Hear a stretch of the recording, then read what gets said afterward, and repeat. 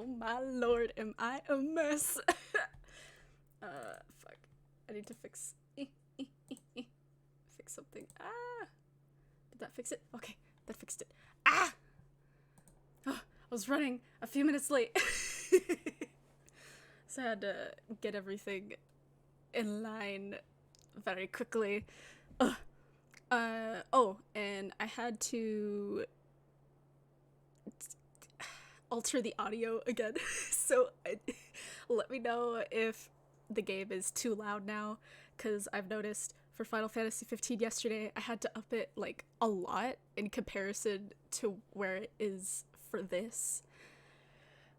So I had to put it down, so hopefully it's not too low, but I don't think it is. But it might be too high. I'm not sure though. Wait, let me check one more thing. Oh, golly. It's a little loud on my end. Oh no, wait, that means it's,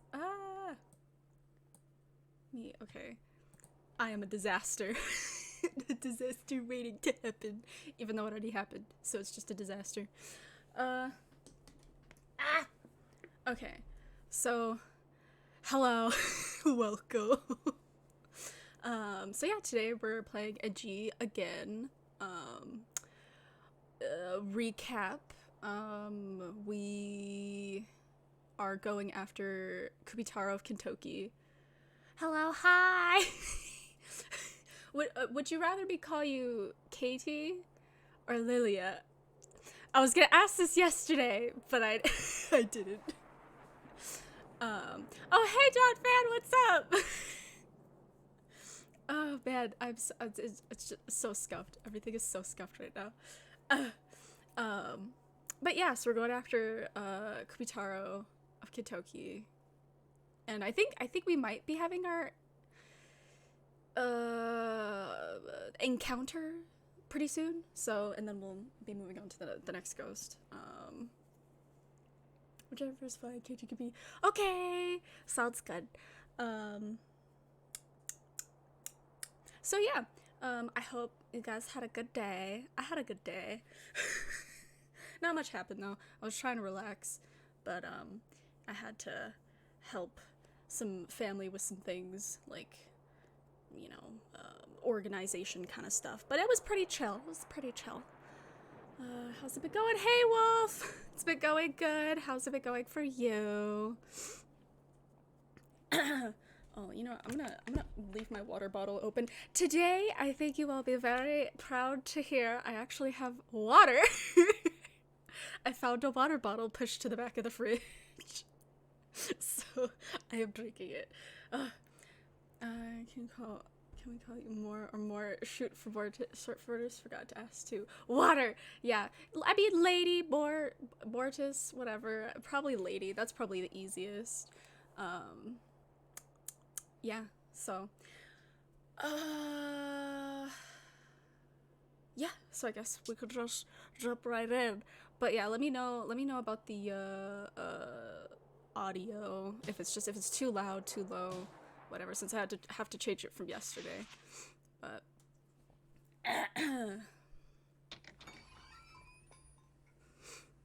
oh, and I hope my mic isn't doing that popping thing. I don't know, I get paranoid now, because last time I didn't realize it was doing it. And then I looked back at the VOD and it was just in the background. But it doesn't look like it is on OBS, but you know, I'm just paranoid. But we talking names. Oh yeah, so I've kind of just referred to you as Donphan this whole time, but is that fine? Do you want to go by a different name, or? Because I don't know, I just kind of assume whatever my eyes go to first, and the names in the chat is, I just assume. But oh, let me take a sip really quick. Okay. I make it to the bar a little earlier than the set time. Natsumi isn't here today. What should I do now? Ugh. Out of nowhere, the wall shifts and I'm dizzy, nearly collapsing onto the floor. The sensation. Oh, I was right. SK, if you don't mind. Yeah, I could call you SK. A whisper comes from somewhere. It's time for a tale. Kubitaro carries an axe on one shoulder. Time to make offerings to the great King Toki. Bow, wow, wow, a dog's head.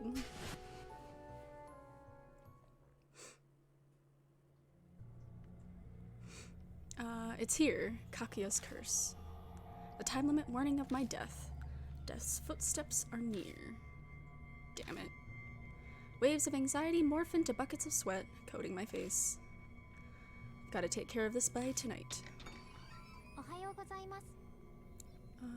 Yes, I haven't missed too much. Yeah, nah. Yesterday we played Final Fantasy 13, so we took a little bit of a break, so you didn't really miss much. Good morning. You're here early, Kijima. Your face is covered in sweat. Is something wrong? It's nothing. Could it be that... Is it the curse? Did it come? How could you tell? I just had a feeling. I mean, why else would he be sweating? Maybe a guardian angel whispered in my ear. She must have gone off how I'm acting. As usual, her ghost intuition is spot on. Alright, I'll do something about it. Huh? Just leave it to me. She moves to a table and dumps the contents of her bag on it. Out comes a wallet, makeup pouch, silver wig. For some reason, a bottle of Sumi ink, a brush, and an inkstone. Gonna lurk some tired gamers. It's 3 a.m. Ugh, so I will probably fuss. Hey, that's cool. That's cool. We enjoy lurkers. Yeah. So, and also I know it's super late for you. Oh god. I always forget about that and then I'm like, wait.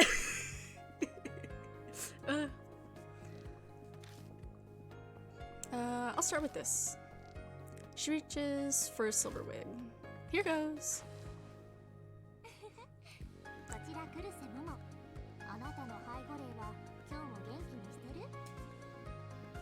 Momo Kurose is here. How's your guardian angel today? She knows that I don't... Seeing her in her wig doesn't make me happy. Is the transformation really necessary? Atmosphere is important.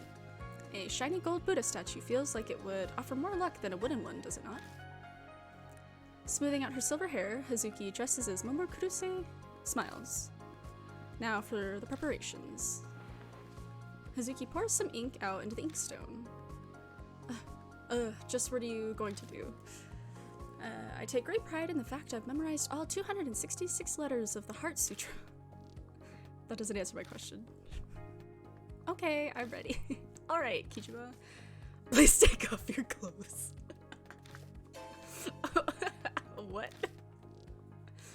Surely you're familiar with the story of Hoichi the Earless. To escape evil ghosts, he wrote the Heart Sutra over his entire body. However, he forgot to write it on his ears, so the evil ghost took them. Wait, are you planning to write Buddhist prayers? There's no need to be afraid. I will not make a blunder like that in this story. I shall write the Great Sutra from the bottom of your feet to the backs of your ears. This is certain to chase away all spirits and curses that wish to bring harm to you, Kijima. Nope, no way. Believe in Momo. Those who believe are given salvation. Quickly now, take off your clothes. Okay. It seems you understand. That is all well and good, but... Why such a big smile? I quickly shrug off my hoodie and toss it aside as I'm going for my shirt.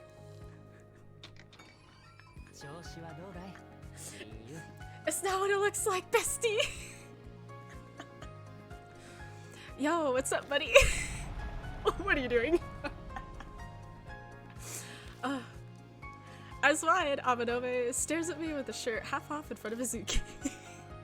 Did I interrupt? Hey, wait, is that what you think? I quickly explained everything to him. Hey man, we need all the help we can get. If it takes writing sutras all over my body, it'll do it. Well, that's ridiculous. It's so stupid, I can only sigh. Aw, I'm pretty sure it'd work. I really wanted to write the Heart Sutra. Oh, I'm gonna take a sip, actually. Hazuki's madness aside, the curse activated. That's not good. I'm sure that he will be fine. After all, he escaped his death with the Urashima woman. True. I can only hope you're right. Well, we'll just have to put an end to this tonight, no matter what. That might be tough. What do you mean? I stopped in Kintoki to see how things are, but security's gone up since last night. Someone reported that they saw a large man carrying an axe, so everyone's on high alert. Police cars in position on every street. It's like they're afraid of something. Amanome, don't you have an acquaintance in the police force? Isn't there anything you could do? Of course, I've already tried. But there's a toe the line hardhead in charge. No way I could get one over on him. I'll have something I can work with in a few days, I'm sure, but my hands are tied short term. Damn it. What shall we do? It'd at least be interesting if Kubitaro appeared in the middle of everything. Oh, that'd be a riot. I'd love to see the cops flip out. Any kind of disturbance would give us an opening. Disturbance. Create a big ruckus in town and then maybe... Oh, got something in mind? Maybe one thing. I already told him to stay out of this, so I'm reluctant to use him, but... Excuse me while I make a call.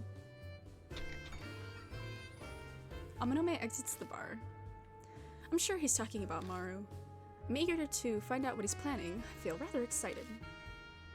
It's never anything on the up and up when he goes to the effort of stepping away. But at this point, that's all I have to depend on. It's not long before Amanome returns. Hey, sorry about that. Forgot to ask Maruhashi to stop by the office and take the dog out for a walk. Okay.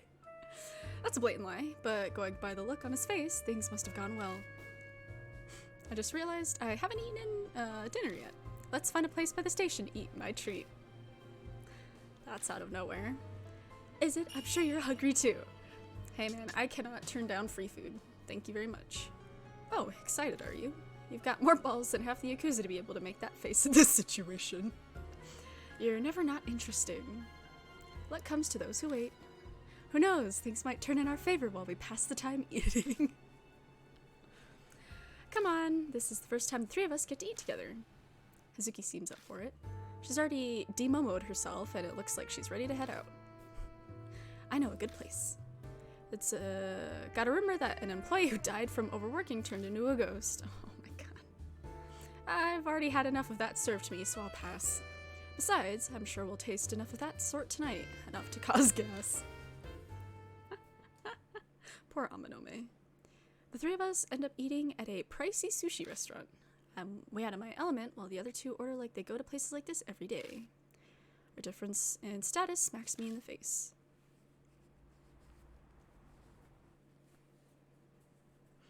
We finish eating and make our way to the roundabout in front of the station. Huh?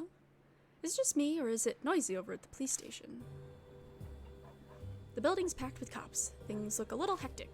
I didn't even have to stray to hear an angry voice carrying all the way over to us. Why is there a biker gang running amok in Kintoki? We didn't hear about any gathering. It seems it was decided spur of the moment. Apparently, the founding leader of the Red Crests called them together. Guess that Mohawk bastard hasn't lost his pull over them. How are we responding to it? The guys in charge of Kintoki are on it. Huh? Why? Isn't it the traffic division's jurisdiction? Well, sir, those seem to be the orders that have come down. The guys at the scene were reluctant, but appears that they're forced to do it. Sounds like a biker gang's infiltrated Kintoki and is raising hell. Seems the higher-ups are making the cops over there go after them. The founding leader with a mohawk. They can't possibly be talking about... I mean, I'm sure there are plenty of people in this city that have mohawks. Coincidences are scary. But it's the perfect chance for us. Oh my god. Yeah, I know. Let's get moving to Kintoki Tower. If Kubitaro's gonna show her face anywhere again, it'll be around that old well. It's dangerous as hell, but I have to go to survive. Ugh.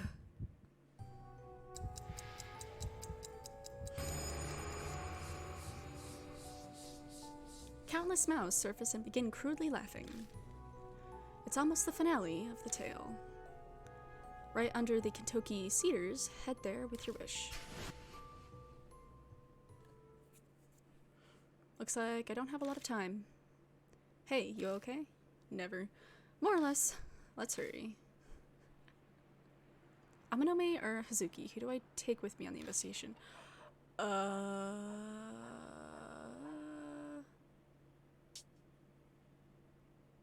think You okay? Amanome? Because he's got the gun, I think. I don't remember. Right, let's go. Actually, I don't even know if it even matters. But, be careful.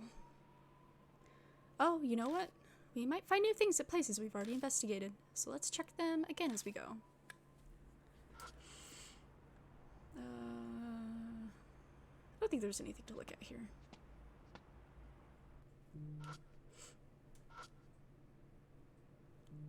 It's a small shrine. It's got a Jizo standing in it.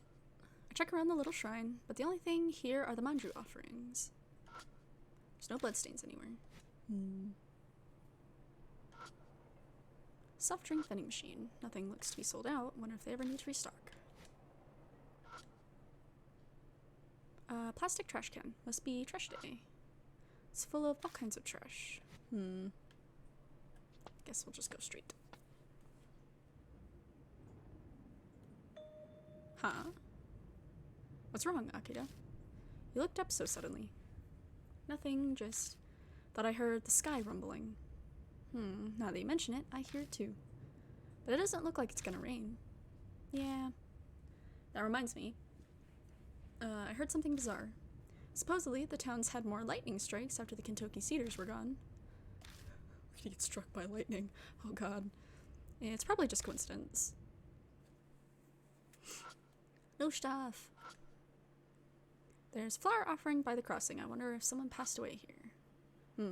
There's another offering. That plushie wasn't here yesterday, was it? It's true, there's a new plushie offered near the crossing. Feels like this thing's not gonna keep its head for long, left in a place like this. True. Yeah, it'll be the end of it if Kubitaro finds it. No time to waste on a plushie, let's go.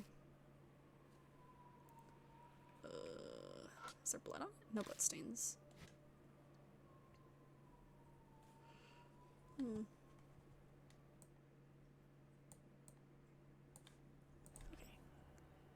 I don't think there's anything here.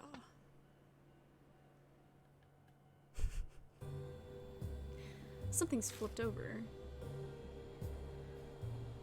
Haha, that'd be a cop car. I see that. But why is it upside down? I bet the car and the tagging were both done by the motorcycle gang. I told him to disrupt the cops, but I didn't expect this much. Maybe I'll tip extras, thanks for showing me something fun. Somehow I knew you were behind this. It wasn't exactly subtle. A phone rings from someone's pocket. Isn't that your phone? Huh? Oh, it is me. Yeah, hello. Oh, is this Kijima? Yo, how you doing? Maruhashi? Can't say I expected to hear from him. Why are you calling me? Well, there's a reason why I can't call Mr. Seiji. Anyway, here's my report. I've already broken up the gathering he requested. Man, I haven't hit that speed in forever. Took me back to when I was still a leader. You guys did this to the cop car? Yep, pretty great, ain't it? Whoa, wait, you're already that far? Actually, I'm also in Kintoki. I didn't tell Mr. Seiji. So that's why you called me. Yeah. Would you mind smoothing things out with him? I'll think about it. So where are you now? I'm near Kintoki Tower. You guys are heading this way, right? I heard from Mr. Seiji that you were able to open that well. Man, I'm dying to see. I've been curious about that thing since I was a pipsqueak. Hey, watch yourself. We got into something dangerous there yesterday.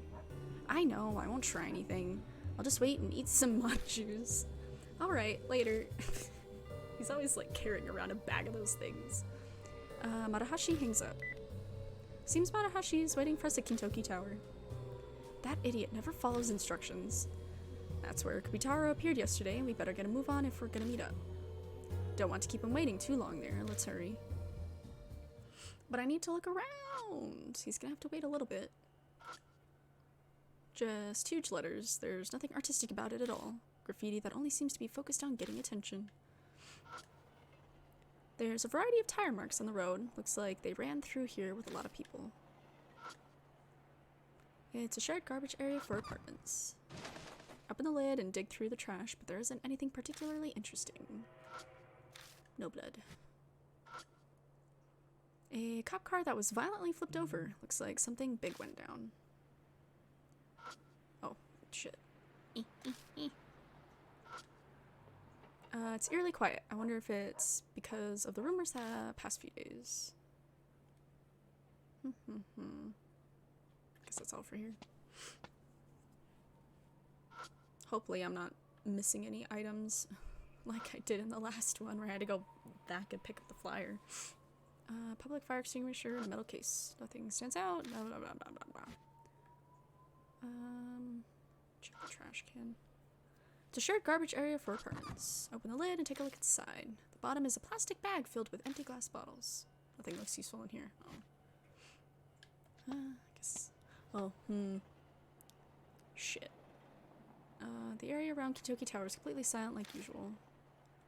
He said he'd be waiting here, right? Yeah, supposed to be. Wonder if I should have saved before entering this area. Quick glance around doesn't show Maruhashi anywhere. We better look for him. Oh, okay.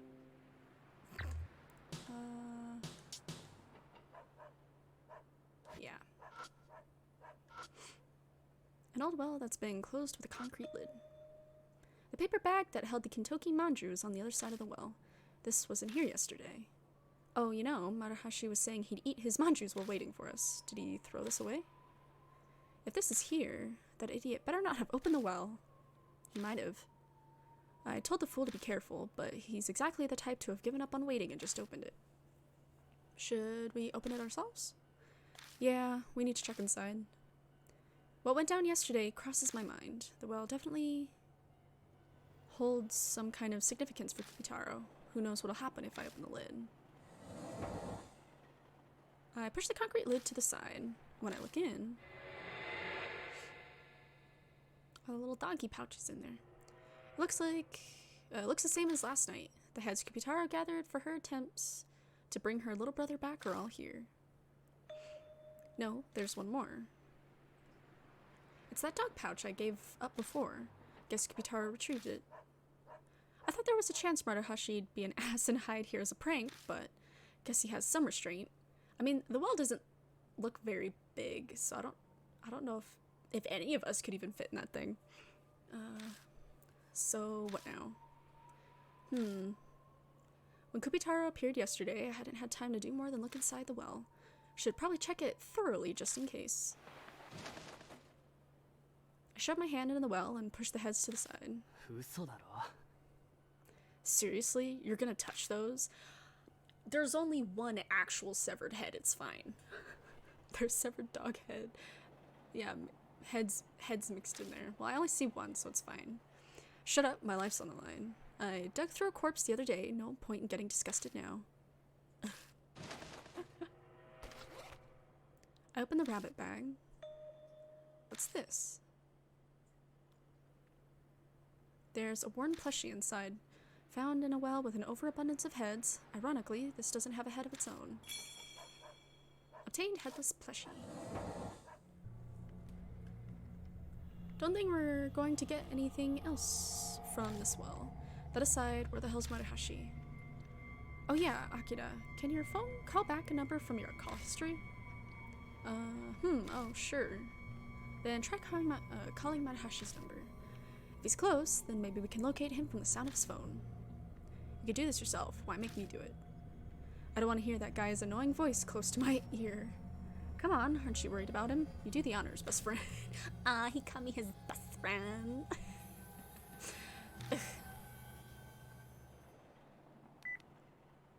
I punched the call button.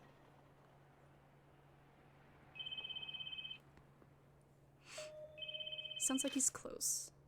Where's it coming from? Seems like the other side of the transmission tower. Why is the the idiot not answering. Over there, huh? It's not dark. Ugh. Saved when I did. The screams from the mouths pierce my brain. The tale has reached happily ever after. Don't look inside, don't look inside, don't look inside. Inside of the well has been looked inside.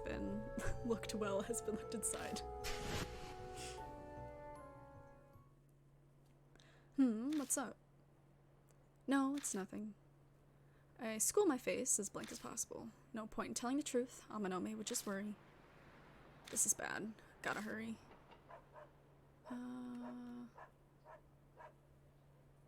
Bloodstain? There's no bloodstain. It's a small wooden mini shrine. There's a sign next to it explaining its origin. Everything looks the same as yesterday. Where the hell is Maruhashi? Oh, I guess I don't really need to look anywhere else. Maruhashi's ringtone sounds like it's coming from behind this transmission tower. Go behind the tower, check it out. Following the fence takes us around it. A familiar silhouette looks to be taking a break. Lugging that belly around must be tiring.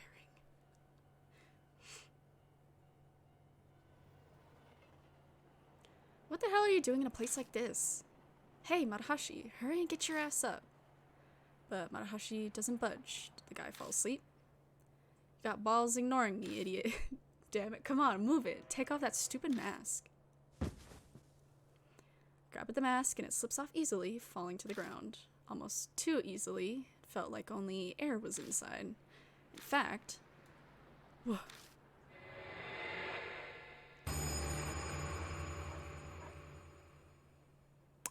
There's nothing inside the mask! Oh no! He wasn't a bestie, but he was a friend. Feels like I've been shot through the heart. It's completely gone. Where Maruhashi's head should be, it's empty. Instead, the space is filled with plastic toys and candy. Amanome crumbles to the ground at Maruhashi's feet. Aww. That bastard Kubitaro.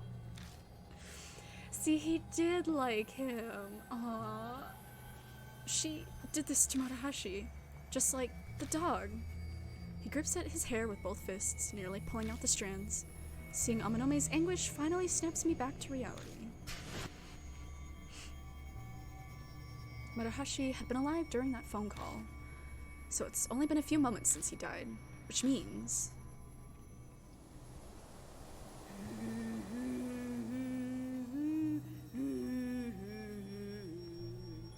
It's a bop. Carried on the evening breeze, I can hear that damn children's song. Kids Bop? Kubitaro's coming! If Kubitaro finds out we've been searching the well, she might go berserk. That could be why Maruhashi... It's dangerous to stay here. We better move to an alley somewhere for now. Hey man, I don't got a lot of time. Ooh, pretty art.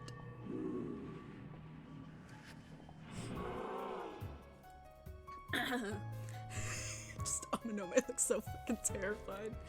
I can hear Kubitaro's voice right behind me. Don't look, she still hasn't noticed us yet. But what should we do? Run all the way back to the station? No, if Kubitaro discovers what we did to the well, she'll be pissed and chase after us. Either way, my time limit's almost up. Gotta prepare for the worst and confront her. Then what's the best spot to face her? Well, a place that works to our advantage. Where would that be? The tower yesterday, Kubitaro in my apartment. Think about everything that's happened. Well, she doesn't like the light, so... railroad crossing.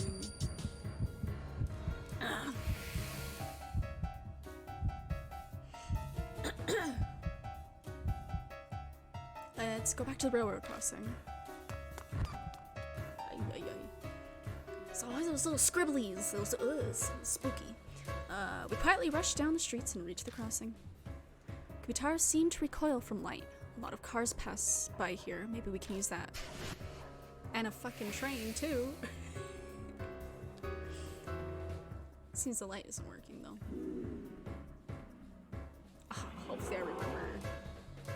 is. I hear Kubitaro's voice in the distance. Man, she's large. Like, tall as hell. She's like half as tall as the electric lines. Damn. Like we thought, she's traced us here. But I guess she's somehow lost sight of us, as she's just standing along the path a ways. Seems we bought ourselves some time. Hey, is it just me, or does something feel off about this place? I look around, and it takes me a minute, but I notice something odd. Oh, the street lamps around us are dark. Okay. Yeah, I thought they were lit up normally. Oh yeah, does the flashlight turn on? I quickly pull out the flashlight and turn the switch on a few times. What the hell? Is this Kubitaro's doing? My last resort was to use the light from this thing, but it looks like that's out. There aren't any cars around either. Damn it, am I out of options? Suddenly, the railroad crossing barrier lowers and the warning lights begin flashing. Wait, what? The crossing lights still work. Realization bubbles up from my gut. That means that over here... Hey, can you lure Kubitaro this way somehow? That's out of nowhere, with no prep. Yelling is an option, but the warning sound is really loud. Wait, I forgot about this. I've got the gun. Firing it should... Okay, good thing I brought him. Anything he'll do at this point, do it. Let's liven things up a little, shall we? Amanome takes out the gun, points it to the sky, and pulls the trigger. Did that? Yeah, she noticed. Kubitaro had been far away, but now she's gone. She should show up again nearby. From what I've gathered, whenever she disappears, she uses the darkness to reappear elsewhere.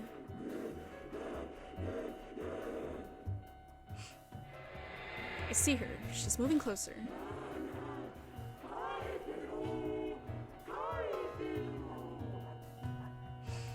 Hey, come on, give him back. Give him back to me.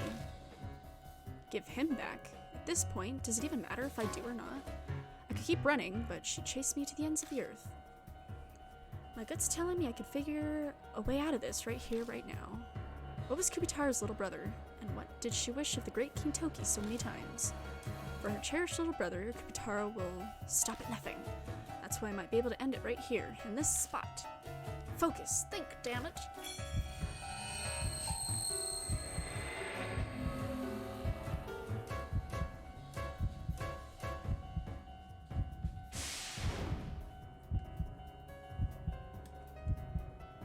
Okay, well I know I need the teddy bear, but I don't, let me see. There's an offering and a plushie placed on it. Do I... Because I got the headless plushie, packing tape. I feel like, I don't remember. I'm like, do I use the utility knife and cut off the bear's head and place it on the headless one? Like, I don't know. I'm gonna look around a little bit more, because I think she needs to be a little bit closer. The warning bell is going off. It's dangerous to be on the wrong side of the barricade right now. Oh shit. Her... Kubitaro, huh? It's pretty far, but not impossible to throw to from here. So... But I wouldn't want to throw the bear from this distance. I think... I'm gonna see if I can use the utility knife on it. Yes. I mean, I kind of just saved, so if I fuck up, take a look. It's a bear plushie. What exactly is your plan with that utility knife? The little brother Kubitaro cherishes so much is probably a headless plushie. What did the original look like before it lost its head? Ah, gotcha. Use this bear head to grant Kubitaro's wish. I stab the knife into the bear's head and rip it off the neck. Leave it to me, my hands have always been extremely dexterous. You don't say. With careful use of the packaging tape, Amanome attaches the bear head to the plushie stick. Okay, so I was right. It sounded like bullshit in my head, I don't know. There, what do you think? Perfect, yeah? That's actually pretty good. It's as if the head we attached to the plushie had always been there. Oh yeah, that looks great. Gotta compliment the homie. Obtained repaired plushie. but I think I took too long on it. Oh no. Looking where Amenome points, their expression distorted in surprise. Okay, so she's still not close enough. I need her on the tracks. Kubitaro already stands on the other side of the crossing. What should I do now? There's no room for failure. I have to end it here, or prepare it for it. Look death in the eye and trust my gut. Oh, shit. Last scene? Okay. Shit. How do I get her on the track? Do I throw...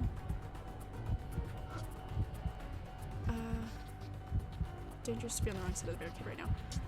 Do I put... I think maybe I put the repaired plushie on the track? The trains due at any moment, along with a blinding headlight. The little brother Kubitaro cherished must have looked like this repaired plushie. I'll lure her to the crossing with it. Now, to just time it right.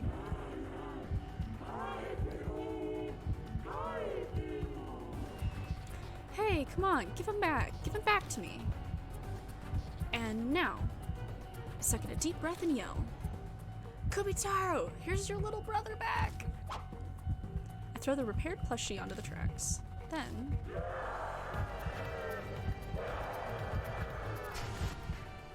Kubitaro disappears with a cry and instantly reappears on the tracks near the repaired plushie.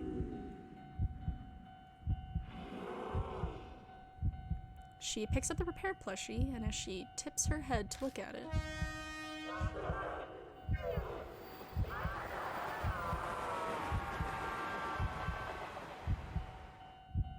No! I gotta do it again. Shit, I got the achievement for her destruction. No! Ah! Blinding light slams into Kubitaro. With a pained sound, she melts away. Okay, so let me get my trusty phone and bring up my little, what did I do wrong? No. Okay, no, that's too far.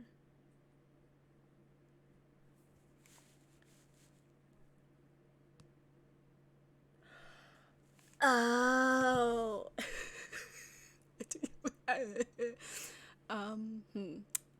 Okay, well,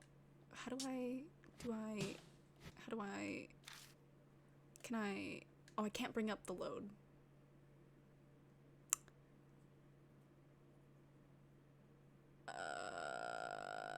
Should I just close the game, or maybe that would be faster? I'm gonna close the game and then reload. Because I need everybody to live. They all need to live. Okay, it's super quick. It's super quick. I promise.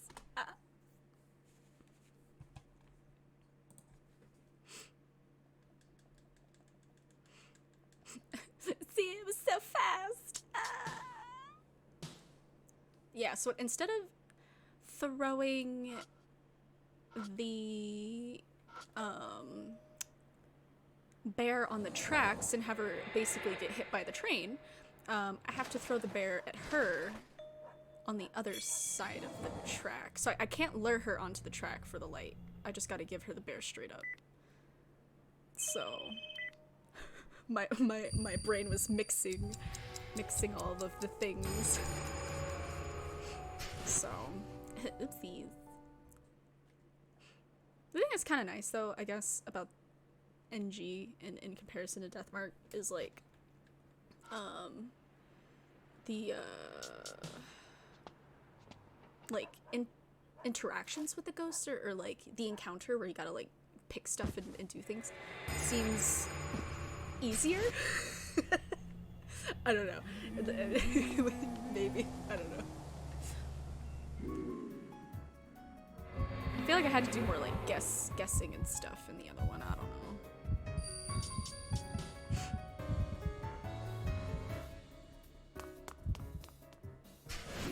I guess it does get a little bit more complex as the ghost goes going, because this is only the second ghost, so it's not gonna be like too hard or anything.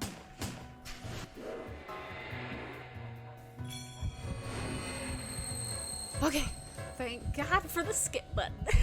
Okay, utility knife. Yes. Have the buster. Rusty, fix the bear.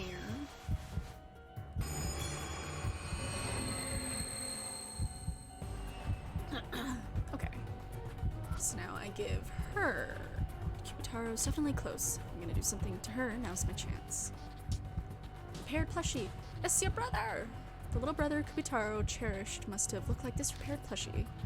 Then, if I get this back to her...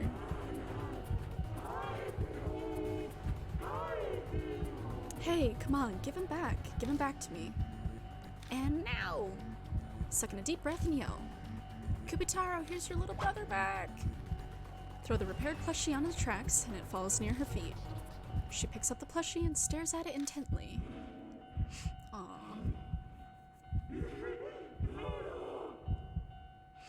Oh, Taro, Taro. Kubitaro mutters quietly before she looks at me. I swear I see a gentle smile. Aww.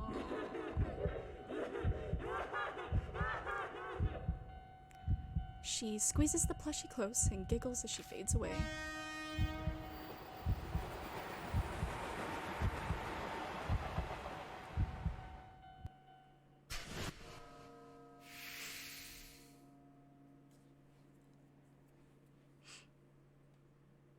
We did it.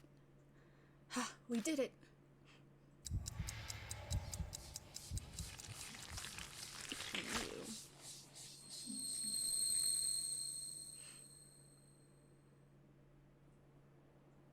The whispering voices are gone. I'll be able to live for another night anyway. So we managed to do it. I can't believe it. Because he never had like that kind of encounter before since Hazuki was with us last time. Kijima! Hazuki? I'm so glad you're okay. Her shoulders are heaving with every breath. She must have run all around. Why are you here? I came toward you. I heard people in the police station saying the officers who were after the motorcycle gang are coming back to Kintoki soon. Wait, you ran all the way here for that? Why didn't you just call? Well, you didn't answer. Oh, I checked my phone and yep, several missed calls from Hazuki. Sorry, it was unavoidable. We were dealing with Kubitaro until just a few moments ago. Huh? With Kubitaro? Catch her up on everything that's happened. And about Marahashi's death. Aww. No. Seems she's at a loss for words. It was too much of a shock. After a few moments, she sadly looks down. After everything, I never did end up telling him that I was Momokuruse. If this was how it was going to end, I should have just told him earlier. I bet that would have made him happy.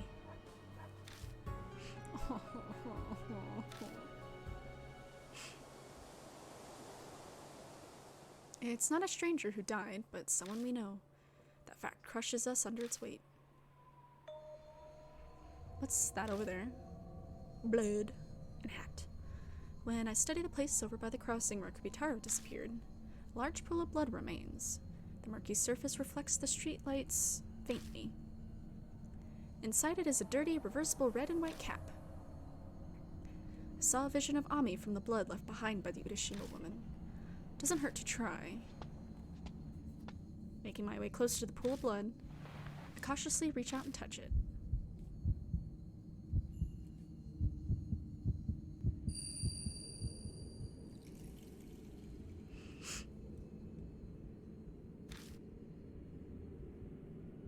Ami's sitting in a dark place. This is just like last time.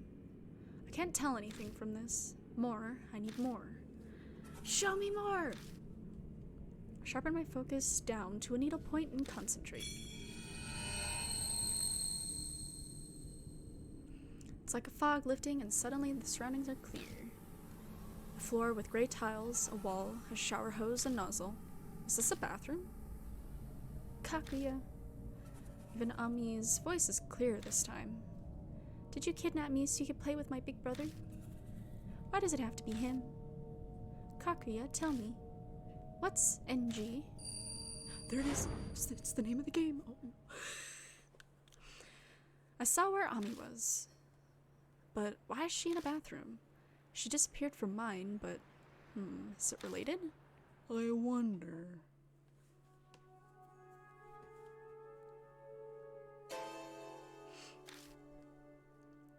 What's wrong, Kijima? You're looking all over the place. What do you mean? Can't you hear the flute? A flute? I don't hear anything like that. Am I the only one who hears it? You're right. Kakuya is only talking to you. Her voice echoes in my head. Kakuya thought of a fun game. Seiji or Kaoru? Which one's more important? Kakuya wants to know. What do you mean by that? Hey, answer me! Jeez, what's with the yelling all of a sudden? What's wrong? Is that rumble from... I glance up at the night sky. Weird, there's no sign of rain. Strange weather. I shudder as a chill runs down my spine. I have a really bad feeling.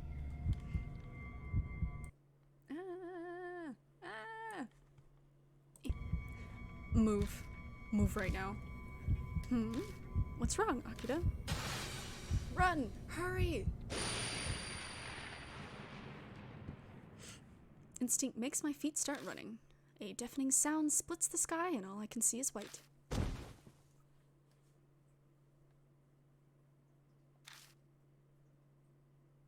What the hell just happened? I'm laid flat on the ground. With shaky arms, I get up and look to the other side of the crossing. The tree by the road shattered into thousands of pieces. Some of the branches have caught fire, and the smoke makes me cough.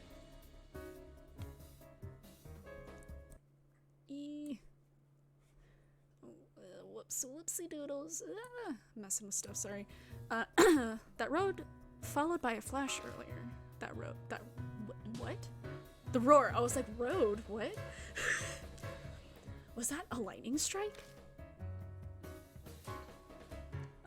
Sprawled out on the ground in front of me are Amanome and Hazuki.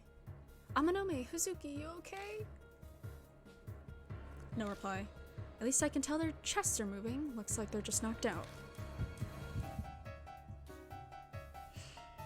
Who do I rush to first? Kakuya thought of a fun game. Seiji or Kaoru? Which one's more important? Kakuya wants to know. Shit. Your decision here is crucial. The partner not chosen will never accompany you again. Choose wisely.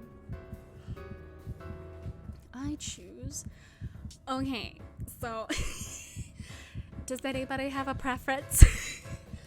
Because the first time that I played, I went with Hazuki, but I'm kind of thinking this time I might go with Amanome, you know, our busty. So, I don't know.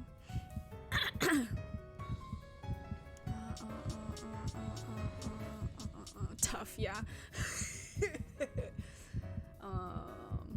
Do we want romance option or homie option? I'm kind of leaning towards homie. I don't know.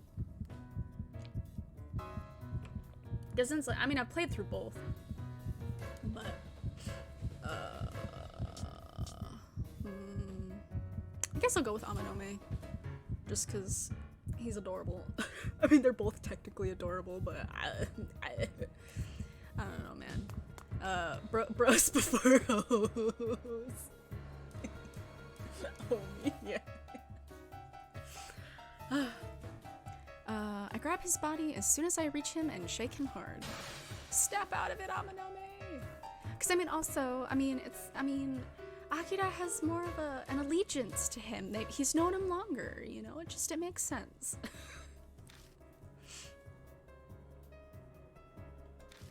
So violent. My bones are going to collect in my feet. You're alright. I wouldn't say that. Looks like my leg's done in. I don't think I can walk. Oh, what about Hazuki? Alright, I'll check. Hey, Hazuki. I shake her over and over, but she stays unconscious. Shit. Sorry, Hazuki. Akira, can you do me a favor? What? What? You want an ambulance? No, I'll do that myself. After you leave. What do you mean? But that... I want you to take care of something. This. Oh, yeah. Amanome pulls the modified gun from his pocket. No way I could be taken to the hospital with something like this on me. So I want you to hold on to it for me instead. You're the only one I can trust with this. Okay. Sorry for dumping trouble on you. It's okay, Busty. I take the modified gun from him. Only Amanome knows how to use it, and I'm breaking so many laws if anyone learns I'm holding it. Better hide it as soon as I get home. Yeah, good. Come on, hurry and get out of here, Akira. If the cops come, they'll want to question you, and then all this would have no point. But what about Hazuki? Don't worry, I'll take care of her. I'll make sure she gets to the hospital. I can leave it to you? Yeah, I've got it. Trust me. My leg is killing me, but my head and mouth are perfectly fine. Smooth talking's my specialty. I'll call you later, okay? I'll leave the rest to you, Amanome. Don't slip on your end either, buddy. Leaving Amanome behind, I run out of Kintoki. Cop sirens dodge my steps as I run full speed to my apartment. My own breathing is loud in the deep silence you can only find at night.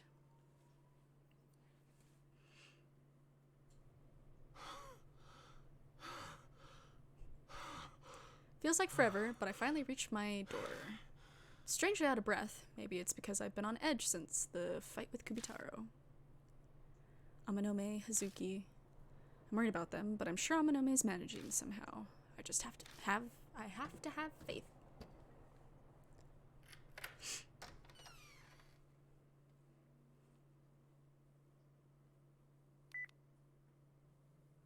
When I get home, I try calling Amanome and Hazuki. No answer. Must not be a good time. I mean, we, just got back. I'll try calling again tomorrow. Spirit file Kubitaro has been updated. Excuse me. Kubitaro must be Kaneko, daughter of landowner Oishi. Bear plushie, she was trying to bring little brother back to life. Marahashi opened the well, was killed. Kintoki cedar protection gone. Multiple lightning strikes. Kakuya appeared, summoned lightning. Is it a game? Jealousy? Man, she just jealous. Man, I think we need a nap. I'm just gonna save though. Go to bed.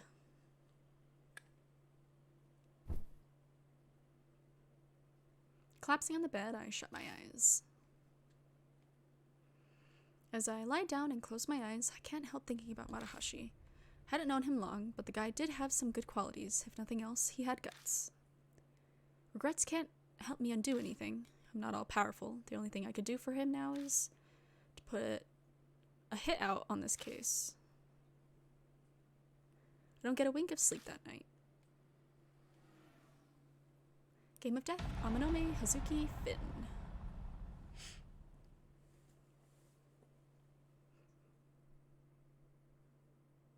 Oh, I just saved. That's fine.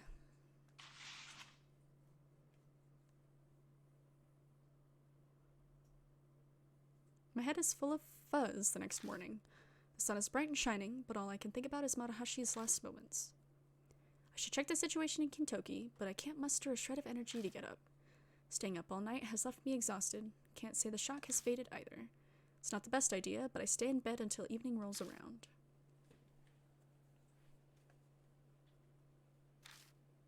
The events of last night pop into my head over and over when I least expect it. Can't count how many times now. Someone I know fell victim as a result of going after spirits. Damn it. It's no question that this is all Kakuya's fault, but I'm the one who keeps dragging everyone into this mess.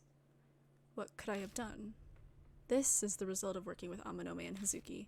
If I don't tell anyone, I won't have any resources to help save Ami. Whatever I choose, someone dies. No neatly wrapped up comic book happy ending where everyone's saved here. When Ami disappeared, I decided to stop at nothing while going after Kakuya. But coming face to face with a person's death like this, my determination wavers. My heart is slowly being shredded to pieces from the horrible dilemma I find myself in. Yaw.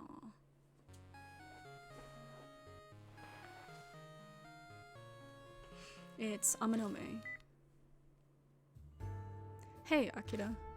Sorry for all the trouble last night. It's nothing. How's your leg? Oh, practically a scratch. I'll be completely recovered in a week. It's no big deal. What about Marahashi? They found his body. The cops are pressing for details with the higher-ups. As a result, the office has been in an uproar since noon. You alright? Ha! Is that a concern I hear? Yeah. Well, Pops obviously grilled me for answers, asking if I knew anything about it. But it's not like he'd believe me if I mentioned Kubitaro. So I played it off like the smooth talker I am. I see. But there's still a problem. Because of this mess, Pops is suspending me. Marahashi had been under my wings, so this is a supervisory liability matter. Amanome's voice, while he talks is calm and matter-of-fact, his usual, but all I hear is how he's desperately restraining his emotions. I keep trying to break out of the house, but security is tight, no success yet. I want to help you so I can avenge Marahashi, but I don't think I can move for a while. Sorry, Akira. Don't worry about it, I'm glad.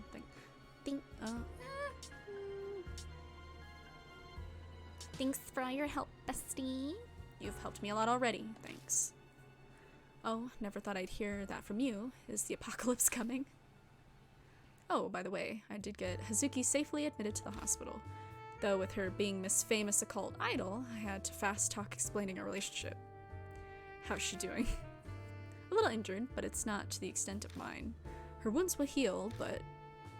What do you mean by that? She won't wake up. She hasn't regained consciousness. She's completely comatose. I tried to get answers from the doctor, but he claims she should have woken up already. They don't know what caused it. How could this... Wait, Kaguya said something before the lightning strike. Kaguya thought of a fun game. Seiji or Kaoru? Which one's more important? My bestie, duh. Kaguya wants to know. Oof. Yep. Is this all her doing? I mean, they're both important to me, us, you know, but... Hopefully she'll make a full recovery soon. Yeah. Oh, looks like Pop's coming. I'm gonna hang up. Yeah, hunker down for a while and get some rest. Hey, Akira, you feel responsible for what happened to Marahashi and Hazuki, don't you? Probably afraid to get anyone else, you know, involved any further, right? Thought so. I chose to help you on my own. I take full responsibility for anything that happened to me. You don't need to carry that for me. You're just sticking your nose in wherever you don't have to. Amanome, you... Don't put it all on yourself, okay? Later, man. He cares. The phone call cuts off abruptly. Amanome. Saying his name out loud settles something in me. I've known him for a long time now, but I never considered relying on him as much as I do now. I've got to pull myself together. My chest beats with my newfound resolve. Right when I get off the phone, why am I suddenly so popular? I check the people. Hey. Huh. It's that Detective Oe. There you are. Sorry about coming by so late, Kijima. Is this about Ami again? I already told you guys everything I know. That's not my reason for coming today. I'm here to ask you about something else. There was a murder in Kintoki last night. The victim was one Mitsuru Marahashi, a member of the Amanome family. You know anything about it? No.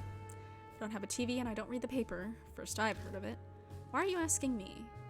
I've already confirmed that you are acquainted with the deceased through Amanome. You've also been wandering around Kintoki lately. There's no use trying to deny it. Weren't you the one who skipped out on questioning 2 days before the incident? Going by your face, I'm right. I suspected it was you from the description, and it seems I hit the nail on the head. So why were you snooping around Kintoki? Taking a walk, looking for the dog killer. Rather not say. I mean... might as well be truthful, you know? Huh, so you were interested in that. Mind if I ask why? I don't need to tell you. This is an invasion of my privacy. You're quite uncooperative, kid. Hey, I opened my door for you. That's plenty cooperative.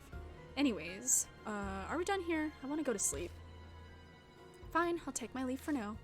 Oh, for your information, I'm the only one who's connected you to that questioning. I haven't submitted a report on it yet, so you won't be subject to other officers coming by. So this is all just you going on a hunch and suspecting me. Don't get the wrong idea, I'm not interested in you. The spiriting away of Ami and the dog killings in Kentucky, you just happen to be involved in these cases I take interest in. Anyway, see ya. See, she must be interested in spirits and shit. She's interested in the dog killings. Well, I mean, I guess if she's a detective, then that might be why. But oh, his footsteps fade away. That detective, for some reason, she's fixated on cases involving ghosts. Okay, well then, so yo. There's some strange detectives out there. Maybe it's relief at squeaking out of a sticky situation, but I'm suddenly sleepy. Could fall asleep on my feet right now.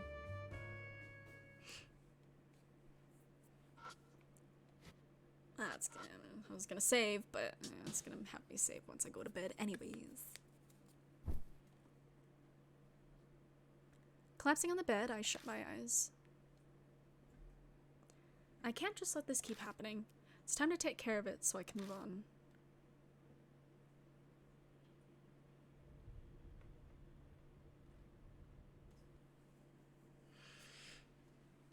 Yes.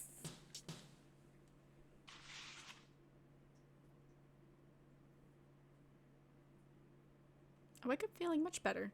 Sleeping past noon probably helped. Guess anger and sadness fade with time. The shock and disbelief are still there, though. Those have definitely not disappeared. I keep flashing back to the scene of death I'd seen, and my sight grows dim. Nothing happens today, and soon night falls. Still haven't heard the sound of Kaguya's flute. That should work. Take a breather after hiding Amanome's modified gun in the back of my closet. It took him 2 days to hide that thing. Ugh. I'm just inviting problems if I carry it around. Only he can use it anyway. Besides, weapons aren't my thing. Yeah, my fists are. It's a number I don't recognize. Hello? It's Naomasa Ban. That Amanome boy told me to contact you from now on. Yay. Come to Shinza Station right now. Same place as last time is fine, alright? What do you want? He hangs up without answering. How do I manage to surround myself with all these self-centered guys? Hey man, shit needs to get done. It'll be faster to get to Shinza Station if I take my bike like last time. The ride might improve my mood, too. Climbing on my bike, I head toward the station.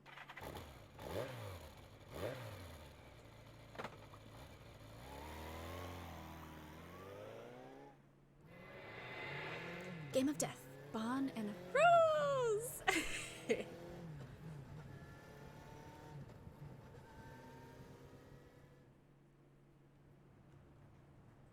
Maybe because it's late, but there aren't many people around the walkway. Looking around, I spot Ban smoking and staring at the night sky beyond the handrail. Blocking part of his sky view is Moon Tower.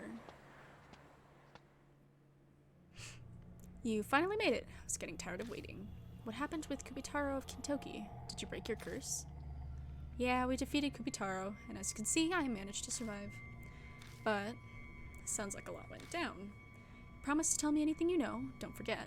I'll hear you out, so tell me. Okay, my adult bestie. I explained to Ban what happened 2 days ago, but I don't tell him about Matahashi. Ban quickly listens as I talk. Every once in a while, he jots down a note.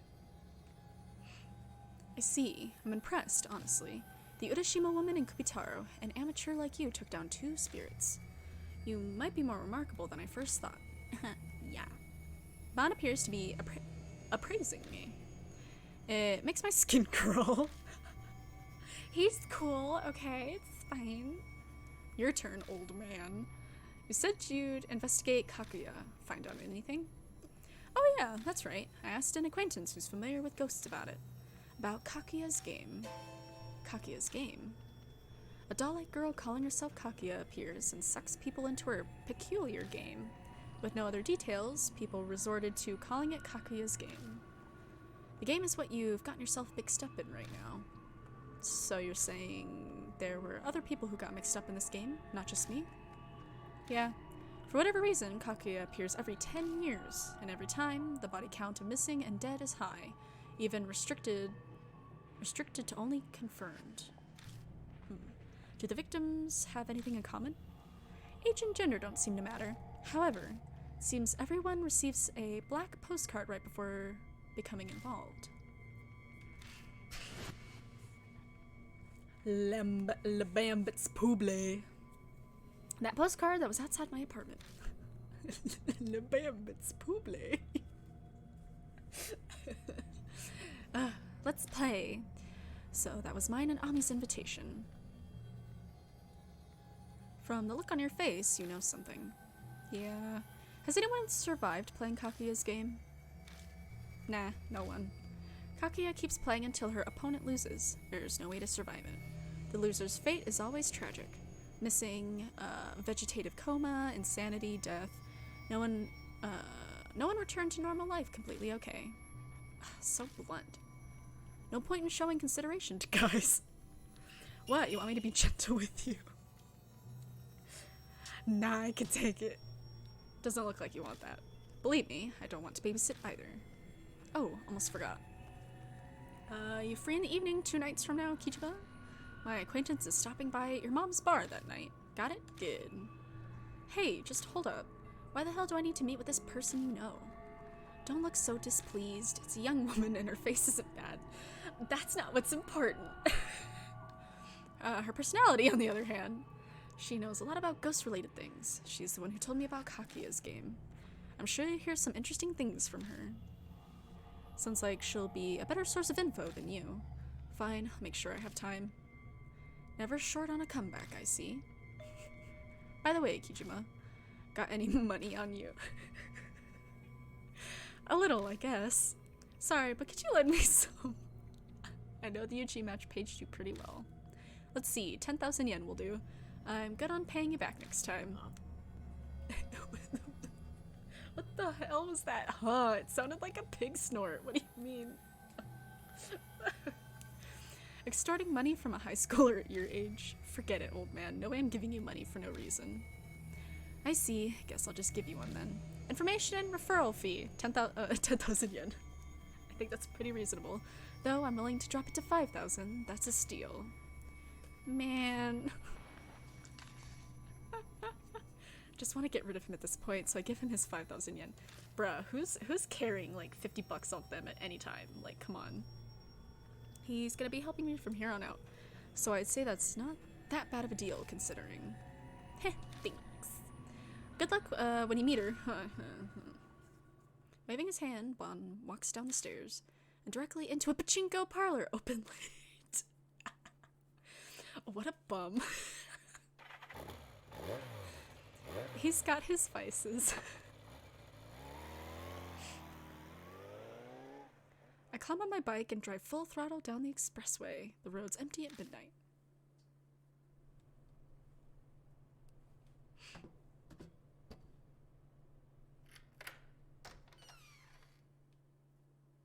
At home, I devour the hamburger meal I bought on my way back. This has become my staple diet. Can't find the desire or energy to cook for myself while all this is going on. When I'm full, I decide to go to bed. Yummy. Nish, go to sleep. Gotta have our energies. Collapsing on the bed, I shut my eyes. That journalist guy, Bond, suddenly came to mind. He's got an uncanny knack for getting info on spirits, but man, he's definitely shady. It's the glasses. Wait, he has glasses, right? I don't know. I don't remember.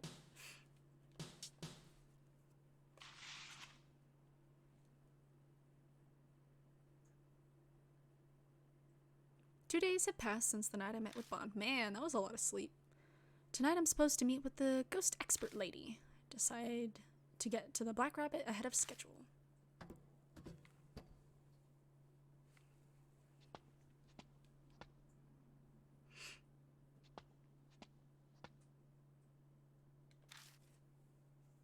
I dug into the underpass.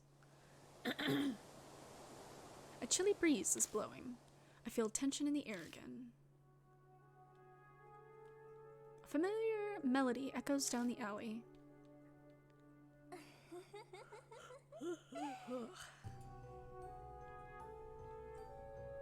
Good evening, mister.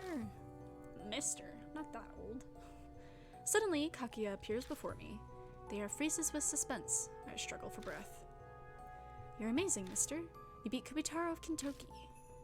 I didn't beat anything. Because of you, Matahashi is in that lightning strike. Was that because of you too?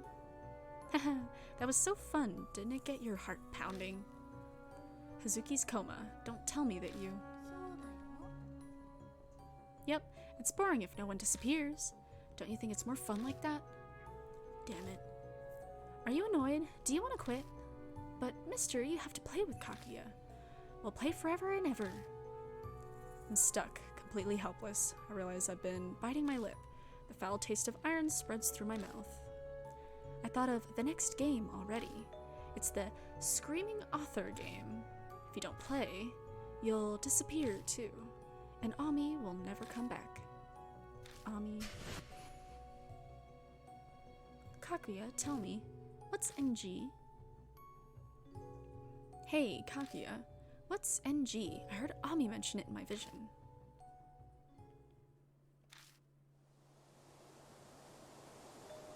She don't like that. A wind blows and Kaguya suddenly vanishes. Where the hell did she go? Carefully look around my surroundings, checking the shadows around the pillars and shutters. But Kaguya's nowhere to be found. Her eyes. Ugh. They remind me what is it? Isn't it like Brendan Fraser's eyes that everybody like takes, the little like crying eyes, and puts them on other images to make them funny? That's what her eyes remind me of. Except she's not crying. NG, me and Daddy's secret. If you learn the secret, I'll have no choice but to kill you. I mean, bruh, she wants to kill us anyways. This isn't new. Like, Kaguya vanishes again. I feel like I've been stabbed in the heart. That burning hatred she was aiming at me. She's never acted like that before. NG. That might be the key to figuring out what Kaguya's deal is. Spirit file Screaming Author has been updated. Got info out of Bon. Kaguya's game, no one's ever survived it. Screaming Author is the next spirit. Even if I defeat this one, the next game will start. Keyword is NG. Ami mentioned it. Is this a chance to get the jump on Kaguya somehow? Mayhaps. When I get to the Black Rabbit, the lights are already on. Is Aunt Natsumi inside? You're late. I'd gotten tired of waiting. Pretty lady. A woman is sitting at the bar, nursing a drink. Slowly, she stands up. I've never seen her before, but there's no sign of Aunt Natsumi. This lady must have snuck in somehow. She can't be. I was bored out of my mind, so I helped myself to a drink. Relax, relax, I'll pay for it. Might not kowtow to society's norms, but I draw the line at stealing top shelf alcohol. Just bottom shelf. Then you should drop by the bar more often. This place is pretty much dead. I'm sure Aunt Natsumi would love a regular customer. Huh, I figured you'd be way more shocked. Got some backbone and a cool head on your shoulders. You deserve a prize. Bon said you had nerves of steel. Seems like he had your type nailed down. If you know Bon, then that means you're some kind of ghost expert lady. That plebeian has no talent for delivering a proper introduction, does he? c'est la vie. I suppose I shall do the honors myself then. Oh my god, I kicked my trash can. Ah! ムーランロゼ。ロゼと呼んでほしい。 Rose. Okay, that's what I thought, but I'm like, I feel like an idiot saying Rose. I'm Rose Mulan. Just call me Rose. Rose Mulan? What kind of name is that? Not my real name, obviously. It's just my stage name. Though I may not look the part because I do not use a silk hat or a baton, I'm a magician. Why is a magician... Why does a magician know so much about ghosts? Isn't that more up a monk or a fortune teller's alley? You know, spiritual people. Let's just say my personal circumstances did not dictate my profession. More precisely, a lady who has a supernatural savant chose to become a magician on the side. So you're just interested in the supernatural, like a certain famous occult idol. No, I wouldn't say that. My interest is a little more serious. And if we get to know each other better, maybe I'll even tell you all about it. Rose narrows her eyes and smiles at me ominously. Suddenly, a sickly sweet scent hits my nose. Oh dear, are you put off by my rose perfume? No. So you like this, do you? Anything that has to do with you, Rose, I like. Now then, shall we get down to business? Bon told me about what you've been through. I'm sure you have plenty of questions. I'll answer your inquiries as best I can. So, what would you like to know about? Spirits. Spirits are manifestations of the souls of the departed who bear strong grudges. To banish a spirit from this world, you must learn about its past. Yeah, I've picked up on that part already. Are there any other tricks that can help, like using talismans or scattering salt? Oh, child, you read far too many comics. If I had one piece of advice to give, I'd say the most important thing would be to try and emphasize with the spirit. It may seem like a monster now, but it was once human. Like most humans with a grudge, they're typically lonely and desperate to be understood. I don't get it. Simply put, there's no easy way to do it. Is there anything else you want to ask? Kakuya. Bon told me about Kakuya's game. The Kakuya doll forces humans she likes to play games with her. So it's not just me. Other people have been dragged into this? Did they all have to do the stuff I'm doing? No, apparently the type of game is dependent on the target. It could be a game of marbles, cat's cradle, or even hide and seek. Hide and seek with her would be mortifying. Man, that sounds like a cakewalk. Yes, I guess a kid like you would say that you're playing on nightmare mode. She must really like you. Difficulty settings aside, the only thing that awaits in the end is despair. Because Kakuya keeps playing until her opponent loses. Is there anything else you want to ask? NG. NG? What's that? I'm afraid I can't help you with that. Apparently, it's a big deal to Kakuya. Is it now? I regret that I can't give you the answer you want, but I haven't the faintest idea. Sorry. You helped plenty, it's fine. Sorry I'm late, Kijima. Good work playing Q&A, Rose. Drat, you actually showed up. Alone time with this cute boy was a much more appealing proposition. And I was just thinking about giving him an intensive private lecture too. Bruh, I'm in high school. What do you mean? What a pity. By the way, Kijima, thanks for last night. Found a slot with a nice little bonus game and fed it the money you gave me. Hit my first jackpot in a long time. It was great. I mean, I lost it all the next day, but hey, gambling's all about the thrill, right? Bon, are you telling me that you extorted money from a high schooler to feed your gambling addiction? Whoa there, extortion? Me? I did nothing of the sort. Quit assassinating my character. He is wearing sunglasses, I was right. I just collected my fee for the work I did. I only charged him half price because he's a kid. That's pretty much charity coming from me. Someone should have taught you this earlier, but a truly charitable adult would have never broached the subject of money to a kid. By the way, you'd better not have squandered the funds I gave you for the investigation, too. Have you discovered anything at all about, Yakuma Miroku? Rome wasn't built in a day. I literally just started looking into it yesterday. I'm still in the pre-information gathering phase. I've just canvassed the neighborhood so far. But I heard some wild rumors I'd bet you'd like. People have been hearing screaming coming from the children's author Yakumo Miroku's mansion. Screaming from the house of a children's author? It can't be. Kijima, what's that look for? Hey, old man. Could you tell me more about that rumor? No sweat, kiddo. It's part of my report to Rose anyway. There are odd rumors about the Miroku residence. They say that.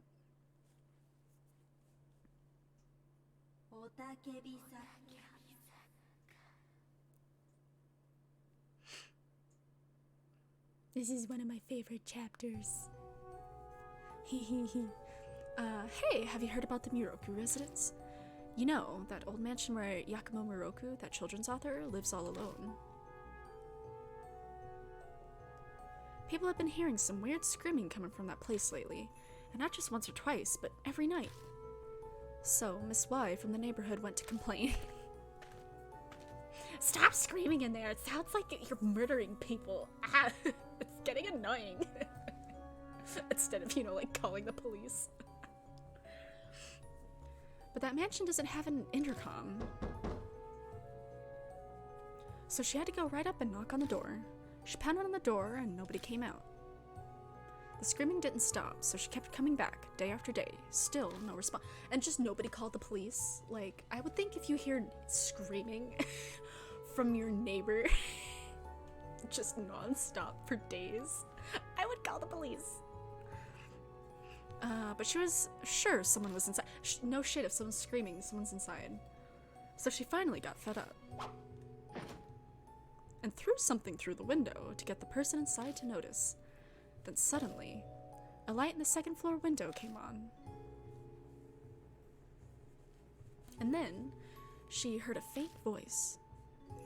Please, don't look inside. The voice kept pleading with her softly, over and over again. Please, don't look inside. Please, don't look inside. Please, don't look inside. That's a lot of please don't look insides. Don't look inside! Miss Y heard a scream, and after that, they said she was tormented by constant screaming inside her head. This is why she should have called the police. She had a nervous breakdown and committed suicide. Aww. That's what the rumors say. It certainly sounds supernatural enough. The peeking taboo, common canard in these supernatural stories. Someone pokes their nose in somewhere it doesn't belong and gets punished for it. The Crane's Wife and Pandora's Box are famous examples. Is the screamer that screaming author that Kakuya was talking about? Without realizing it, I speak Kakuya's name out loud. Obviously, Bon and Rose aren't going to just let that go. Kijima, you met Kakuya? Yeah, a little while ago. Hey, why didn't you tell me? I thought I told you to tell me everything. Don't go frothing at the mouth, Bon. Pursuing spirits is deadly work. He was probably just worried about us. But you needn't bother, Kijima. Bon and myself have decided to hunt spirits of our own volition. We accept the consequences. So there's no need to hold back for our sakes. Tell us everything. I guess there's no dodging it. I tell them about the screaming author that Kakuya told me about. I see. How fascinating. To think the screaming author could be hiding within the Miroku residence. You sound like you're enjoying this. Why were you looking into the Miroku residence? That's only for grown-ups to know. Once I figure out how trustworthy you are, maybe I'll fill you in. This lady's a walking bundle of secrets. She hasn't even told me why she was investigating Miroku. You may be an adult, but you're not trustworthy. I much prefer younger men. Not one's facing down a midlife crisis. Ouch. So, did you uncover any other notable clues? I told you, this is still in the early going. Info doesn't reveal itself that easily. Wanted to talk directly with Miroku, but the house has been empty for a long time. Probably off gathering material for a new book. Empty, you say? It might be that Miroku's already dead. Dead? As I told you earlier, spirits are born from the grudges of the dead. If we assume that Miroku has died and become a spirit, all the pieces fall into place, no? You're looking for the screaming author, after all. Hey, don't jump to conclusions. I've confirmed Miroku hasn't been reported dead. It wouldn't be uncommon for someone who lived alone to die without it being noticed. We'll just have to go see for ourselves. Hey, you can't just decide stuff like that. What are you even going to do there? Break in? Investigate, obviously. I'll leave my methods up to your imagination. A lady shouldn't ever have to stain her lips with such words. What, are you going to break it or something? Well, more or less. Whether he's dead or merely absent, it's the perfect opportunity to sneak inside. This is shaping up to be an amusing night. Yeah, it is. Haha, what a nice smile. I bet dating you would be quite entertaining. No. If you've encountered Kaguya, then the clock on your death is already ticking down. You have no time to be taking it easy. Nothing ventured, nothing gained, as they say. They also say, fools rush in where angels fear to tread. I mean, you're damned if you do, you're damned if you don't, so... We'll leave the Black Rabbit and head to the station. It's getting pretty late. Most stores are closed. Nighttime is the greatest time of any day. I hate sunlight, and the summer sun is particularly harsh. If you're so scared of UV rays, you could try wearing something else. Come on, let's get to the Miroku place already. Hey, hold up. I don't know where the Miroku residence is. Oh, that's right. It's on the outskirts of Kisoji Temple. It's a bit of a hike from here. There's a station by the mansion, so I suggest taking a train. Bond gives me the address of the Miroku residence. He's not gonna give me a ride. Hello? It's the same ward, so I can pretty much imagine where it is just based on the address. We should meet up there later. We'll stand out if we show up there in a group. I mean, I guess, but... we could just say I'm like a family member or something, you know? I have no objections with that plan. Were it just the young man, I'd feel otherwise, but I'll decline the stroll with an old lech. That's, easy way to ruin a perfectly beautiful night. That's my line. Hard pass on walking around town with a woman trying that hard to turn heads. Meet at the front door in 30 minutes, okay? But her dress is so pretty. Bon and Rosé go their separate ways as they head to the ticket gates. Oh, I guess he didn't. I assumed Bon drove a car. I better hustle too. Well, maybe he just doesn't want his car to be outside, you know, of a possible crime scene. Met with woman named Rosé, suspicious magician, fairy tale author Yakumo Miroku lived by himself. Heard freakish scream, goes to complain. Person pretending not to be there, throw object at window. Second floor, don't peek inside, multiple times. Repeated screams inside head, nervous breakdown, suicide.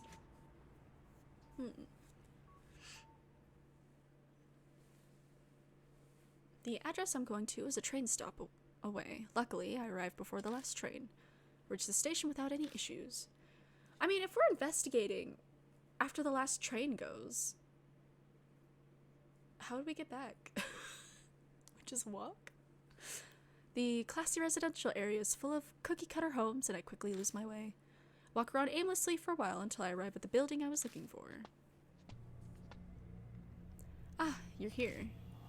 Rosé and Bon are already waiting at the residence. You're late. What the hell were you doing? Bruh, I got lost. I've only got a limited amount of time to search. Waste any more time, and today will be useless. Limited? Why? This area's had a high rate of unusual incidents, but they only happen sporadically. Because of that history, the police have this area under priority patrol. Seriously? It's a pain for us.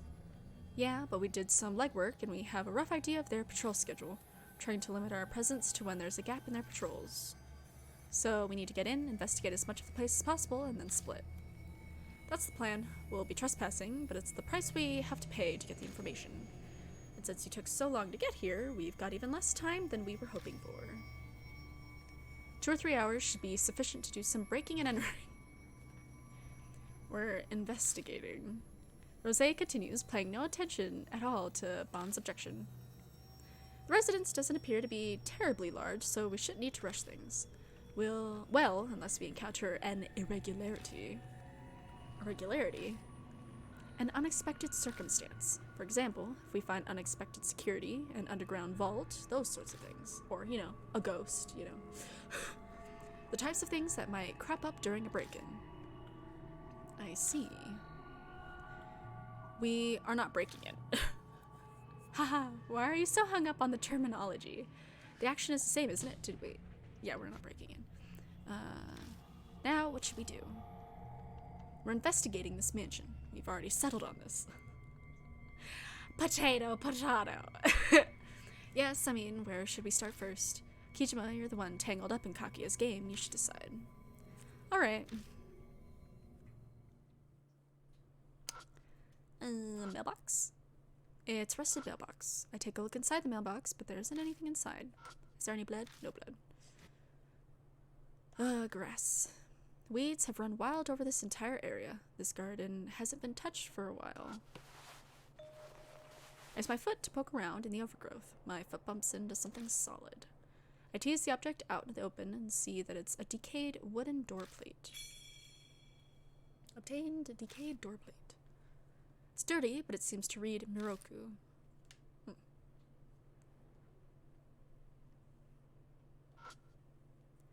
There's a strange-looking window here. This house is kind of odd-looking. Looking closer, the building's funky style isn't even just a Japanese and Western mixed design. Feels like an alpine lodge, but built with traditional Japanese style. This must have been a custom job. You don't usually see two-story houses with that roof. That window's probably where the attic is. If so, then that's a pretty big attic. If the room under the roof is that big, it looks like it's bigger than 2 normal-sized rooms. Is that the window that was mentioned in the rumor? If you throw something, the lights in the second floor window will turn on. I guess you wouldn't need to throw something at a first floor window, so that must be it. That's the only window up there. This looks like it hasn't been cared for in a long time.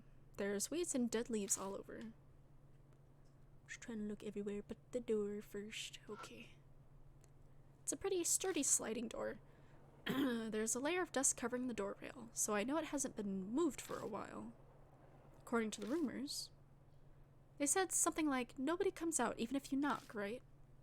I'm sure knocking shouldn't be a problem. I give the door a kind of firm knock. Wait for some kind of response.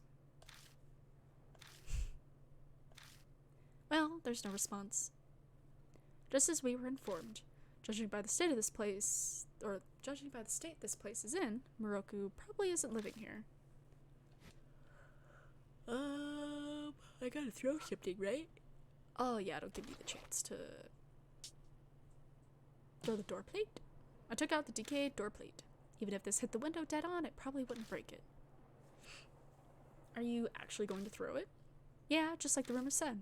If there's something crazy going on, I want to know about it now. That's pretty courageous of you. You need that courage if you intend to survive the confrontations with spirits. Whatever, just try not to throw it too hard. I know. I don't want to attract attention, so I don't want to break the window. I take aim and toss the plate, aiming it at the wooden frame of the window. My throw hits the spot and makes a dry thud as it strikes the wood. Use decayed door plate. Nice throw. You got some nice shoulders. Thanks.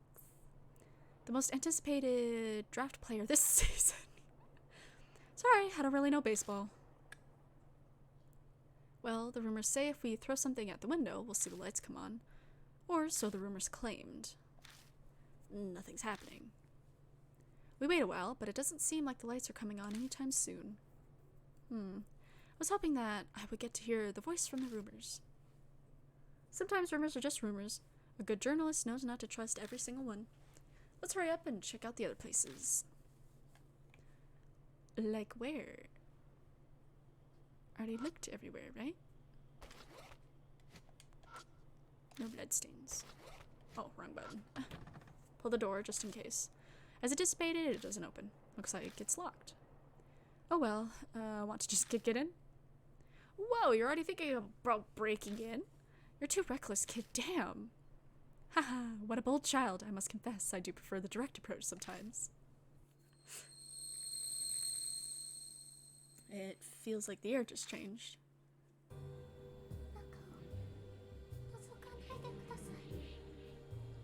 Please don't look inside. Did you hear something just now? We look in the direction of the voice and see the light in the window had come on. In the light, we see what looks like the silhouette of a crane. Please don't look inside. Once again, we hear a faint, weak voice. Don't look. As if we wouldn't look.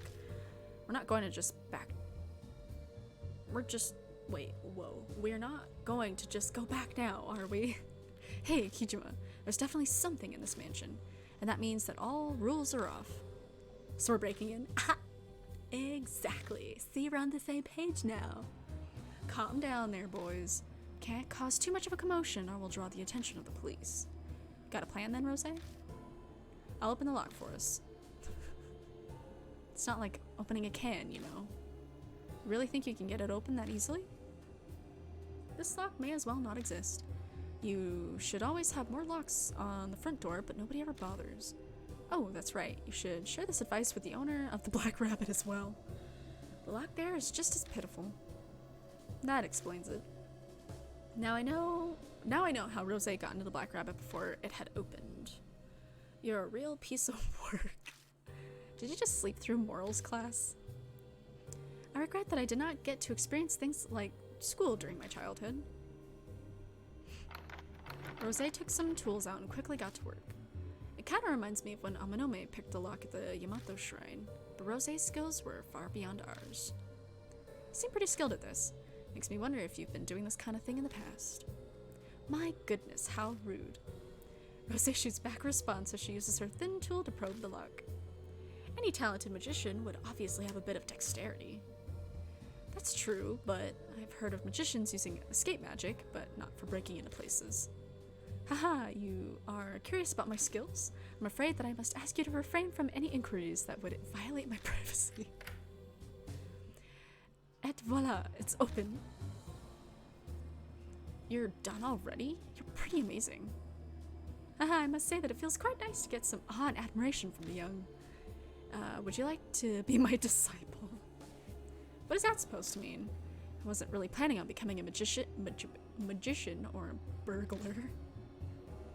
I wouldn't mind training you for either, but I was referring to the spiritual field. You seem to have the affinity for it, disciple. Hold on, I never agreed to be your disciple. Masters choose their disciples. Your opinion doesn't matter. I was asking out of courtesy. That's terrible. Hey, let's cut the chit-chat. We don't have a lot of time. If it's open, then let's get inside. We can't let anyone see us like this. We don't have an excuse for being here. Yeah, I know. I need water.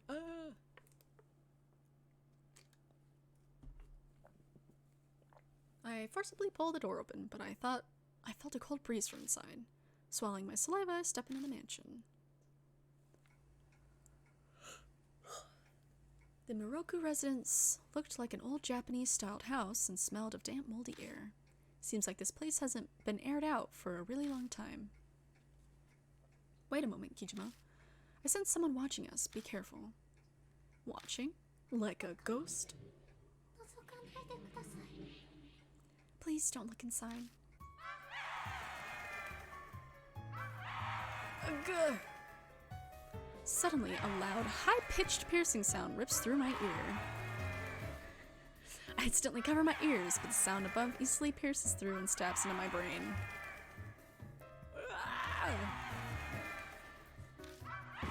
Bon and Rose collapse behind me. Shit, are you kidding me? At this rate, I'll die. I fall, powerless against the storm of sound assaulting my mind. My consciousness is starting to fade.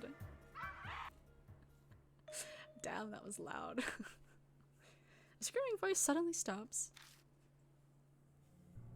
What was that? Bloody hell, my head is still pounding. I guess that must be the screaming voice people are talking about. If it went on any longer, my brain would have melted. I barely survived that. Well, we don't know if that's true yet. Remember, in the rumor, Miss Y, who heard the scream, apparently committed suicide. Things are starting to get real. Kijima, don't say you want to run away now, alright? As if. You're the one who's looking pale.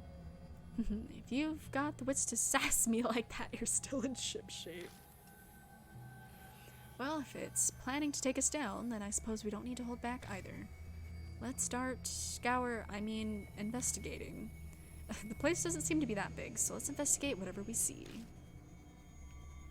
Yeah, but before we get to that, we'll need someone to be on the lookout. We don't want to be getting surprised by a patrolman. Right. If something looks bad, call me on my cell phone immediately. Wouldn't it be better for everybody to just be inside the house than somebody just sitting in the front yard? Like, any patrolman is not gonna notice we're inside, like, unless we're, like, turning on lights and shit. I don't know. Understood. Alright, Kijima, choose who will investigate with you. I'll take Rosé with me. No problem. Well, Bon, you're on lookout duty. I think I need to switch between them a bunch anyways. Fine by me. I'll see you later then. Rosé, don't go off doing anything on your own. Bon leaves and heads outside. Alright, let's get going. There's a cedar plate hanging from the mud wall. Inspecting further, I see there's a single nail hammered into the upper middle of the board. Looks like this nail's for hanging things. What do you think this is? It's obviously a frame. These flat frames are made to enhance objects that are three-dimensional. So this is a frame for some kind of painting? Not necessarily a painting. It can be used to display things. Just hang it on the nail there and you're done. Anything could become an art piece. And that's it. Feels kind of lazy to me. Well, as Duchamp's fountain showed, that's too much of a digression. In any case, it is a board to make something decorative. Okay. It's a sturdy shoe cabinet. I opened it, but I couldn't find even a single shoe inside. Instead, I find something black and cylindrical at the corner. Obtained bamboo charcoal. That's what fine charcoal. Seems like Miroku was quite the hobbyist. I look through the bottom section as well and find a can in the back. It's apparently a spray can. Looks like spray paint. Seeing that it's in an odd place like this, I assume it's not just an art supplies. Obtain spray paint. Is there anything else? Any blood? No blood. I guess we'll go through this door. I open the door to the bedroom and step inside. Excuse me, what?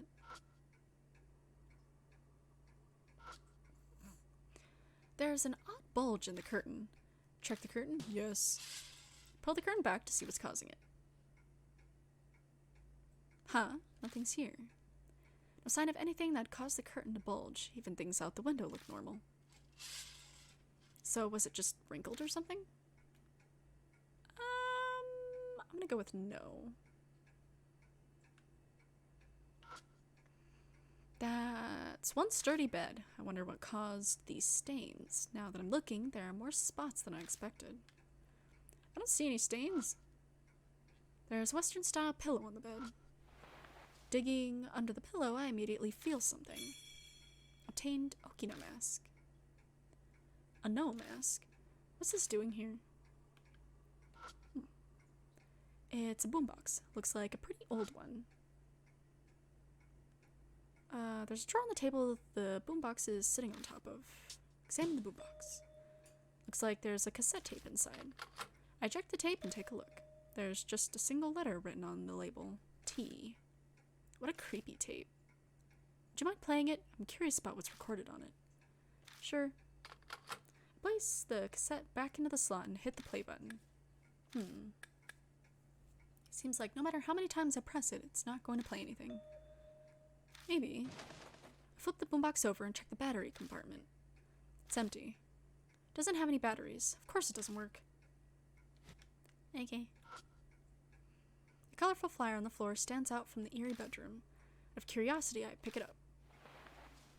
I quickly read the flyer. Kisoji Ballet School Recital. March 3rd, 1999. Kisoji Center Hall starts at 1. Doors close at 1:30. There's a girl dressed in white in a ballet pose with her legs raised high. It was like a flower-filled children's ballet recital. Children's ballet, you say? The atmosphere of this place is more suited towards Japanese buto. I probably did not say that right. Take a closer look at the flyer. First act, collection of pieces, ballet, others. Second act, lac des Cane. I don't know. The second act will feature girls who are too young to wear point shoes. Please enjoy their energy and spirit as they perform adorned in adorable colors.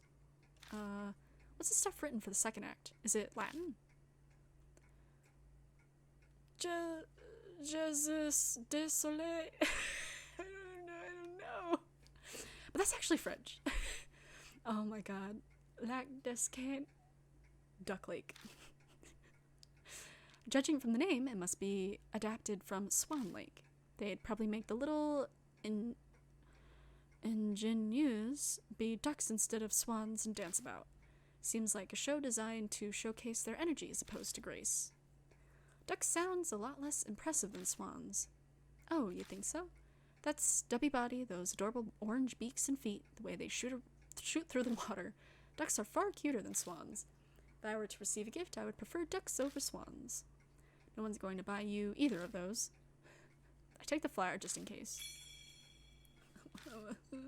I can't read French. It's a high-class Western-style bed. Take a look around the bed. I find something that looks like a mass of hair under the bed. Obtained clump of stiff hair. Ew. What is this? What does it look like? I think this might be horsehair. It'd commonly be used for something like the bowstrings for a violin. How can you tell? I learned how to play a number of instruments in the past. Perhaps I may not look the part, but I was born into a pretty wealthy family. I have a good foundation of knowledge concerning most high culture, including music. Well, why don't you take it with you? It might prove useful later on. Yeah. I thought it was just like a clump of human hair. Ugh. Gross. You can hear a little like feetsies. It doesn't even sound like we're wearing shoes. It's just like don't like bare feet on wood. It's a normal looking ordinary sofa. Checking around the sofa near the bottom. Obtained hand warmer. I find an unopened hand warmer. I can use this. At least she didn't jump at me. Ugh. Gross. An old pendulum clock. The pendulum swings without stopping. Any blood? No blood.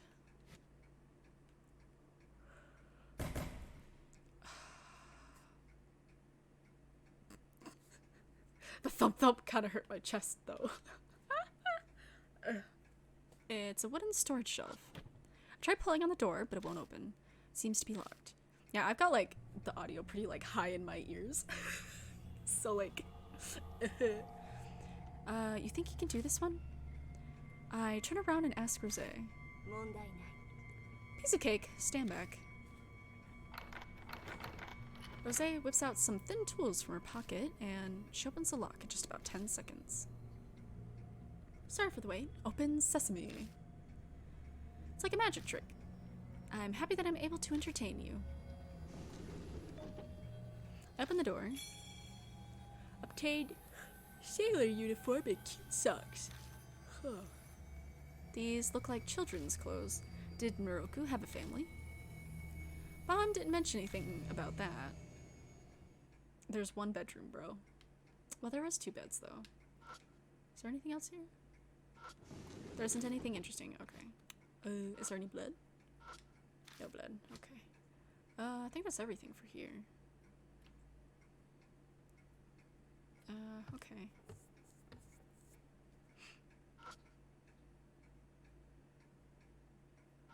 I got no battery, right? Open the, oh, okay. An old pendulum clock. Spins without stopping. Oh, that's not what I wanted to look at. Spray paint, ballet flare, clump of stiff hair, hand warmer. A disposable pocket hand warmer. The rubber's covered in dust, but it hasn't been opened, so it may still be usable. Cute socks. Huh? Am I missing something? I'm probably missing something.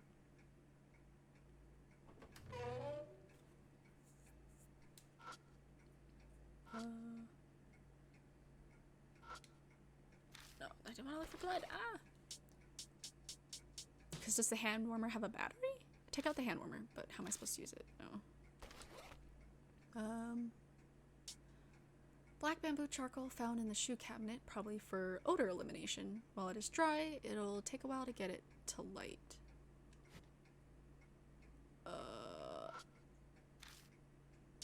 Oh, a drawer! Oh. Open the drawer. Inside there are sticks of incense neatly put away. Obtained incense. In the corner I see a square metal box sitting there. What's this? Obtained battery. Oh, it's been quite a while since I've seen one of those. You know what it is? A battery, and a pretty old type at that. What's wrong? Just curious, how old are you? I'll leave it to your imagination. Oh. I keep pressing the wrong buttons. Take the damn battery. Take out the battery and put it inside the compartment in the back. Thankfully, the battery types were the same, so it fits without any issues. Battery used. Alright, how about now? Press the play button. But... What? You're kidding me. Useless piece of... Think about using the flashlight's batteries, but I realize that they won't fit. Perhaps there's not much battery life left. Rubbing it or warming it up will put some charge back into it, but... Okay, so the hand warmer... Hold on, warming it up. I use the hand warmer. I have this. I open the bag, crumple it, and place it on the battery compartment on the back of the boombox. I suppose that's logical, but it's not the best way to do that. Shut up, we just need to warm the thing up, right? Once the battery felt warm enough, I tried pressing the play button again. Then...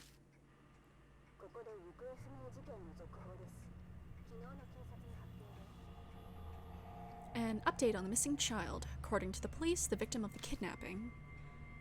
It's a recording of the kidnapped girl report. They refer to the victim as Child T. Age 13, long hair, was wearing a white one-piece dress on the day she went missing. She was last seen heading home from a ballet class practice in Kisoji. The report mentions that it's been a month, and the case is now a partial public investigation. From that point, the newscaster just rehashes information about the incident, and once the news moves to the next topic for the day, the recording cuts off. Rosé ejects the tape and sighs. I see, hence the T label. The owner of this house seems quite intriguing. It's crazy no matter how you look at it. Why make a recording of the news about a kidnapped incident? Once again, ballet. It's coming up too much to be a coincidence. Obtain T-tape. Tape T, whatever.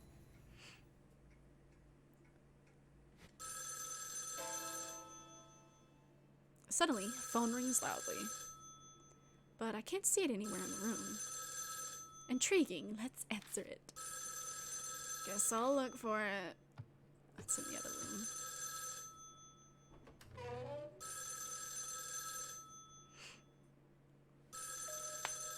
Here it is, the phone. There's a black phone on top of the storage shelf. I don't remember every detail of this room, but it definitely felt off. This phone wasn't here when we came through to the living room earlier, right? What's going on here? We are in this house to answer that question, are we not? Someone or something wants us to answer the phone, so why don't you take the call? Okay. Hello?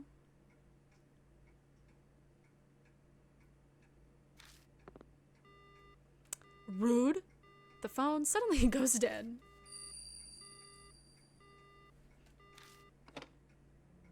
A sudden wave of dizziness hits me, and I violently hang up the phone. Oh, I thought the ghost hung up. When I come to my senses, I notice that my hand is covered in sweat. Damn, what the hell was that? Who's calling? Dunno, the person hung up. Oh, okay, they did hang up immediately. I see. How boring. You look rather pale. Is something the matter? It's nothing. It's fine, I'm used to it. My phone vibrates in my pocket. It's time already? It's me. Almost time for the patrol to show up. Let's wrap it up for the day. Alright, we'll leave immediately. Is it time? Yeah, let's head back out. We get out of the mansion without any major issues. We rejoin the one who was keeping watch and quickly share the info we gained in our search. I told you, Art. You glad we went inside? That T-tape in particular was quite a find. Combined with that ballet flyer, it has some grave implications. Why do you look like you're enjoying this? If that's what we found on day one, I shudder to think where this is going to end up. Ugh, my brain. Quit your whining, just admit it's been a worthwhile night. We even heard the rumored scream. It must be a spirit, probably the screaming author's doing. The spirit's all that remains of Yakumo Moroku, or is it someone else entirely? Can't wait to find out. It's only a matter of time before the cops show. We better split up. We'll meet back at the Black Rabbit at the same time tomorrow night. Yeah, sounds good to me. Oh, that's right, Kijima. Don't forget to buy batteries. I'll try anything once, but I'm not doing that again. Ugh, what a pain in the ass. We part in front of the Moroku residence and take our own separate paths to the station. As I walk by myself down the street, I think about what we heard in the T-tape. Must just be the crazy tip of the psycho iceberg of stuff hidden in the Moroku residence. Oh, yeah. I catch my train, and by the time I get back to Kisoji Station, it's already past midnight. Better go home and get some rest. What? Weird. Hardly anyone ever uses that photo booth.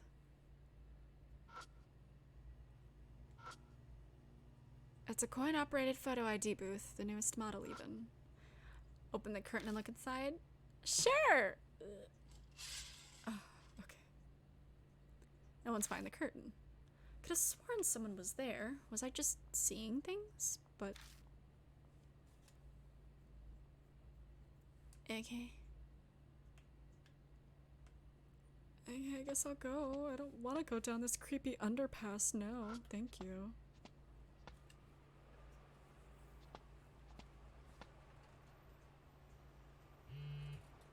D-Man! A text. I open up the message. How are you? It's D-Man. I prepared your next riddle. Decipher it to receive your analysis record. Search the monster that raises its voice when awoken. Fire alarm? I think there's one down this way.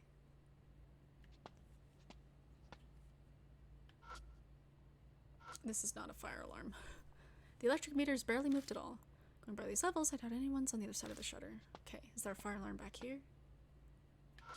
Is it this thing? I open the fire alarm's maintenance door and find a card inside.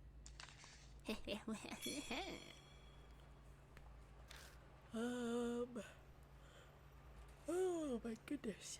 I lower my gaze to the writing on the card. The sound of a flute, a young girl appears. The Shinzo rumor is of a ghost with the white hair, a child doll in a kimono. It said the tune, Night of a Full Moon, means she's shown herself. She lures people to play her game, different for each person, from finding items to courage tests, but each has a certain condition to be met for survival. Meet the condition, survive, otherwise they most likely die. Having never spoken to any of the players, I can't confirm for sure. It is still only a rumor, but if the reason why I haven't talked to them is that those who challenge her game end up dead, then I suspect that there's no way to escape her death game once you've met her. Past urban legends like Girls Play and Kakuyako share many similarities with this one. While researching, I learned it's been repeating every few years since the war ended. I must look further, and that's where you come in. It is fortunate that you were in this exact situation, the very person I needed to talk to regarding this rumor. Why is she called Kakuya, and why does she take doll form? Why play games, and what role does she play? Is she a guide to death, or the reverse, or neither? Is she connected to the fairy tale named Legends, seen often in recent years? Find out and escape the game alive. If worst comes to worst, I'll gather your ashes for you. Thanks, D-Man. What a bro. Why the hell is he hiding these cards? Too much effort to worry about it. May as well go home and sleep. I solved D-Man's riddle, so I head home feeling pretty satisfied with myself. Spirit file scraping author has been updated. Snuck in Moroka's place, searched until cops came on patrol, found frames to put objects in, found cassette tape, child tea incident report, little girl went missing on way back from ballet lessons, horse tail hair, often used for instruments.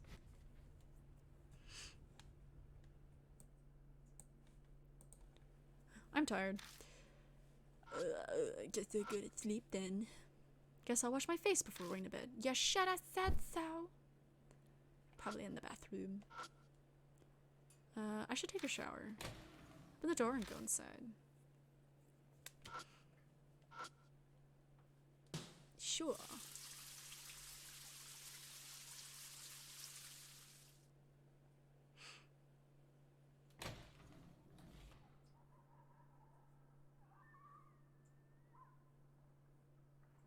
What's that noise? Is it coming from next door? I don't know if... I wonder if OBS picked that up. It's like so low.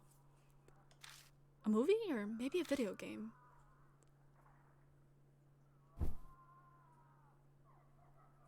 Hello? Shit, that's loud. I could barely hear it. The noise won't stop. My temper's hanging by a thread. Beat up your neighbor. Would punching the wall work? Wait a little longer. Maybe if I wait a bit. Nope, the noise shows no sign of stopping. Can't take this any longer.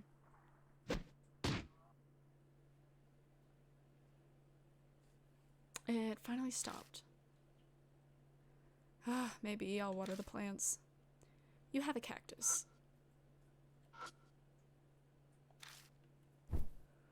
Do I plants over here? Or do I just go to bed?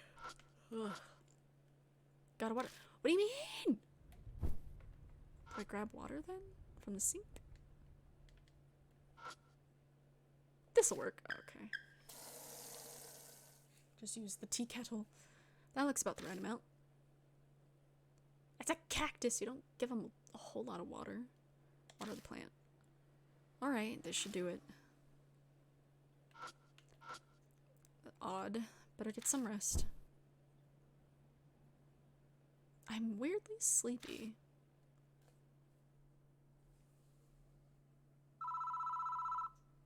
Bruh. Who could be calling me? Doesn't seem to want to stop ringing, so I reach for the phone. Hello?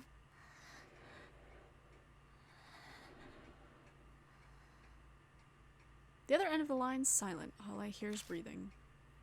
Huh? What the hell? Hey, what do you think you're doing? Please, don't look inside.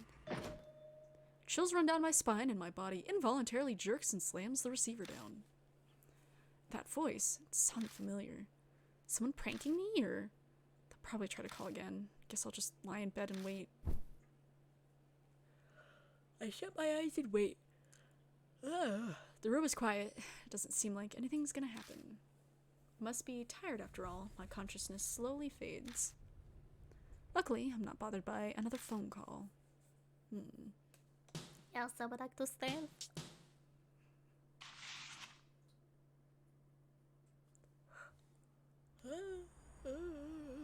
The next day, awake to an oppressive heat. Drag my listless body outside and trudge to electronic shops in search of batteries. Since this is an older battery, I'm not having much luck finding what I need. By the time I get what I set out for, the sun has already set. How convenient. Why are the lights in my room on? Uh-oh, turn around, bye-bye. We're not dealing with that shit. That's strange. I'm sure I shut them off when I left. I can hear faint sounds from the other side of the door. Something's definitely inside. It must be. Ah, Natsumi! I've given Natsumi a key to my apartment. Kinda doubt it, but it could be. I held my breath, grabbed the doorknob, and slowly turn it. There's no resistance, it's unlocked. I breathe in and cautiously crack the door open. Hey, welcome back. Hey, Rose. I let myself in. What are you doing in my apartment? Wanted to talk with you before we headed to the Black Rabbit. So you picked my lock? Yeah, waiting outside would have been so boring. What, does it bother you? No. Calm and composed, I see, but a mature young man. So, what do you want to talk about? I'm sure you've heard all about me from Bond, so I don't see what else you'd want to know. I've heard about the underground matches, Ami's abduction, and Kubitaro's case, too. There was something I needed to hear, and I needed to hear directly from your mouth. Bloodmetry, that strange power you claim to have. Do you know something about it? Yes, though it's just a hypothesis. That's better than me. I don't know the first thing about it. Haha, I suppose if I'm to be your teacher, I can't really turn down such a sincere request. That mysterious power of yours is an extension of your intuition. You might know it better as your sixth sense, a little something that warns you of danger. You're saying it's like my instincts? Yes, you could call it that too. Everyone possesses it to some extent. However, your sixth sense is unusually keen. It's probably why you never lost any of those underground matches. Of course, you also had the physical abilities and reflexes to react to the danger you sensed. I can kind of get a sense for what she's saying. When I focus during a fight, I just become so much more aware of my surroundings. It's gotta be that sixth sense. But the true value of your sixth sense isn't limited to that. Animals are fascinating, you know, abilities that aren't necessarily for survival are prudent. On the other extreme, they can awaken new abilities if they need them to survive. Do you understand what I'm trying to say? The day Ami disappeared, I met Kakia. I knew that my life was in grave danger. You're saying that meeting woke my sixth sense and bloodmetry power? Precisely. You're an excellent disciple. But not every person gains some great new power when they face imminent danger. I believe, in your case, that you likely already possess that ability. Perhaps a parent or ancestor of yours had spiritual powers? Don't ask me. My mother was just a normal woman. She didn't have any weird powers. And what about your father? I don't even know what the guy looks like. All I know is that he abandoned my mom. I see. I apologize if I upset you. Nah, I don't care. Anyway, you sure know a lot about the spirit world and all that. I must say it's nice to have a disciple who views my skills with such respect. But all of my friends know everything we've just discussed. It's common knowledge. Wow, what kind of friends are those? You got a group of supernatural fanatics or something? A certain sponsor has hired me to investigate spirits and supernatural activities, and Bond's helping me with that. A group that investigates spirits sounds like something from a comic book. So who's the sponsor of yours? The head of a distinguished family you've heard of. He has some strange abilities himself. He uses a peculiar way of thinking to solve supernatural cases most people wouldn't consider. Like defending a spirit's attacks with a plastic sheet and broken umbrella. I wonder who that could be. It's quite reckless. What the hell kind of idiot is that? He looks like your basic sullen middle-aged man. It goes without saying that he's not my type. He's currently on an overseas business trip with a friend, which is why I have to traipse around investigating cases now. Although, thanks to that situation, I was able to meet a wonderful young man like you.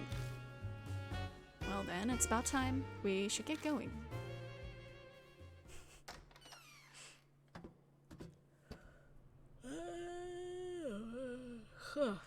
By the way, Kijima, do you happen to know if anyone's committed suicide in the apartment before? Huh? How should I know? Why would you just ask that out of the blue? There's an extremely ominous presence in the apartment. I didn't want to worry you, so I wasn't going to mention it, but I changed my mind. Have you experienced any unusual phenomenon here? Yeah, a bunch of weird things have happened. I almost died once, too. And yet you seem pretty unfazed. Well, obviously, I didn't die. And so much strange stuff has been happening lately that I might just be getting used to it. You're a pretty carefree kid. A sense of power in the apartment that draws spiritual beings to it, like a famous suicide spot or a haunted area. Well, thanks. Well, thanks. I feel all warm and fuzzy now. So what am I supposed to do? Without knowing what's causing it, it's hard to recommend an effective approach. Moving out would be the easiest solution. It would just bring ghosts to wherever he went, man.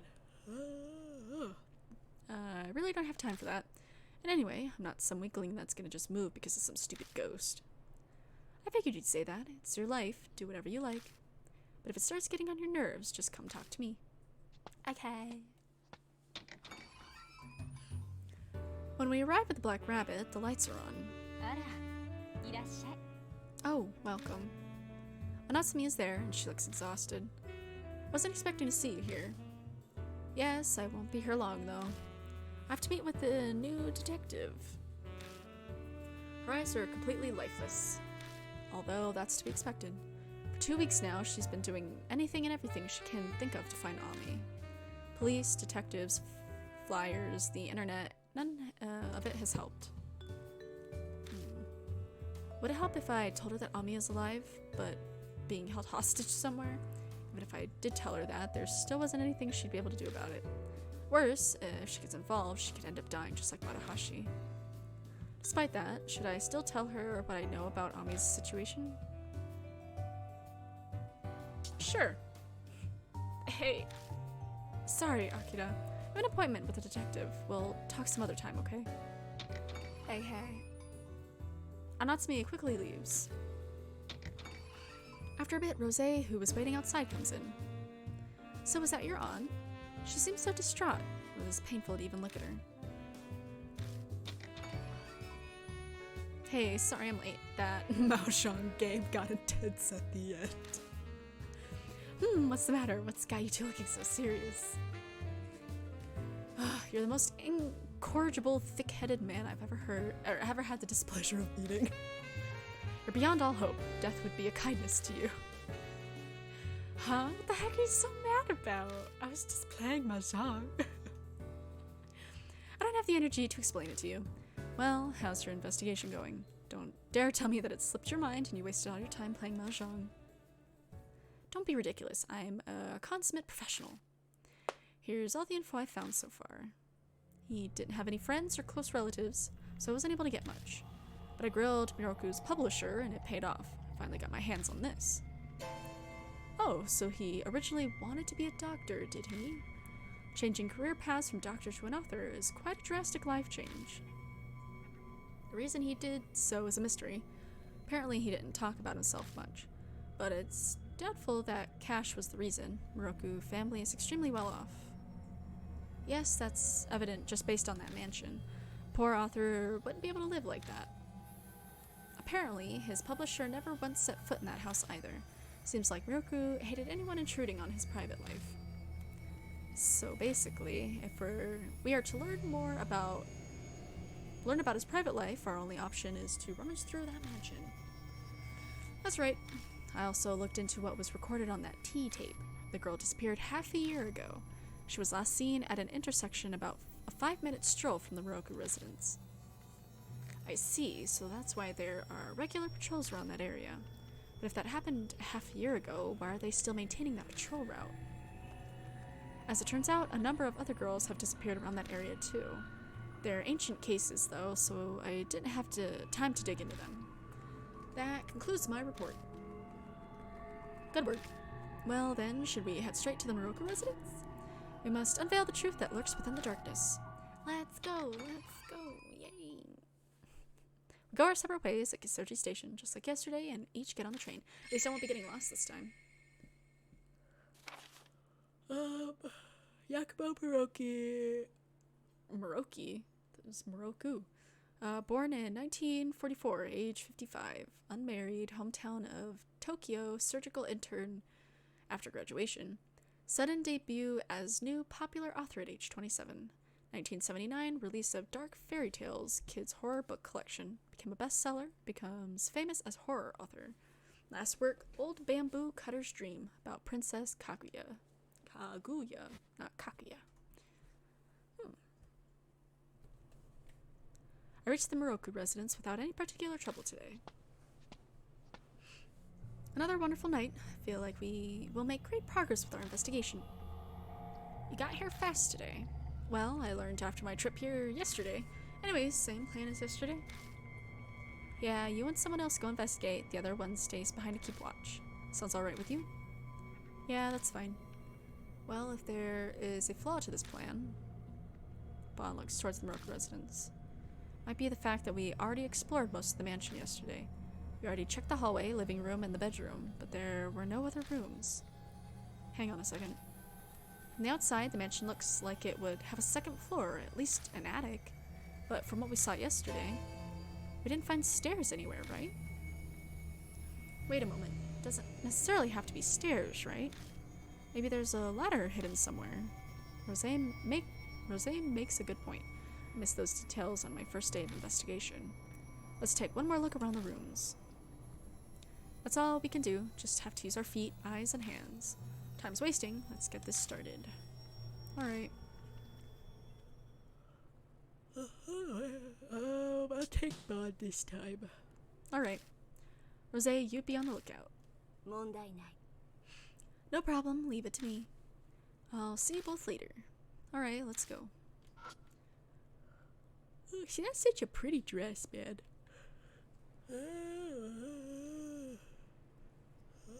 Oh, man.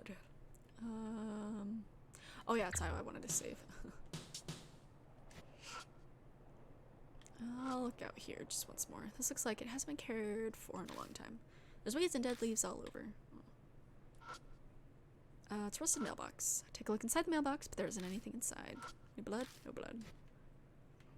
I don't really want to look up at that window again, so I'll just go inside. Solidly made light sliding door. There's a slight layer of dust on the frame.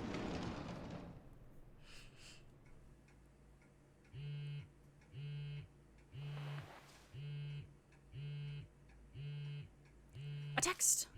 Is it D-Man? Open up the message. How the hell did he hide something in this house? How are you? It's D-Man. I prepared your next riddle. Repeatedly hurry the movement of the monster that moves without rest. It's the clock. Hey, look at that later. The investigation takes priority. I know, I'm coming. Don't worry.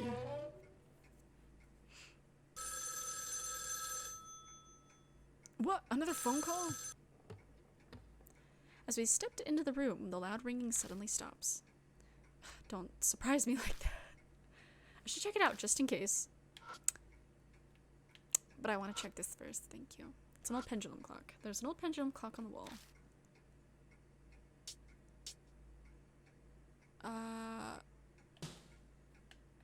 What did the text say?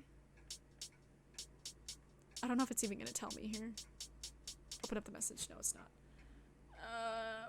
Move the hand. I think forward? Push the long hand around in a full circle, but nothing happens. Try to do this one. Spin the short hand backwards, but nothing happens.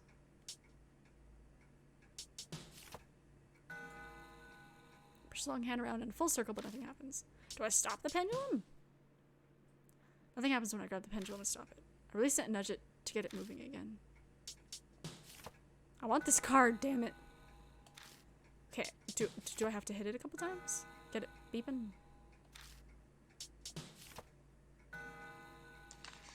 Ah! When I spin the long hand, the clock makes a noise. I open the glass door and a card falls out of it. Aha! Dainty card. I lower my gaze to the writing on the card. Oh my golly. Huh. Email sent by the devil. If you read them, you'll kill someone. Some murderers have mentioned this urban legend when interrogated. The motives for the murders are unknown, as the attackers claimed to be tempted by an evil spirit. In some cases, the victim and the killer had never met. The only thing in common in each case was mention of the devil. No traces of these mails were found, and no one remembered the contents exactly except the subject line. It was that ex-detective guy who told me about these cases, though they came from a police officer he knew. Unluckily for me, this was the exact kind of case I enjoy. They're fun to work on, but I never get any compensation for it. I went and put an ad in a magazine with a warning not to open the mail, in hopes of finding someone who knew something. I got one response and met with them. My purpose then was to identify the sender. The IP address provider didn't exist and I hit a dead end.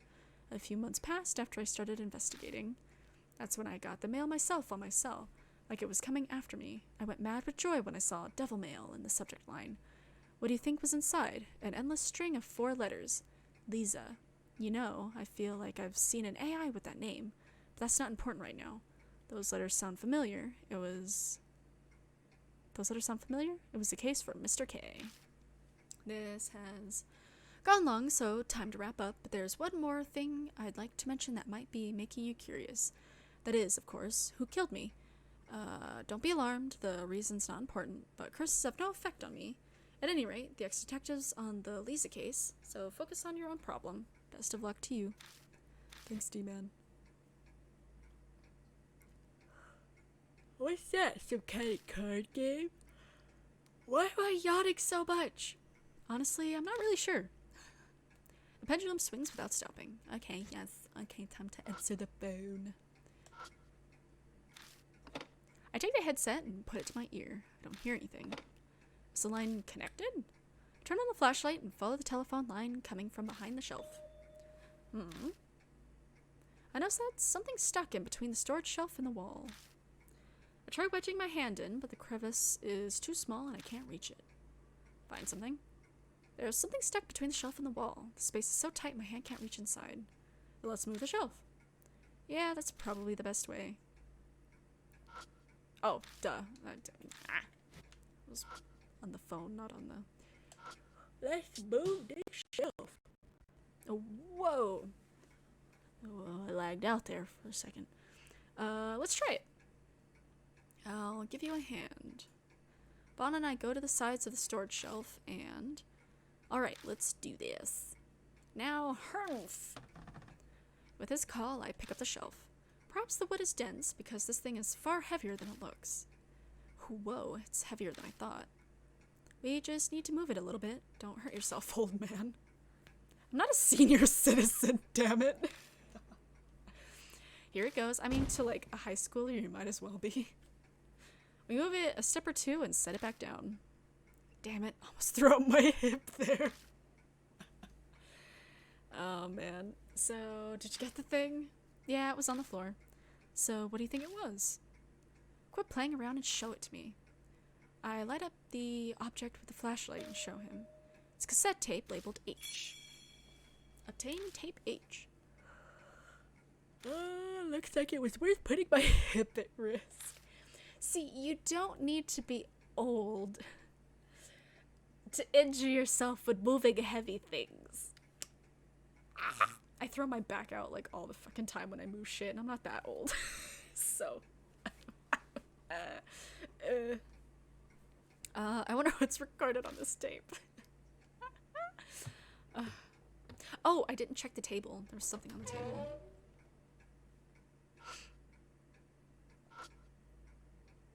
It's a rattan basket. The fruits inside are all black. Ew. The fruits inside the basket are all so old, they've all turned completely black. They're completely dried up. I pluck one fruit off and what seems to be a bunch of bananas. Obtain dried up fruit. Yummy? Question mark? I guess there's nothing else here.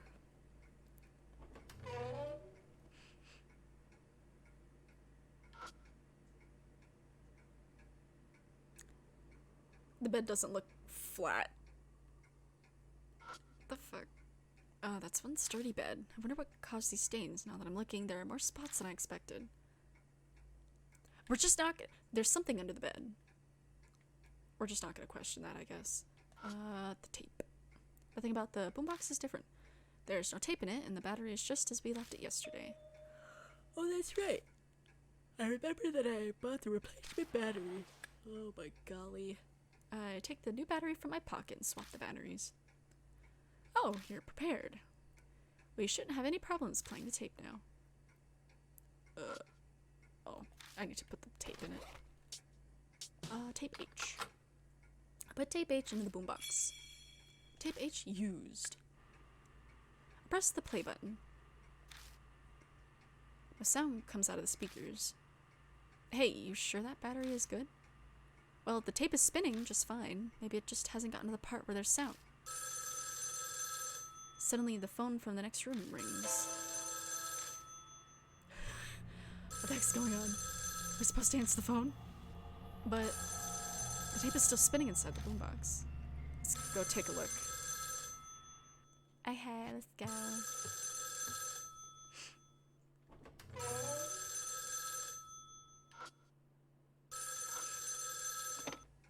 Hello? I summon up some courage and take the handset and put it to my ear. Radio noise? I hear something that sounds similar to when tapes are played back. Listen to the headset, just hoping to hear something else.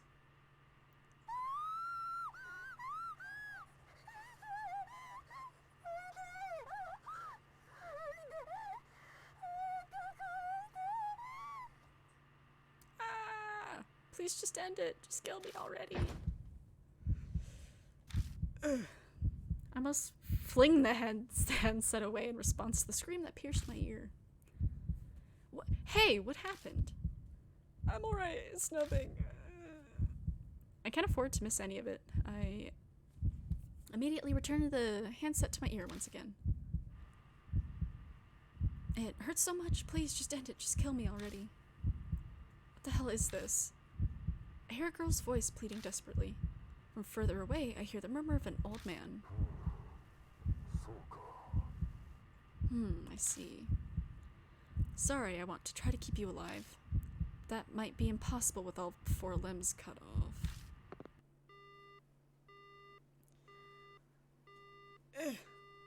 The phone ended with the man's statement. It ended. Judging by your expression, I'm not sure if I want to hear what you heard, but I guess I have to. Tell me about what you heard. Alright. I described the girl's scream and the voice of the man who apologized. If what he said about cutting off all 4 limbs is literal and is true, then this is a recording of something truly terrible. The entire time I heard a sound that sounded like tape noise. Couldn't hear it directly, but I think it was what's recorded on the H-tape. All 4 limbs cut off, huh? What the hell's this guy thinking, apologizing when he's the one doing it? Sounds like the logic of a psycho. There's no point thinking about it. We're trying to figure out why he became a psycho. Okay. I guess we'll just go back now.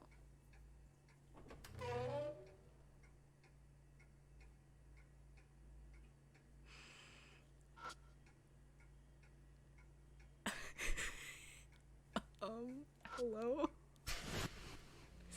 What the hell? I can't contain my shock as my flashlight lights up an object on the ground. I gather myself and look at it again. Is this a doll? The object sitting on the bed seems to be a little girl doll. I'm no doll expert, but I can tell that it's more sloppily made than the Kaguya doll. Its clothes are dirty and there are a couple of reddish-black stains on it. It's wearing a weird mask. What the hell is this mask supposed to be? It has a beak, so is it a bird? Who cares? Let's check it out.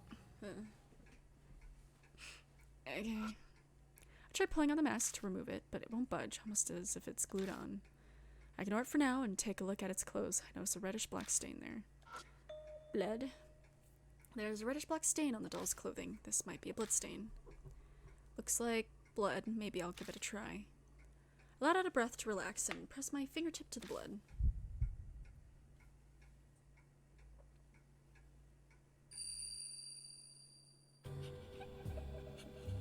I hear a stifling, crying sound. Excuse me. Along with it, I begin to hear a quiet voice. I'm famished. Famished.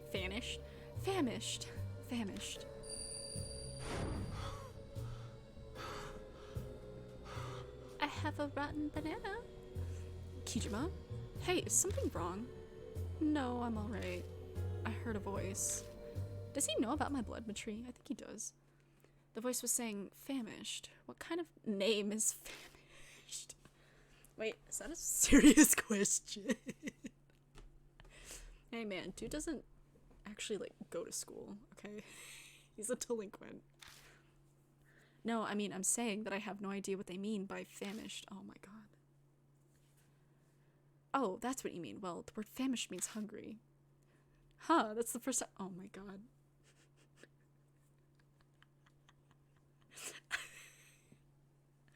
Okay.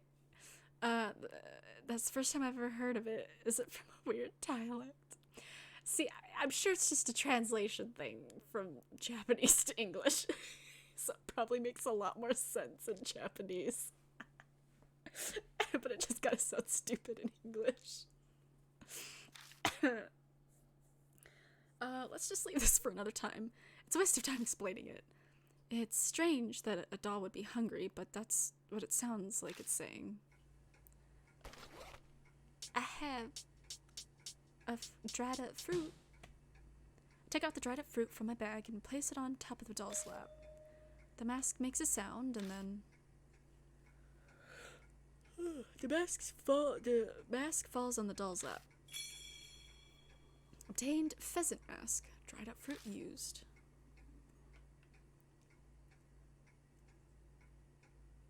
Okay, bye. Do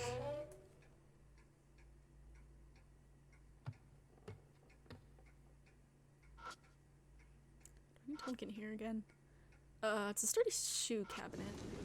I opened it, but I couldn't find even a single shoe inside.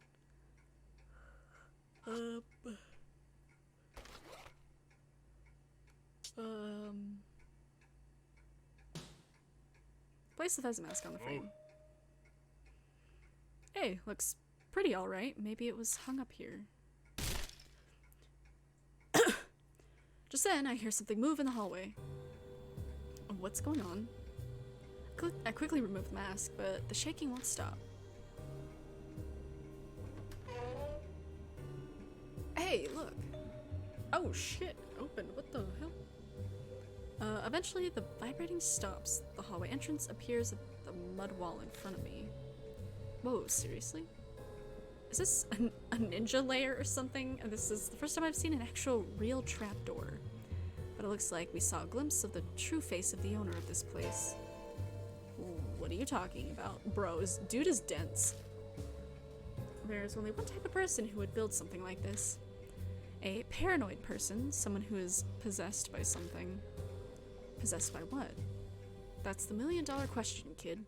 Come on, time to see where this hidden passage leads.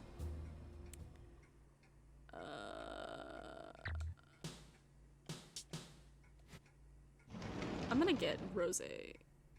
I don't remember a lot, but I think I need her here. I think.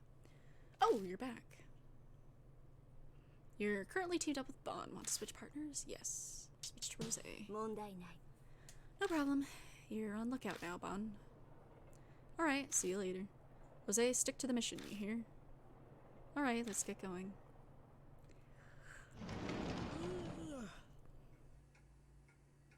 I think I've already looked at everything, so I guess I can go in.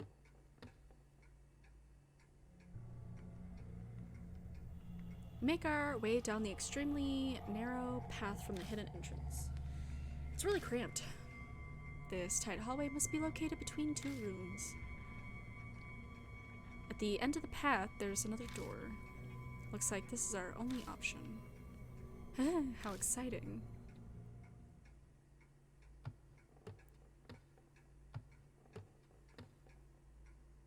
There's something walking on the roof. What? Excuse me. No. At least I can I look up?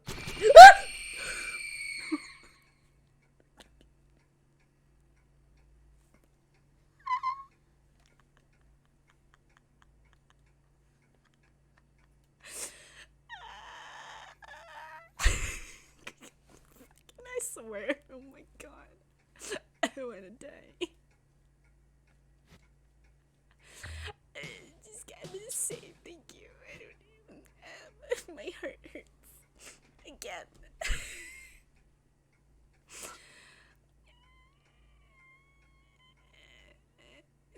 anything I need to look at in here? I don't want to be in here. I'm gonna go now.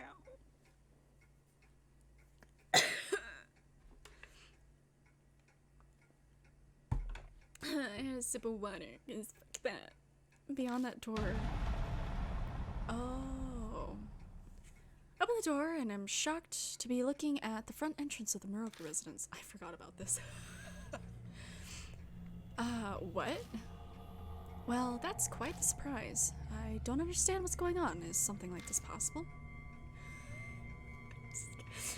I can't get over it. Actually, like, I don't know if I yelled or screamed, but I definitely yelped. I don't know. Oh my god. Ugh. I mean, I don't believe it either, but it's actually happening. Hold on a second, keep calm, chill out, and take a look around. What I noticed next is that the secret door I thought we opened earlier is now closed. Everything else seems to be the same. Why is the entrance to the secret passage closed again? And why are we outside of it? I'm not sure. I have a number of half theories, but I can't say for certain. I am positive that we entered the secret passageway and opened the door.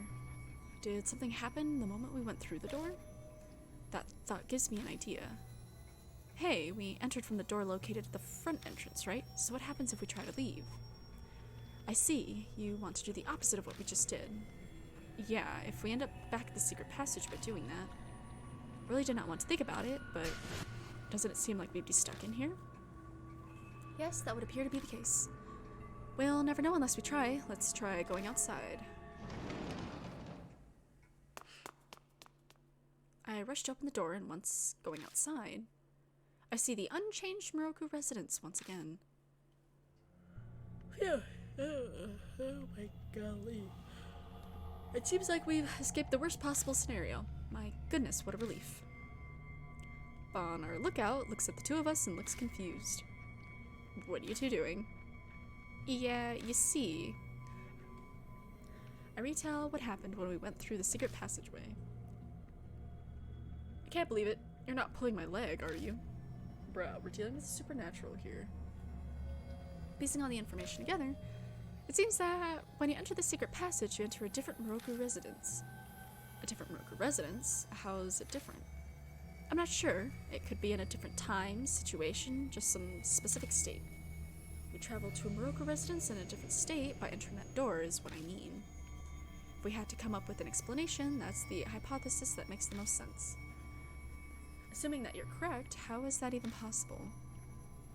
There are some extremely powerful curses and thoughts that sometimes cause phenomena like this. Stairs that take you to the same floor, or an intersection that leads to the same place. These are examples that I've heard from someone who actually experienced them firsthand. I don't believe that at all, but I guess I have to since it's actually happening. If we're experiencing this phenomenon, then it means that there are great dangers ahead. Going to continue investigating? Duh. I'm fully prepared to face these dangers. I've gotten through it up until now. This is nothing. I mean, it's either this or die, so, you know. Attaboy, that's the one thing about you that I like. Alright, then let's continue our investigation. Okay. Oh, actually, I want to check the mailbox first, really quick. Because eventually something will appear in the mailbox, but it's probably not now. Take a look inside. There's nothing inside. Okay. I just have to check.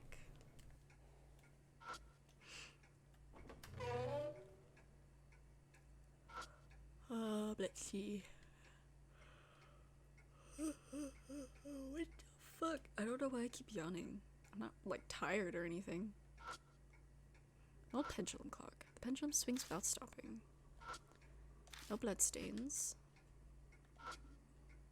There's a black phone on top of the storage shelf. Take the handset, put it to my ear, but I don't hear anything anymore. No blood. Anything in the drawer? It's a wooden storage shelf. There isn't anything interesting on the shelf. Any blood? No blood. Okay.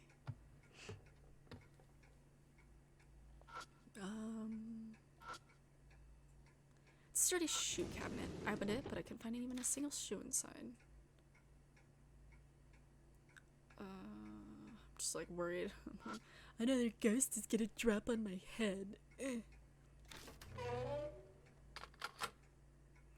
The moment I enter the room, I hear something from the back.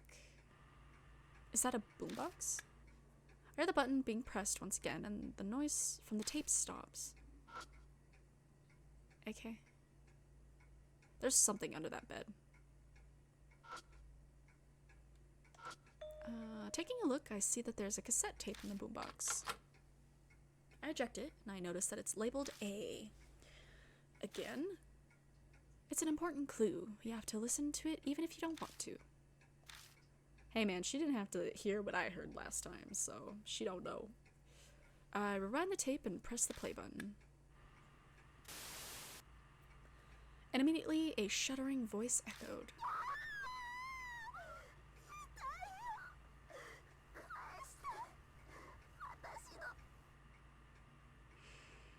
It hurts.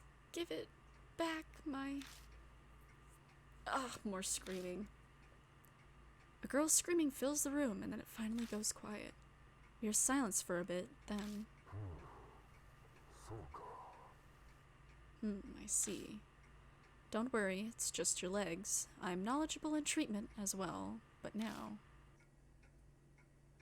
Man's calm voice is cut off by the tape stopping. I double check to make sure the tape's done, and then eject it. Obtain tape A. That was excruciating. Yeah, seriously. Screams were buried in my ear. Why are just your legs and knowledgeable in the fields of treatment important? Thinking about it, the owner of the mansion, Yakumo Miroku, was aspiring to be a surgeon. Is the male voice on the tape Miroku? I look over and notice that there is another cassette next to the boombox. It is labeled Tape H. Why is this here? Maybe I'll hang on to it. Obtain Tape H. Wait, did I just get a new tape? I put Tape H in the boombox. Press the play button, but it only spins the tape. It doesn't seem like sound's going to play. Wait for a bit, but there was no indication that the phone was going to ring. Nothing happens, so I take out Tape H. Okay. Ah! Oh. Guess I'll just look at everything. It's a high-class Western-style bed. Looks pretty high quality, but that layer of dust on it tells me that it's going to waste. There is something under that. That's one sturdy bed. I wonder what caused these stains. Blah, blah, blah, blah, blah. Think there's anything else in here?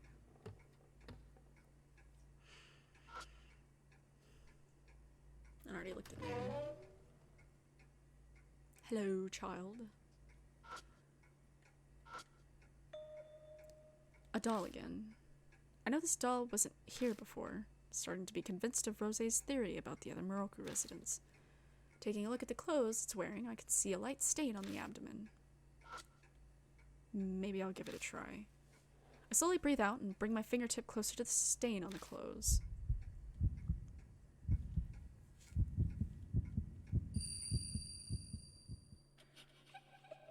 I'm hearing what sounds like crying again. From afar, a girl's voice saying, "I'm cold, Mom." This time I hear words I can understand. Because you didn't know what famished meant. Cold. Is that what she was saying? Yeah, I heard it clearly this time. Cold, Mom. Unfortunately, I don't see a heater here. If we can't do anything about it here, then we'll just have to carry her somewhere we can. Okay, carry the doll? Yes, carry... What the fuck? I guess I'll do it. Here we go. Steady myself and carry the doll. Feels heavier than an actual child. Careful, dolls won't help you lift them. It'll probably feel heavier than a child. Yes. Makes sense. Yeah, definitely feels that way. Alright, now the question is, where should I carry it to? I carry the doll. You can't investigate while carrying the doll. Go to the bed. Entering the bedroom, my eyes immediately shift toward the bed. Those blankets are obviously high quality. I'm sure she won't be cold in that. Alright, here it is. There it is. I'll lay it down on the bed in the back. You move the blanket aside. As you wish. Okay, here you go. Lay the doll on the sheets and place the duvet over it. Now, let's see how she feels. She shouldn't feel cold anymore. Let me ask her again. Put my fingertip under the blanket.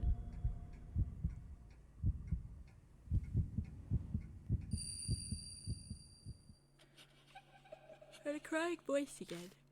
And that voice. It's cold, Mom. It's no use. She's saying the same thing. Oh, wait. Realized that I was overlooking something important. Mom. Huh? I think she wants a mother. Well, don't look at me. You're closer than I am, right? Well, the doll definitely isn't satisfied. Now what should we do? Hug the bloody doll, Rose. Doll seems to want a mother. Hey, Rose. Sorry, but can you handle this? Rose grimaces. But I have an image to uphold. Sorry, but we really don't have time to care about things like that right now. Fine, but only because you're my disciple. I know I'm the one asking you to do this, but what are we supposed to do here? Essentially, we need the doll to feel some motherly warmth. I think an imitation of breastfeeding would be best. Wait, seriously? You're going to... No, I'm not going to actually feed it. I'll just sleep next to it and lull it to sleep just like mothers do. Here, like this. Slipping under the blanket next to the doll, Rose speaks to it as she rubs its head. Oh, you must have been so scared. It's all right now. Mom's here with you. There's nothing to worry about anymore. The scary dream is over now. Hush now. Go to sleep. I hear a clack from the mask. Clank? Yeah. Hey, Kijima. Rose crawls out of the blanket. She's holding onto a dog mask. Obtained dog mask. It just came off on its own. Maybe this means that the doll has been released from her thoughts. Oh, hey! Hi! What's up? Crow. I should probably refer to you as Crow, right? It's just all the R's throw me off. But how you doing? Oh, actually, I'm gonna take this chance to take a sip of my water.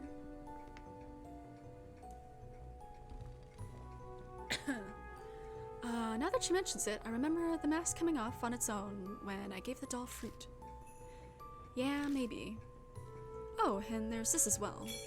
Obtained hand towel. What's this? It was wrapped around the doll's mouth. I assume it must have been used as a gag. Screams I heard in the tape replay themselves in my head. I pick up the doll from the bed. Rose helps me and we put it back in the living room where it was originally. Oh, we got the mask now. Let's save. Oh yeah, that's right. Dog mask. Place the dog mask in the frame. Once again, the entrance to the secret passage appears. As expected. If our working theory is correct, there should be another Moroku residence ahead. That's right. Come on, let's go. Is there another ghost that's gonna jump out at me again?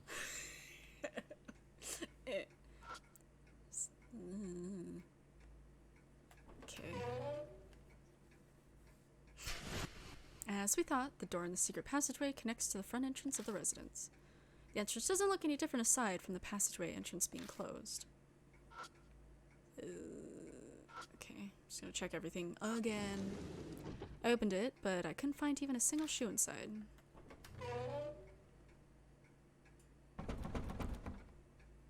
When I enter the room, I hear the sound of someone knocking on the front entrance door. Who's there? Is it Bon? No, he has a cell phone. Let's go check, just in case. It's the police.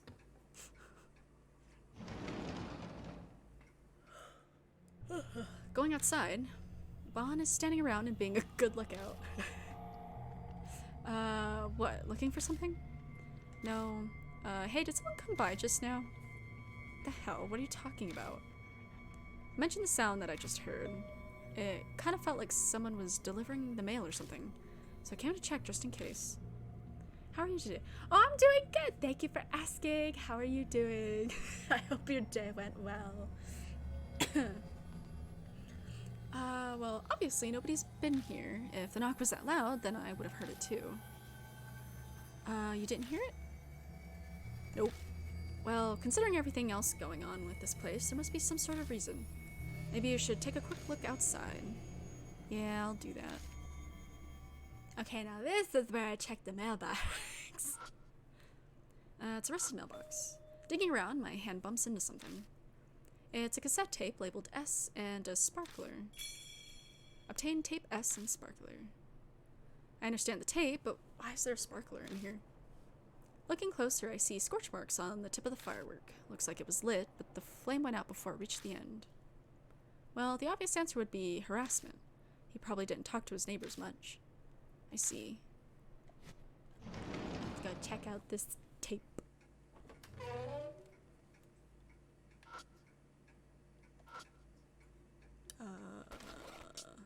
Yeah. I put tape S into the boombox. I press the play button and let out a sigh. There's a long period of idle sounds and then a scream, along with an idle noise.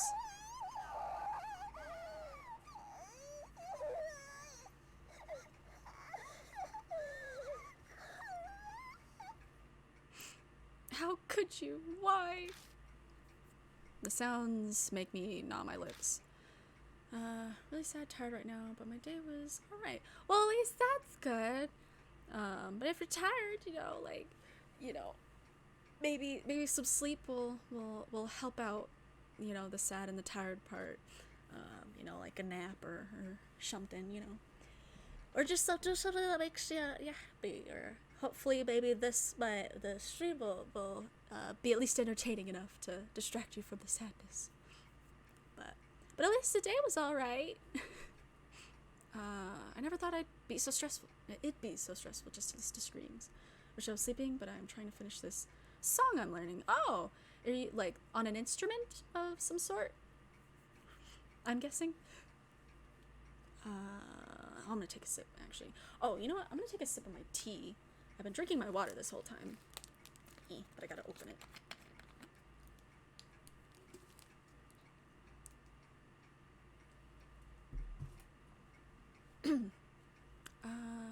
Never thought it'd be so stressful to just listen to screams.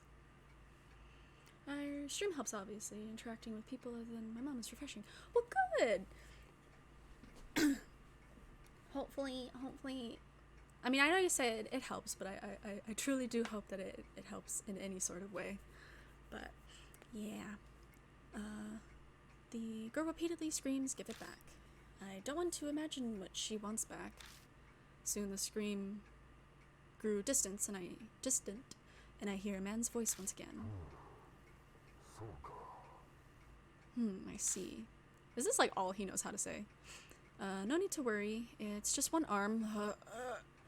Let's take our time and cut it while I treat it. The sound cuts off there. Yeah, I'm on guitar. I was trying to play my bass, but my fingers hurt. Well, that's actually kind of cool. I was learning an instrument once. Oh no! My audio cut out! No! I have to start the game again. No. But, yeah, I the only instrument I ever learned how to play a little bit was, like, the viola. But I always thought the guitar was really cool, but I don't think I've got the what do you call it?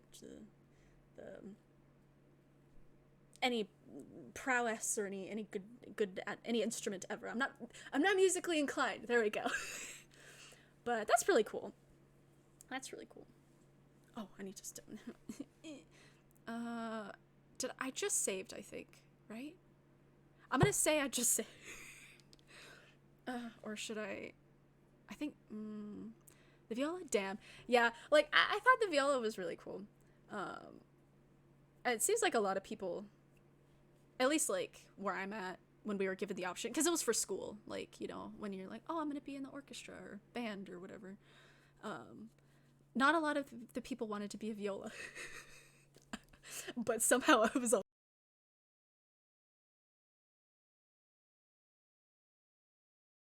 my thing keeps disconnecting. Why? Why? But yeah, I'm gonna restart. That's really fucking cool. Thanks. I was not good at it, but I did enjoy it. While I played it. But that's how it goes. Even if you're no good, as long as you enjoy what you're doing. Everything's going wrong. My model's frozen now. Oh no. How did this happen? Oh, it's because my phone disconnected. There we go. I'm back. Oh golly, I'm still without audio. No! Yeah, I gotta restart the game again.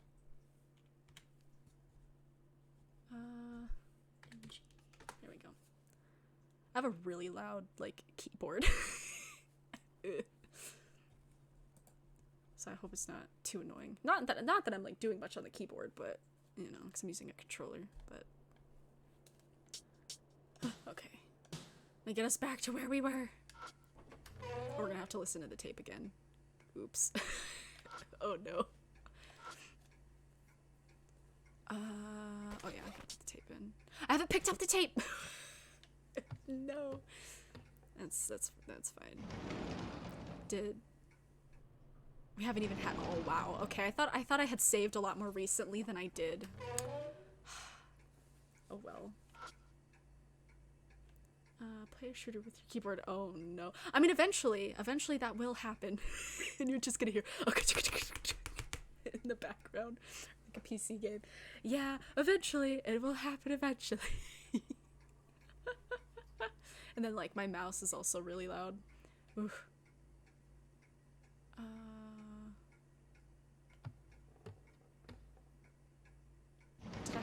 Did I interact? I've gotten into percussion, strings, and keyboards. I'm missing brass instruments yet. Oh, that's neat. That's neat. And into a whole bunch of different kinds of musical instruments. That's cool.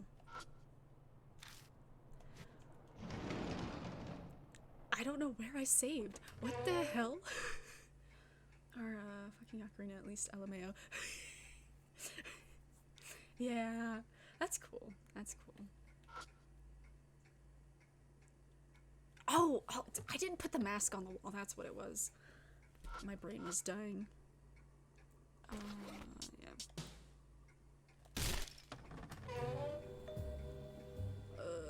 Okay. Just gotta walk through. At least I know a ghost's not gonna pop out at me again.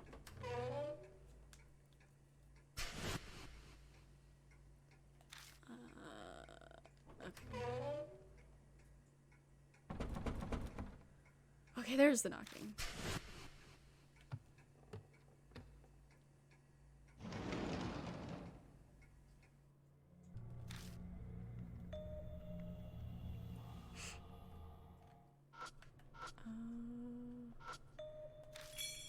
Here we go. Characters in this game are so good looking, damn right?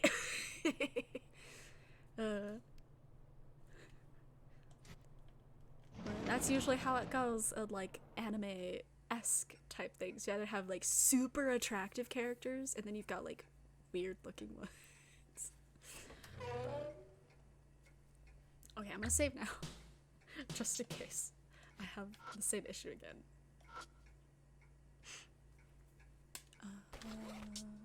Okay. Let's just skip through the screaming this time. There we go. Oh wow, okay. I skipped a little too much.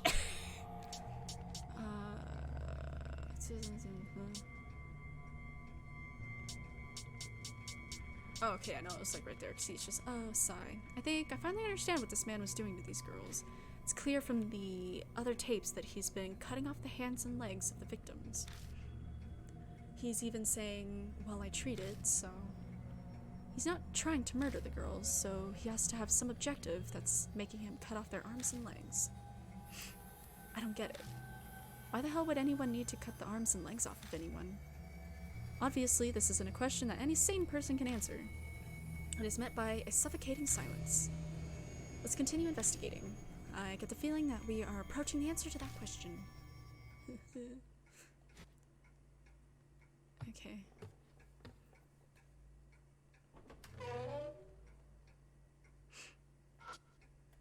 Another child.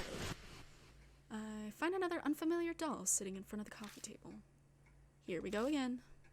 Something about this doll immediately jumps out as different. Is this one naked? This doll doesn't seem like it's wearing clothes, and just like the other dolls, there's a red stain on it. Maybe I can hear this doll's voice. Take a deep breath, move my fingertip towards the stain on its back.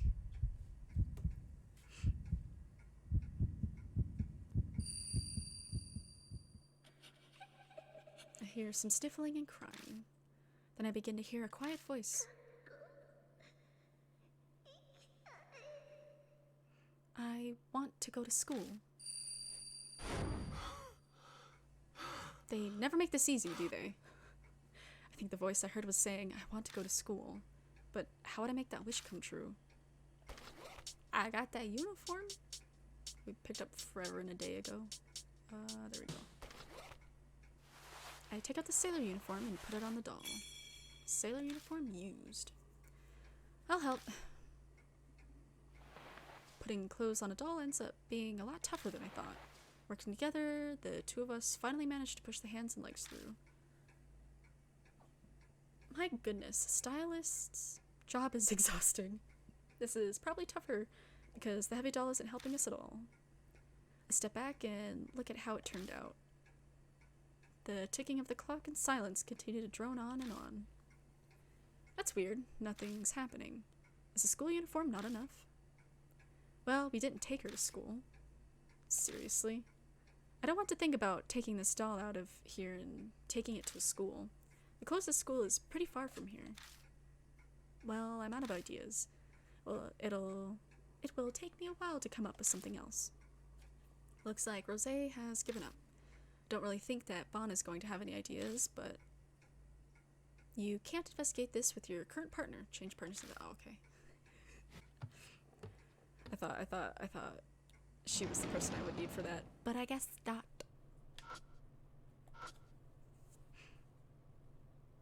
Hey, so how did it go in there? Come with me. All right, Rosé, you're on lookout. 問題ない No problem, just leave it to me. Au revoir, I'll see you both later. Alright, let's go. And this one, like, you really switch between your partners. The other ones, so far, you don't switch between them at all. I'm gonna save. Can't be too careful. The doll continues to stay silent, mask still stuck to its face. What more can we do to grant this doll's wish of wanting to go to school? Hey, Kijima, sit next to her. Huh? What are you talking about, old man? Listen, just shut up and sit down. Also, I'm not Bon. From now on, you call me Mr. Bon. You got that? Huh? Say what? Though it feels ridiculous, I sit down next to the doll as Bon ordered. Alright, let's review what we learned in our history lesson last time. So, when did Columbus make it to America? Kijima, what's the answer? Bon, pretending to be a teacher, calls on me like I'm a student in his class. What the hell? Something about the ocean blue... Oh, right, it's 1492, right? Good, I'm glad you reviewed what you learned. Alright, next question, I'll ask you. Bon points at the doll and throws out a question. What year was the Emancipation Proclamation signed? However, the doll continues to stay silent. Fine, I guess I can help keep this going for a bit. Yo, Mr. Bond, don't you think that question is too difficult for an elementary schooler? Oh, good point, my bad. You're doing a terrible job as a teacher. What did you say, you runt? That's no way to talk to a teacher. Detention. What kind of teacher calls a student a runt? Jeez. That's it. Come here, you little... Oh, you want to fight, you fraud? What? Don't fight in front of the child. Then, the next moment... With a clack sound, the doll's mask comes off. Hey, did you just see that? No way, all it took was a half-assed act like that. What are you talking about? That was a class lesson no matter how you slice it. I was teaching my ass off there. I'll have you know that I've got a teaching license from my college days. Wouldn't trust it. Well, as it happens, you don't count. Anyway, it worked. You should show some more gratitude. Obtained monkey mask. Hey, there's something else on the floor. Shining a light around my feet, I see. Obtained hard shoes. I don't know about the shoes, but this mask is probably for... Yep, probably. Let's give it a try.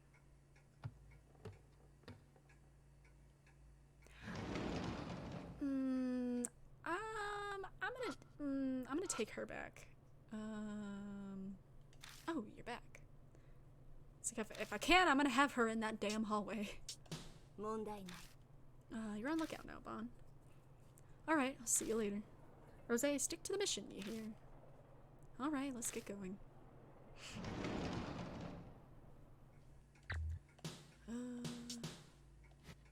Okay. The monkey mask. I place the monkey mask on the frame. The entrance to the secret passageway appears. This is the same as always. I wonder if the interior is the same as well. I feel like Rose was trying to imply something with those words. Let's just be careful and move forward.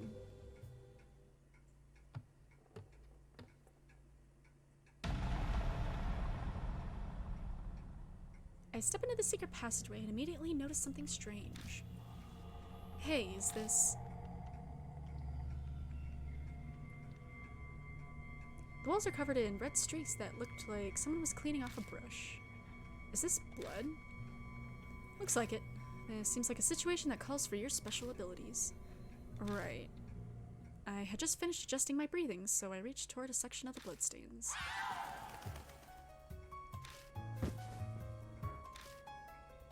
A scream shrieks down directly above our heads. It's even more high-pitched than the one at the entrance, and it hits me like a lightning bolt. My vision immediately goes white, and all strength drains from my limbs.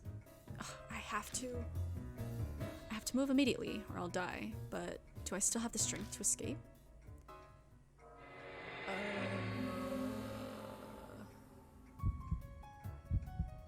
What should I do? Head to the door in front, fall to the floor. Escape using it. Fall to the floor!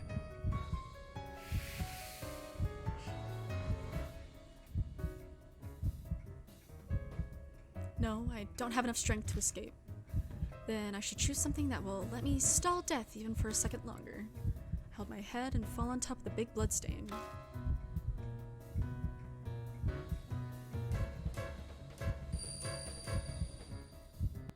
Then... Is this the memory from that blood? My blood tree activates.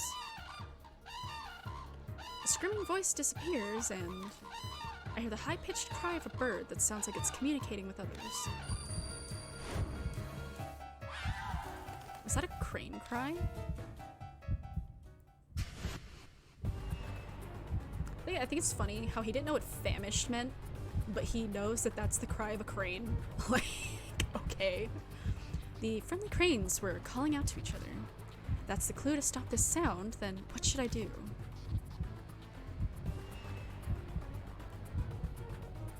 Take it away, Rose!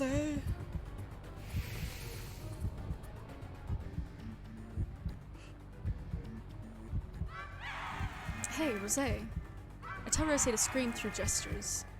Scream! Pretend you're a bird and scream! Looks like my message gets through because Rose rears back and screams. However, I can't hear it at all. Damn it, I guess this is it. My despair turns to resignation, and then my consciousness leaves me. Same as me. That's all I hear as I slip into darkness. An unknown amount of time passes. Someone's voice brings me back to my senses. Are you awake, Kijima? I take a second to gather my senses. Did the screaming stop? No shit. What are you talking about? Yes, it stopped, thanks to your advice. And well, also thanks to my voice training, I never knew I could scream so loudly. So that means... I see, so we're saved. Unfortunately, this is neither heaven nor the river Styx. We are still living out this current life. As long as I'm alive, I don't care. Okay. So I guess this is just crane blood everywhere. Anyway, I look up at the ceiling of the passageway. That scream, it came from directly above us, right? Yeah, that's what it felt like. I'd guess that there's a room above here. But it doesn't look like there's a ladder hidden anywhere. Cough, cough, cough. Hey, you alright? Yeah, it's nothing too serious. I just strained my throat from all that screaming. Watch Rosé rubbing her throat. I can tell she has yelled herself raw, which is to be expected after belting out a scream like that. I never expected that I would have to match a crane's cry with just my voice. Some pieces mimic cranes with a shakuhachi or kokyu, but I've never heard it done vocally. Oh my god, shakuhachi is that flute made of bamboo, right? What's a kokyu again? You're a high schooler, so what's a crude comparison I could give you? It's like a Japanese violin. You pluck the pulled strings with a bow to make sounds, so it's very similar to the violin. I see. I'll keep that in mind. Haha, yes, please embrace knowledge. I also hope that your desire to learn will be reflected on your next report card. Now let's get back to investigating. Yeah, we're still running out of time. The other Moroku residents should be just ahead, right? True. Well then, let's go. Just as we thought, the secret passage connects to the front entrance of the Moroku residence. But the entrance here has an obvious difference to the front entrance from earlier. Hey, look. There are more of those frames. I see. This is starting to get interesting. Let's get the mask out. At that moment, the cell phone vibrated. Right, it's almost. Pity, we're out of time for tonight. Where's my ringtone? Hey, it's me. Time to get out of there. Alright, let's go back. This is pretty good for today. Let's go.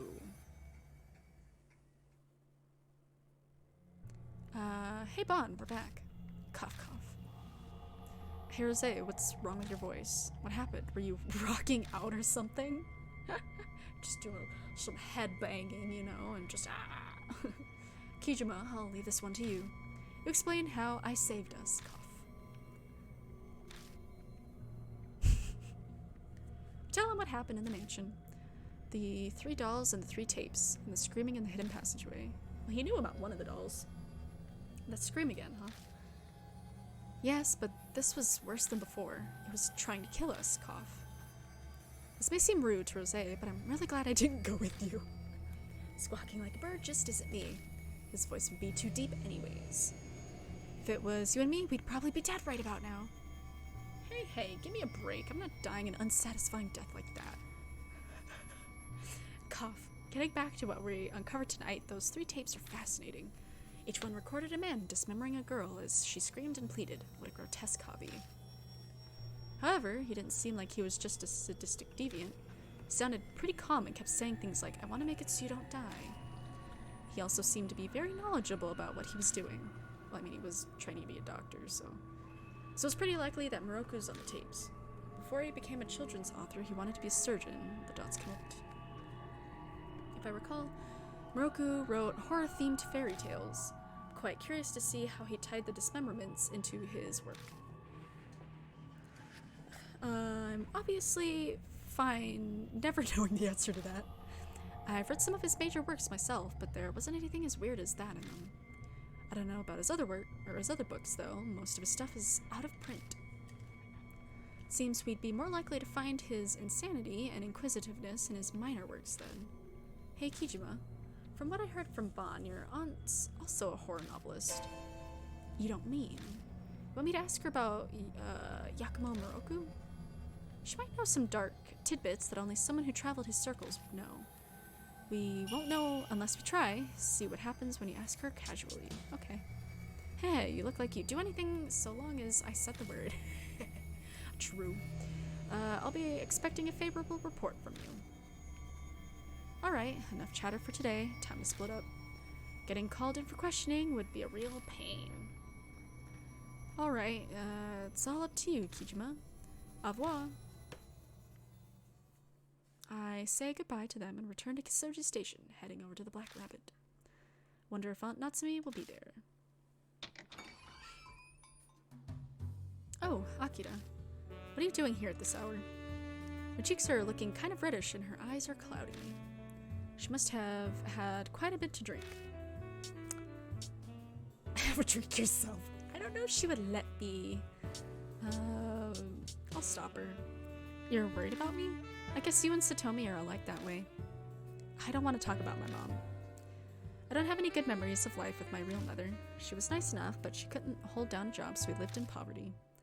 Until Amanome helped find me a part-time job, there were even days when we didn't eat. Anyway, there's something I want to ask you. Do you know an author called Yakumo Moroku? Huh? Where'd you hear that name? A friend of mine is interested in him. I thought you might know him since you write horror novels. Oh, is that so? Yes, I know Moroku well. I loved his books when I was younger. Natsumi starts talking without me having to lead her much, probably because she's drunk. Nobody could deny her the right to occasionally drink her pain away, or for at least a little while. Moroku used existing fairy tales as motifs to build his own horror books. Did you know the Grimm's fairy tales originally had some horrible scenes in them? The famous story of Cinderella is no exception. Her stepsisters cut their feet to try and make the glass slipper fit. They cut their own feet? Yes, that's right. Even if they were doing it to try and marry a prince, that's some serious resolve. It's probably just coincidence that she chose that particular example. Oh yeah, because Moroku's cutting legs and shit off. But after listening to those tapes, it didn't leave me with a good feeling. When I was a schoolgirl, I was obsessed with Moroku's dark fairy tale series, but some bold, dark spins of Japanese folktales, just like the Grimm brothers. His unique settings and descriptions earned him a lot of passionate fans. It was pretty amazing, huh? Yes, in some sense he's a genius, because they're children's stories. They have an informal style, and yet they're so realistic. His descriptions of bone, flesh, and blood were so vivid they sent chills up my spine. Sus. His descriptions of death and dying are so realistic. Wow. I wonder where he's getting all of this imagery. You don't say. I'm sure Moroku knew a ton about bone, flesh, and blood. Moroku studied medicine before he became an author. I'm sure he was influenced by that. Yeah, sure, we'll go with that. It's pretty weird for a doctor to become an author. His family might have pushed him to become a doctor against his wishes. A lot of his relatives are important members of society. He himself hated worldly things like fame and money. Is that enough background on Moroku? Yeah, that's enough. I didn't think you'd know so much about him. He was my inspiration to become a horror novelist. But I have to say that Satomi was a much more passionate fan of his than I was. Remember that she'd go to great lengths to learn more about him. My mom was that interested in him? I thought Yakumo Moroku was a total stranger. But now I'm learning that he's surprisingly connected through my aunt and my late mother. We've been talking for a while now. You should get home. We're gonna stay here longer? Yeah, even if I went home, Ami's not there anyway. Aunt Natsumi. I'm going to lie down in the back. After all, I'll be busy first thing in the morning. Good night. She gets up and walks unsteadily to the inner door, disappearing behind it. I lock the front door of the Black Rabbit and start walking home. As I stroll down the dark roads, I pray that Aunt Natsumi can get some sleep. Is D-Man gonna text me again? I'm gonna take another ship.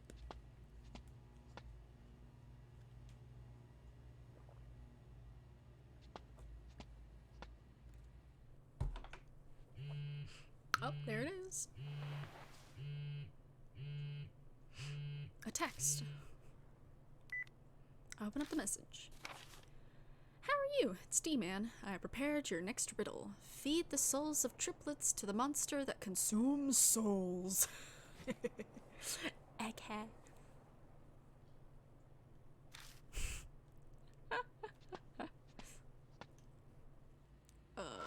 Okay, well I know this is the consuming the souls part, but search the trash bins by the convenience store. Damn it, why the hell am I doing this? Light catches on something in the trash. That's gotta be it. And each of the trash bins, there are coins mixed in with the trash. Oh, maybe obtain 3 coins.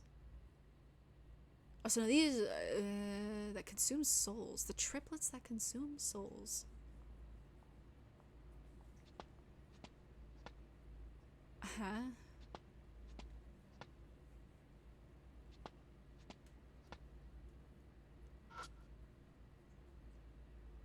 I can't look at my text messages, I don't think. D-mail? I can. Feed the souls of... Oh, the souls of the triplets to the monster that consumes souls.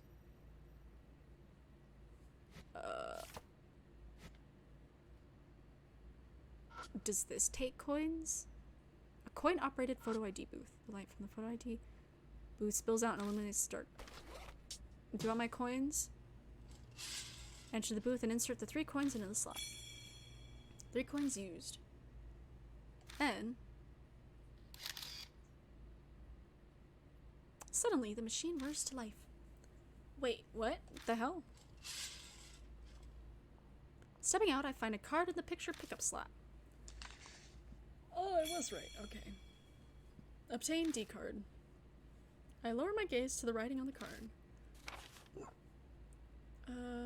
Southeast of Tokyo, at the end of the Izu Island chain, an island made up of 100 tiny islands isn't on any map. It's called Rabbit Island, currently uninhabited. The factories and ruins there indicate people had lived there previously.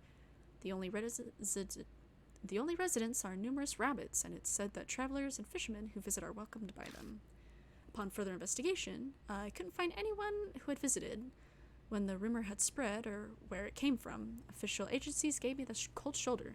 Thanks to Mr. K, the investigations has made significant progress in recent years. His family used to supply the military during the war, mostly with antiques. The only living items, around 10 rabbits, Mr. K's grandfather raised as a hobby.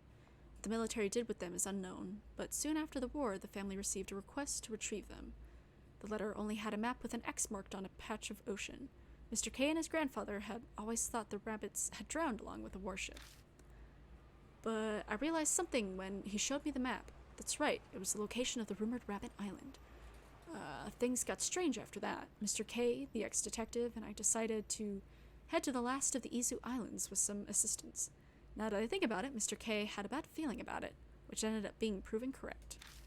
But I won't tell you the source of his bad belief for now.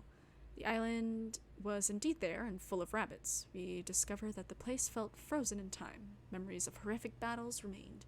Human experiments, cannibalism, atrocities beyond imagination made it a natural Eichmann site. It's slightly different from what you're facing now. Interesting. Man, he's putting serious effort into this. Guess I'll go home. I solved D-Man's riddle, so I head home feeling pretty satisfied with myself. Spirit file Screaming Author has been updated. Whoa. Okay. I'm gonna have to look, I'm sorry. Several tapes contain terrifying yelling of kill. Little girl kidnapped, her arms and legs were severed. I want to make sure she won't die. What does that mean? I heard the scream of the screaming author. Rosé screamed back, would I have died if she hadn't? Yes. Horribly so. Man, I'm tired. Who could be calling this late? We're calling about your extended warranty. Hello. Hey, who the hell are you? Better cut this out.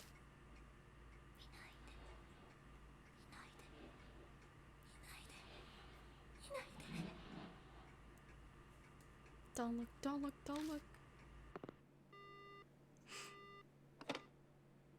Damn it, it's the one from yesterday.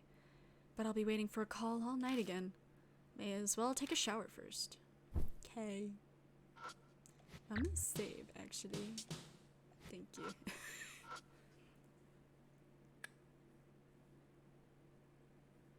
Speaking of, do I have anything to drink after I get out?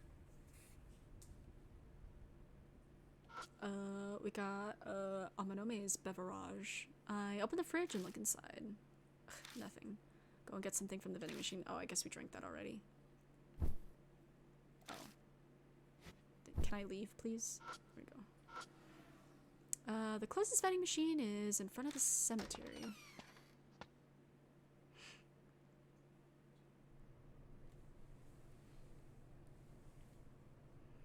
What should I get? Can I look anywhere else? Doesn't look like it's been taken care of. The grave's surrounded by weeds. I'm gonna end up looking somewhere and a ghost is gonna pop out at me. Ugh. The light coming from the machine is kind of creepy. What are you going to get?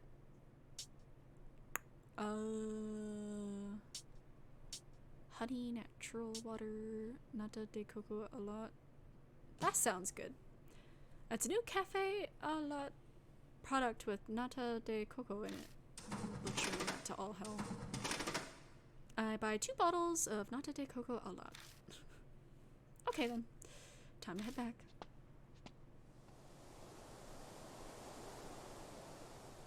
As I turn to go, a warm, damp breeze blows past me. Ugh, that breeze was gross.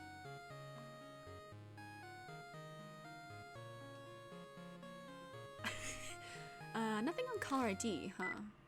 Hello?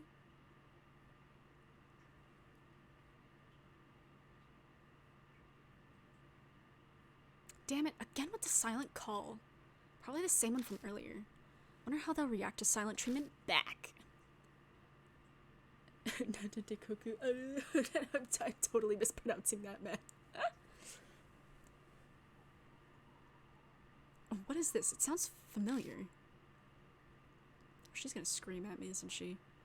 It's TV static, just like what I heard coming from the next door yesterday. Wait, why am I hearing this on the phone? Where's this call coming from? Oh, I'm like, please don't yell at me. It'll make me cry. An ominous thought pops into my head as if they sensed it. The call ends abruptly. I better hurry home.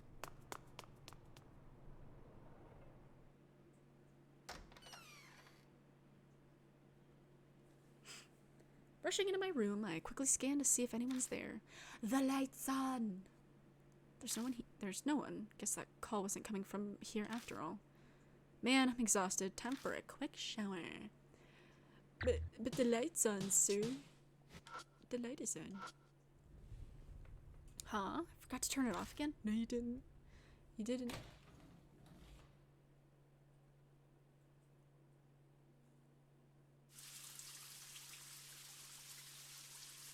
Man, I'm exhausted.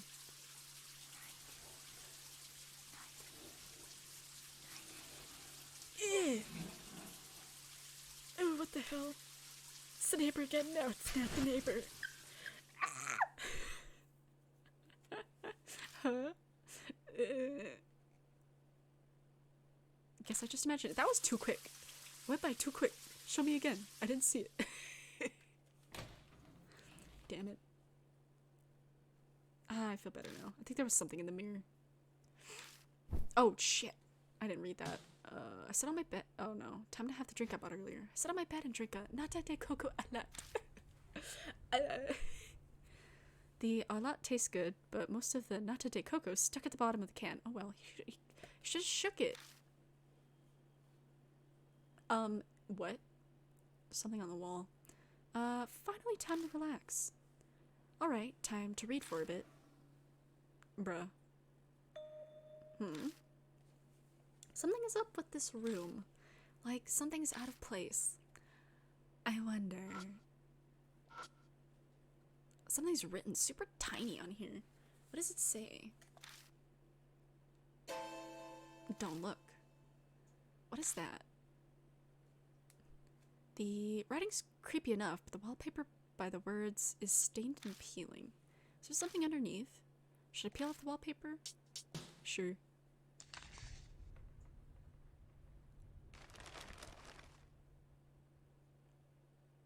What's this stain? That don't look. The voice on the phone said the same thing. Please don't look inside. So, was that shadow we saw at the Morocco residence?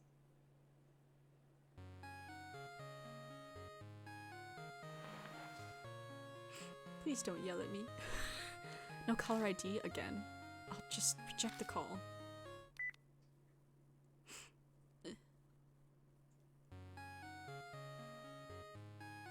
At least we get to listen to this total bop, though. Fuck, not again. The calls won't stop. It's getting on my nerves. Dude, just throw your window out the window. Your window out the window. Just throw your phone out the window. Oh my god. I'm pulling out the battery. Turn off my phone and remove the battery. This one too now? Throw them both out the window. Better disconnect this one too. Ignoring the call, I yanked the power cord from the outlet. But the ringing doesn't stop. But I unplugged it. Abruptly, the ringing stops, but then the receiver starts to make noise.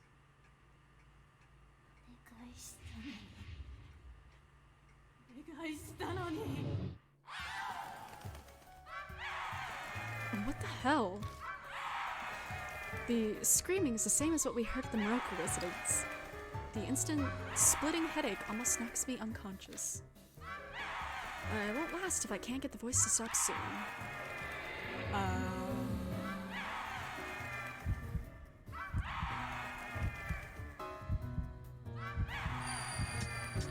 Escape outside? Oh shit! I think I have to destroy the phone. Shit, I gotta get out of here. Bolting out of the apartment, I scramble to get as far away as possible.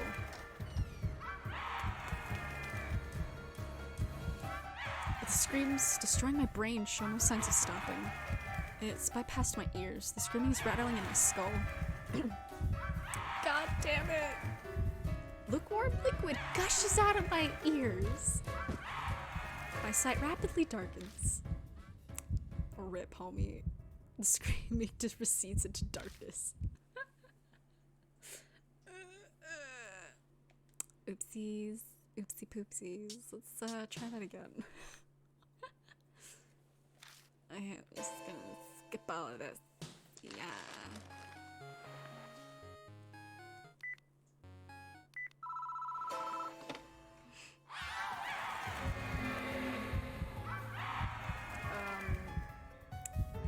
Just destroy the phone. Okay.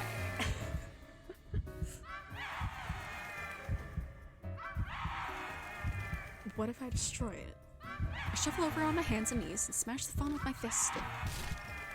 Break, damn it!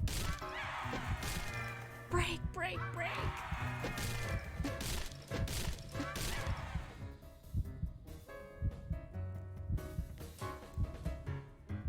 Man, I wonder what the neighbors think after hearing all of the smashing. Touch the phone over and over, bearing the pain, and by the time the phone's lost its shape, the screaming's already stopped.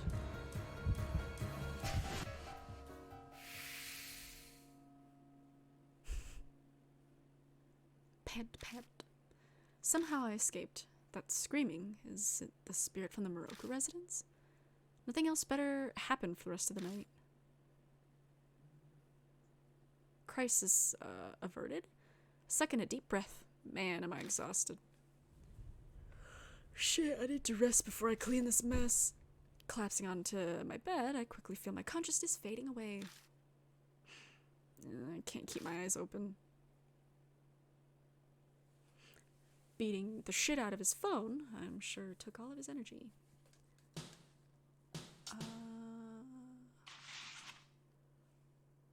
I don't like that sound either. Yeah, it's really fucking loud. Like, it's so loud in my headphones that I cannot hear myself speaking into my mic, like, at all. The sun sets and the meeting time approaches. Bon and Rosé seem like the type that don't mind making others wait, but hate being kept waiting. Better head out.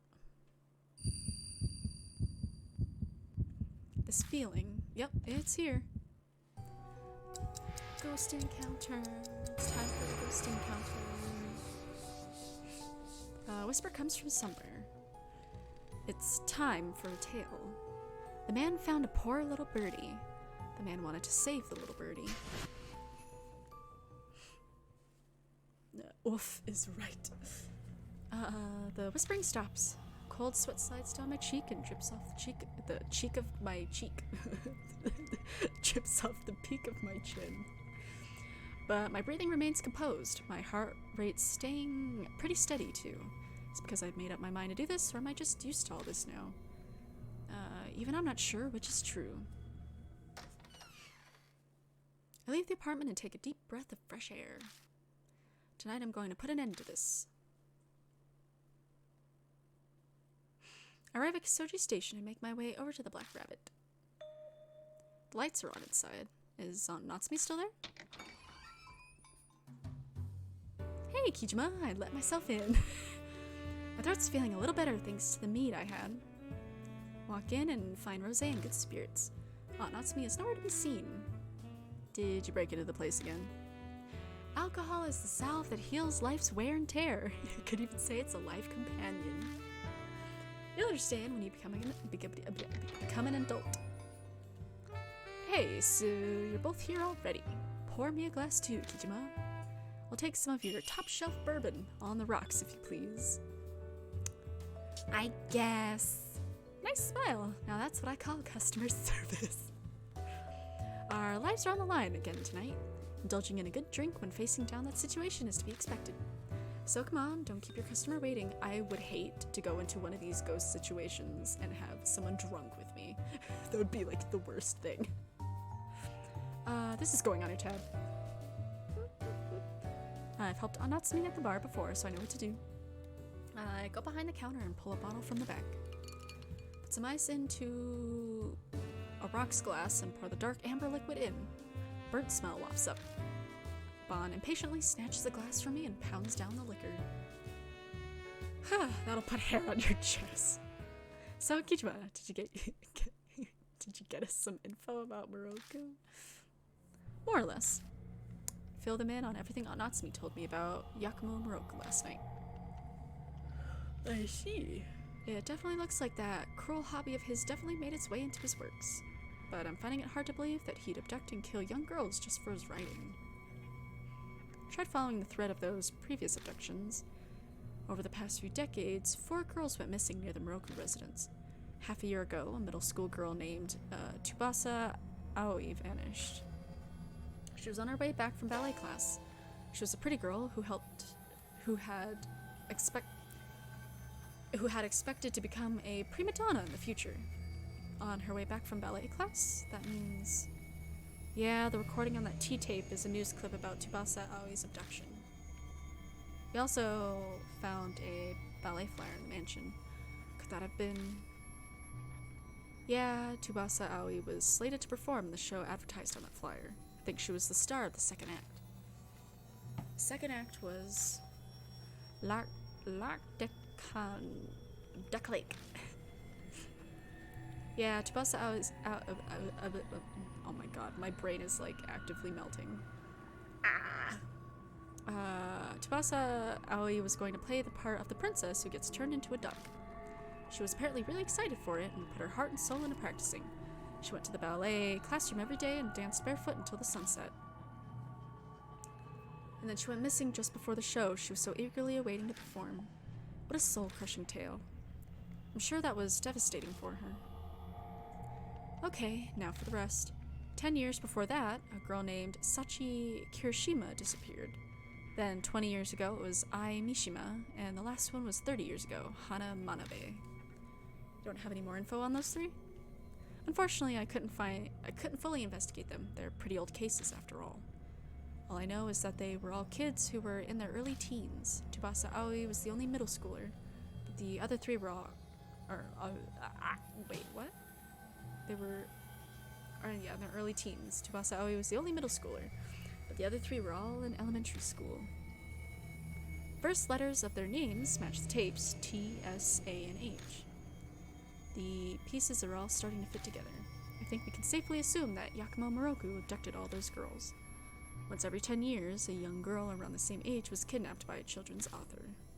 Almost like some kind of ritual. It really piques one's curiosity. Moroku must have had some nerve. Kept kidnapping girls right by his house. No one ever put 2 and 2 together. I'd say it's the opposite, actually. for him, his neighborhood was the safest place to do it. Didn't your mother tell you? Most of Moroku's relatives are famous. Some of them are on the Shinza Ward Council, or they work somewhere in the government. They probably kept all heat off Moroku just to make sure they didn't get any blowback. If people suspected a relative of theirs was a criminal, they could lose their positions. And such is the disgusting state of the world. People really are the worst monsters of all. For me, scumbags like that are a great business opportunity. Enough of that, though. Time to get to the mansion and put an end to this. Yeah, I'm expecting you to earn that free drink you just had. Yeah, I'm planning on it, kid. I leave a black rabbit with 2 tipsy adults in tow. I would not want to have anybody who just had alcohol help me out with one of these things. No. They'll probably sober up by the time we get to the Moroku residence, hopefully. I walk alone down a path that I'm already far too familiar with. Just before I'm in sight of the Moroku residence, that horrifying presence appears once again.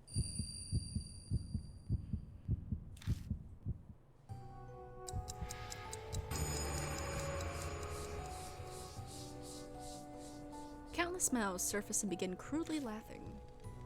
It's almost the finale of the tale.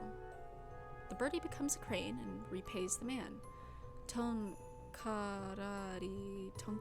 from beyond the door.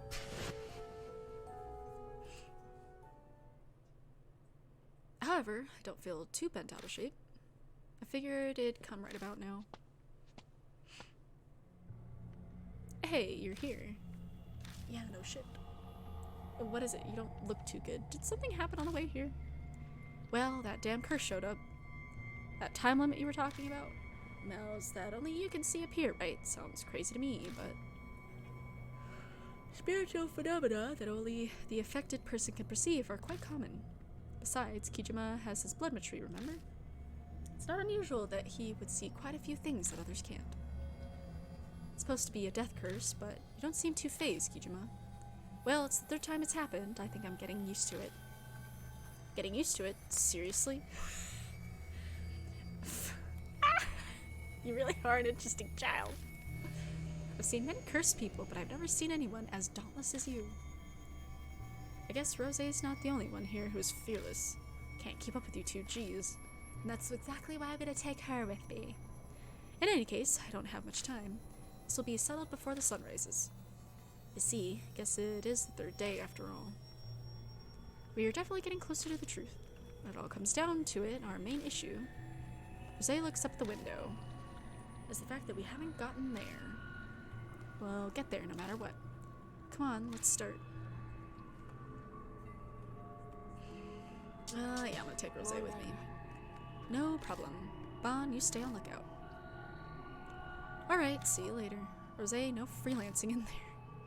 Come on, let's get going. Or at least I hope. I think she's the one I take with me. I'm pretty sure.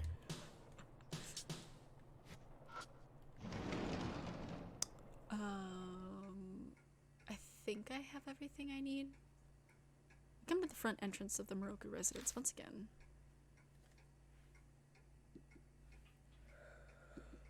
Three frames. That must mean we're supposed to hang the masks here. It seems to be the case. But then the issue becomes where we place each of the masks. Examine the charm? This probably represents the mask that needs to be set here. Moroku is a fairy tale novelist, so this is likely to involve fairy tales. But the last could literally refer to anything. If we line up the masks we've found so far, maybe it'll give us an idea. Mask worn by the doll that appeared in the living room. Looks like a monkey. Like the pheasant mask, it appears it's meant to be hung on something. Dude, I'm gonna put the monkey mask on that one. I took out the monkey mask, because that was the last one we got. Set the monkey mask in the right frame. Monkey mask used.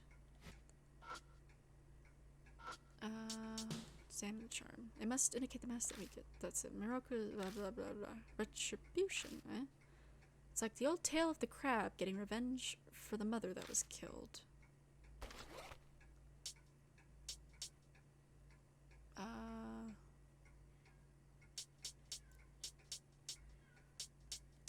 I can hear my cat meowing in the hallway. Mastermind by the doll that appeared in the bedroom looks like an oddly colored pheasant head. I don't know. I'm just kind of guessing at this point.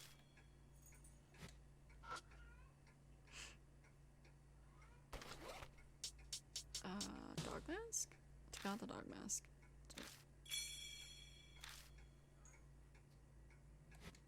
Nothing happened. I'm gonna go check on the rooms. I don't see anything new. I'm checking the other room first. Well, second. Yeah, there's nothing here. What?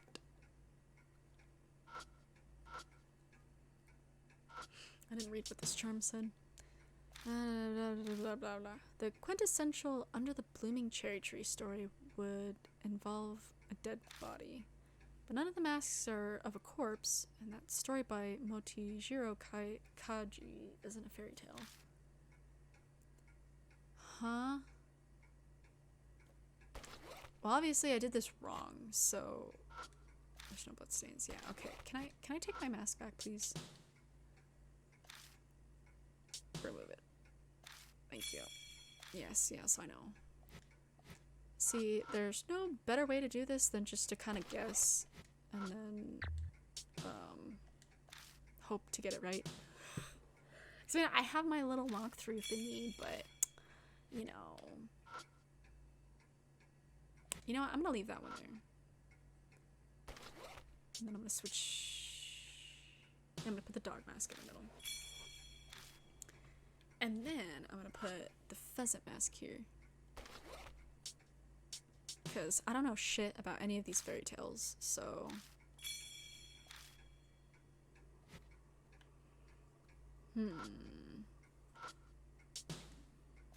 Okay. Because I don't think I have anything that gives me any information on any of the fairy tales. Right? Sparkler, hard shoes, and then it's just the mask. And the masks don't even tell me anything. Other than just what they look like.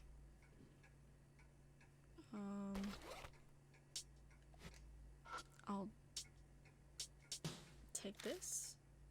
I'll switch this one with the monkey one. Okay, you go there. And then...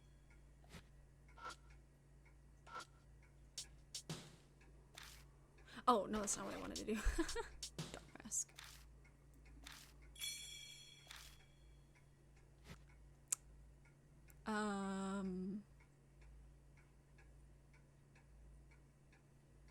Okay, I'm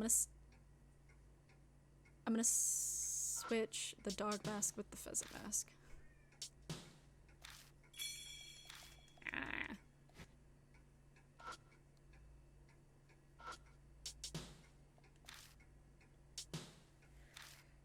Because then if this is wrong, then I'm just gonna look at the thingy.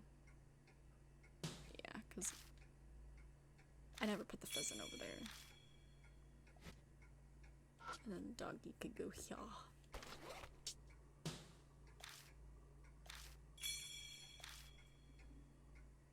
Then, which means I was really close, because I had the dog mask where I was supposed to go. I just needed to switch the monkey and the pheasant. Then... Oh-ho! The entrance to the secret passageway opens up once again. Wonderful, you're quite perceptive. Yeah, totally. Yeah, that's... yeah. I was just lucky, come on, there's gotta be something pretty important up ahead. I'm gonna save. I don't trust none of this. Something appears inside the secret passageway. It's a ladder. It's finally appeared. The final act is upon us. It certainly is giving off a dangerous vibe. We better be prepared for anything if we're going to climb it. I mean, yeah, I think we're... The door from earlier at the end of the path is gone. Oh, yeah, I need to observe the staircase. Let's go.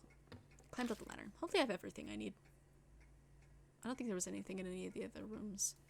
I held my breath as I climb up the ladder, and it was exactly as we figured. The vast attic fills our vision.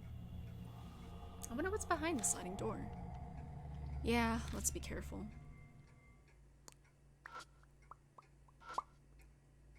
An old paper lantern. For some reason it's not dirty or covered in dust. Even looks as if it's been used recently. Strange. For some reason the center feels slightly warm, like there'd been a flame here recently. The sliding doors are lit up by the lights. The light coming through is gentle and soft. I quietly edge over the sliding door, and as I extend my hand to open it, please don't look inside. What the? An odd figure appears as we hear the voice. Is this the screaming author? Yeah, let's open it. I know it's dangerous, but we have to do this. No matter what's lurking behind the door, we can't just turn our backs here. I forcefully open the sliding door in an attempt to rid myself of my fear and doubt. You. There's nothing here. That's what it looks like. All we see is a completely empty room. That does not look empty to me. The tatami is steeped in blood. The bloodstain is pretty big. Something terrible obviously happened here. I don't want to bloodmetry that yet. There's a dull antique mirror here. Nothing stands out about it other than the fact that it is so cloudy and doesn't reflect well.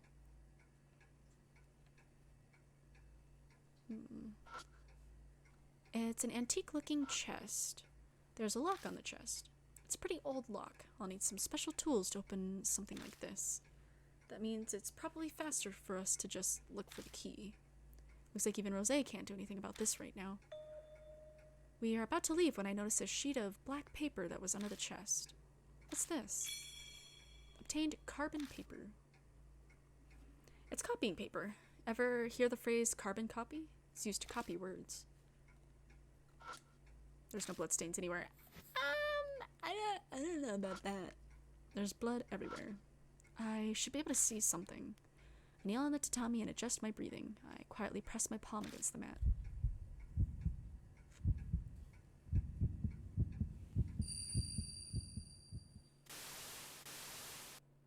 But a mass of jumbled images fills my mind, and I can't tie them into any single image. It seems like this blood doesn't just belong to one person. It's going to be really hard for me to get anything useful out of it. Ew. Okay, that's lovely. I'm gonna save again, because I'm paranoid. Thank you. So that was all for that.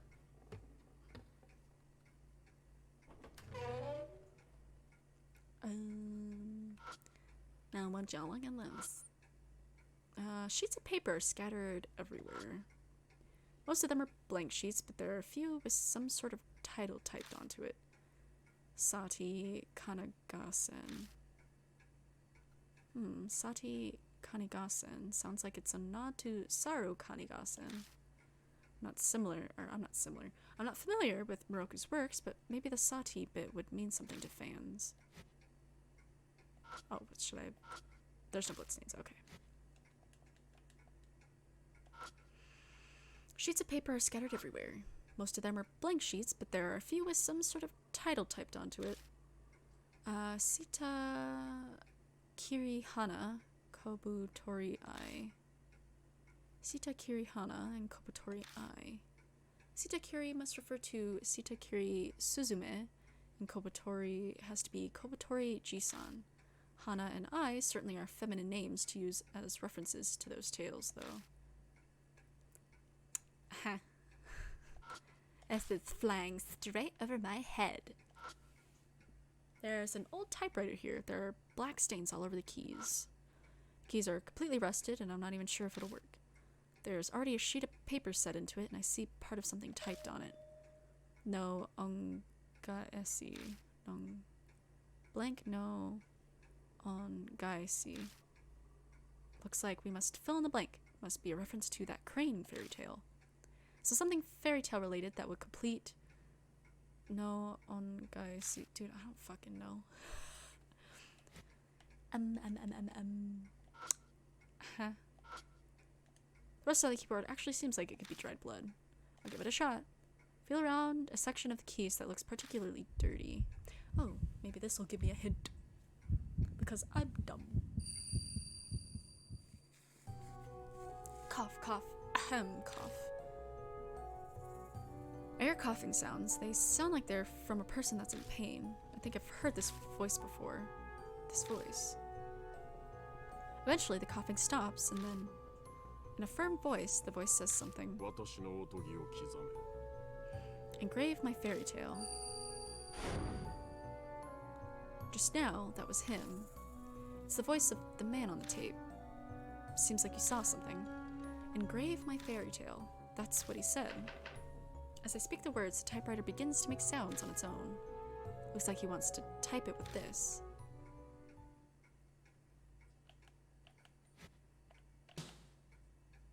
Okay. Huh? The keys are completely rusted, I'm not even sure. Okay, but like... Oh, is he typing now? Abstu are the only working keys, so the word must only use those letters. But to tab sat tab sat to sab to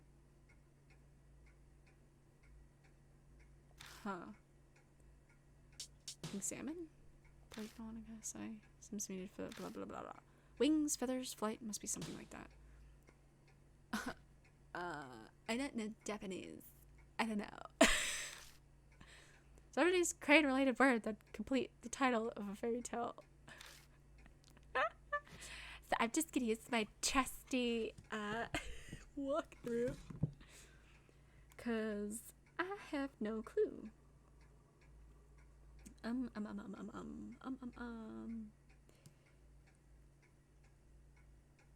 Oh, Tsubasa. Okay, that's what I thought, because I was reading it, and I was like, the girl's name was Tsubasa, but I'm like, I'm only given 1 T, 1 A, 1 B, 1 U, 1 S. And I'm like, hers has 2 A's, but I'm a dumbass. You could just type the A twice. That's fine. Everything's fine. Everything is on fire, but it's fine.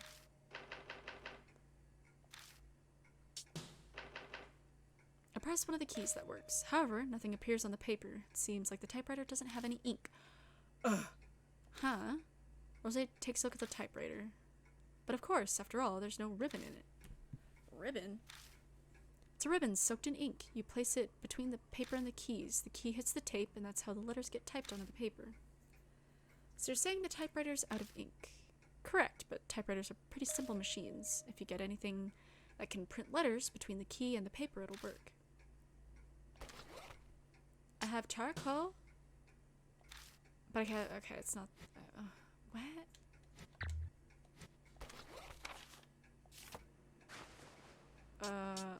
It's not spray paint. Cute socks. Incense? That's not ink. What? What?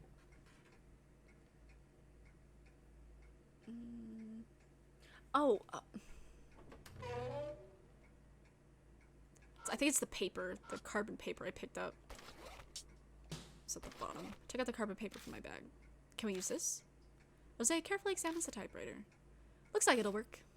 I'm sure you'll at least be able to type a few letters.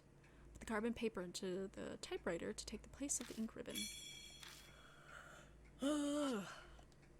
Yeah, blah blah blah blah blah.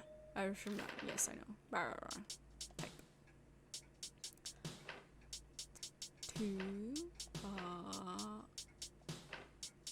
Tsubasa.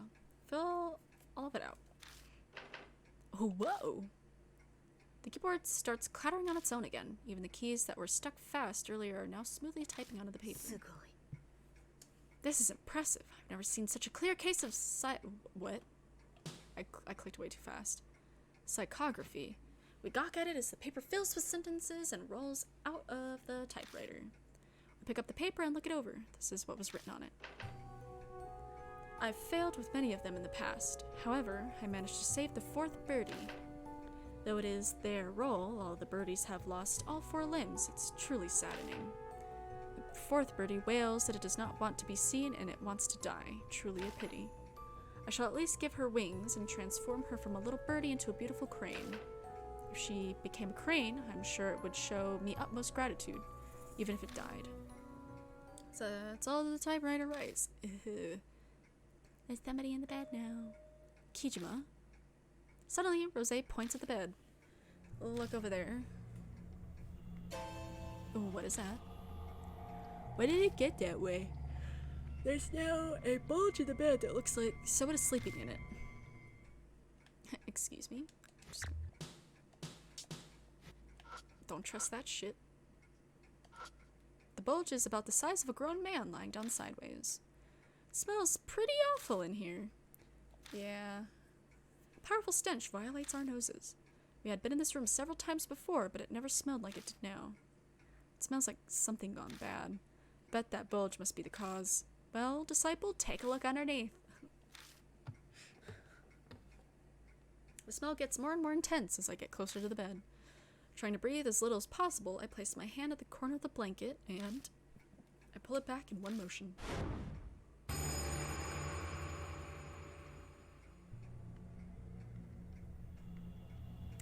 What the fuck is this? On the bed lies a lump of meat that is covered in rot.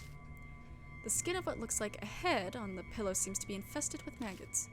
Looks like the corpse of a man. Why are there so many arms? The most bizarre thing about the corpse is that there are many arms stapled together. They're all skinny and flexible looking. They must belong to little girls. Noise! Yeah. Looks like the arms have been embalmed. These must be from the people on the... Rosé's words cut off. Why would anyone do this? Did the spirit do this? That wouldn't be my guess. Do you know what tool... You know that tool next to the corpses? That's a surgical stapler. It's used to staple up open wounds. It's for stapling together flesh, you mean? Yes, you're following. This man might have stapled the arms to his own body himself. He was truly just... He was gone. He was just not even... His right mind was just down the street. I can't bear to look at the freakish corpse any longer, so I cover it and leave the room. That corpse must be that of Yakumo Moroku. There were white strands of hair on his head, so it would match his age. Hang on, if Moroku's here, then who's the screaming author? Bruh. Akira's not that bright. Well, it's definitely someone who died in this house and held a powerful grudge. If it's not Moroku, who does that leave? Hearing the word grudge, my mind immediately thinks of the tear-filled screams and pleas of the girls that were recorded on those tapes. That means... I recall the contents of the Tsubasa no Onagaisi that came out of the typewriter earlier. I failed with many of them in the past, however, I managed to not kill the fourth birdie. Because I'm sure that even if it were to die, it would be able to die in peace. We haven't found the fourth girl doll, and what the title Tsubasa no Onagaisi indicates. The spirit must be T, the last girl killed by Moroku. Fuck. Feel my stomach turn once again. Yet another time it's happened since I entered this place. I'm sure any sane person would feel the same, but I can't allow myself to look away from it. I have to face the tragic reality. If I can't, then I may as well just embrace my coming death. Ah, that's right. I'll let you hold on to this. It was next to the pillow where the corpse was. Rosé tosses a small pouch to me. It contains an old key, a syringe with liquid, and an empty medicine bottle. Obtained old key and syringe. The label on the bottle reads Midazolam. If I recall correctly, I believe that's a sedative. Probably used it while performing surgery on the girls. The key is probably goes to the chest in the attic. The size matches the keyhole. The old chest sitting in the back of the attic. That seemed like it was hidden away. Seems like it's finally time to open it. Uh-oh. This feeling.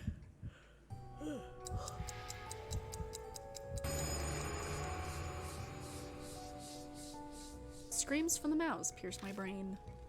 The tale has reached happily ever after. Don't peek in, don't peek, don't peek, don't peek in, don't peek in. Please don't look, please don't look.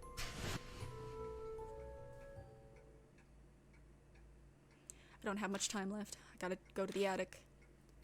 Alright, Togo. I'm gonna save in here though, because if I heck up. Oh, I'm not trying to go through the door! No, shit. Oh my god. I keep pressing the wrong buttons. Climb up the ladder. We return to the attic. The paper lantern is emitting a white light. What the hell's going on?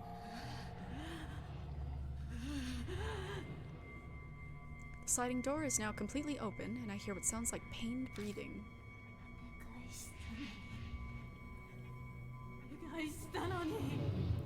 I pleaded and still. What do you mean you pleaded? Bruh. After clicking my tongue, I walk towards the voice to see what's there. My whole body is wrapped up in something that comes from overhead. I'm quickly jerked up into the air, and the impact causes me to drop my flashlight. Oh crap, the flashlight! I feel like I'm a bug that's flailing around inside a spiderweb.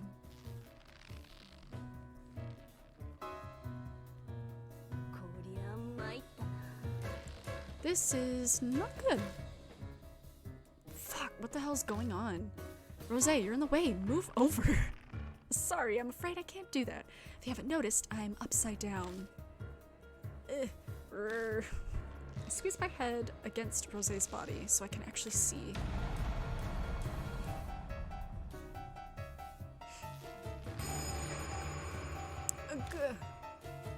A dark silhouette falls from the ceiling and its outline began to gradually form. Shit, so this is the screaming author. From the front, a scream pierces my mind and I see stars for a minute. Think, how should I deal with this? Once again, I take a deep breath and try to focus my concentration on one point. But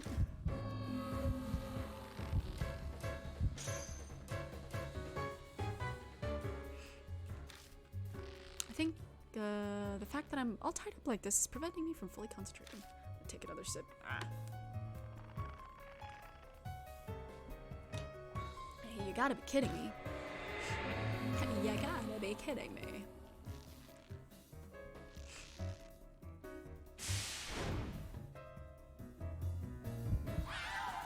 I have to stop the voice.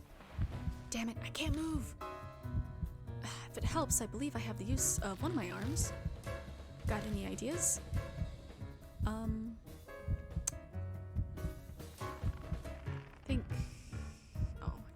I think I need to interact with that.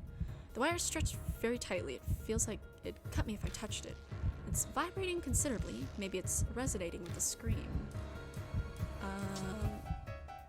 Because we're trying to stop the scream, so I think I need to use the hair since it's like a bow for like an instrument. That's right, back at the passage.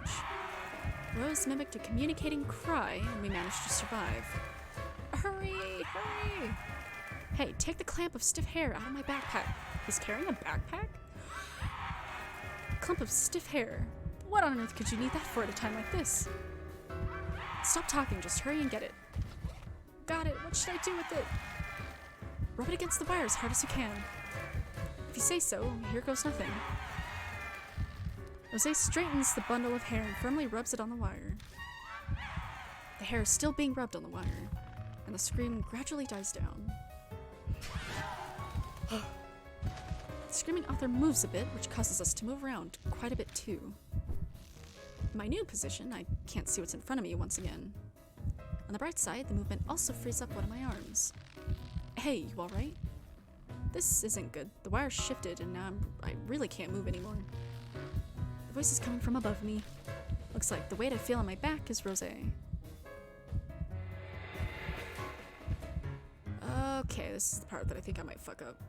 Forcing my head into a position where I can see again, I see the screaming author's bird-like leg. Not a crane. Please, not a crane. Is it crying?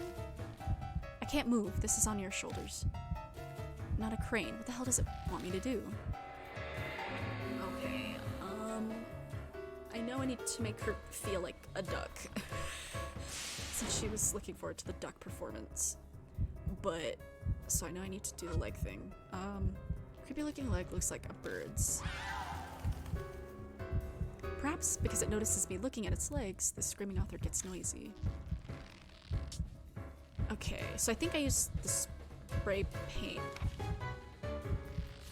Is it? It's like, yeah, the kind of. So it's yellow, so, and ducks have yellow legs. Because I think the one time I put the hard shoes on her to cover her legs, and that was not the right thing to do, I think. Or no, I think I put the socks on her, and that was not what I was supposed to do. Pattern of little bird wings. They're made of. Yeah, she would not like socks with bird wings on them. So I'm gonna use the spray paint. I remember what was written on the ballet flyer that we found in the bedroom.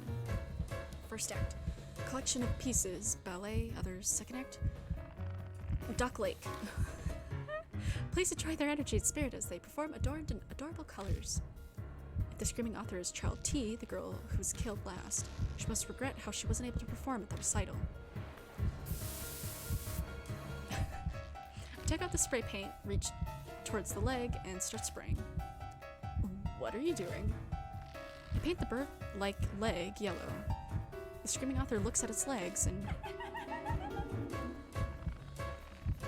it feels like it smiles a bit. Okay, good.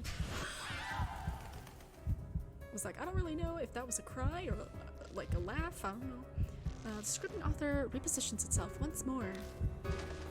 Oh, whoa! I feel like I'm a blender or a clothes dryer as my world flips upside down.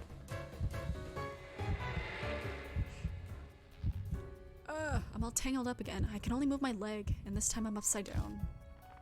The wires got looser, so I can move now, but I don't think I can take much more of this.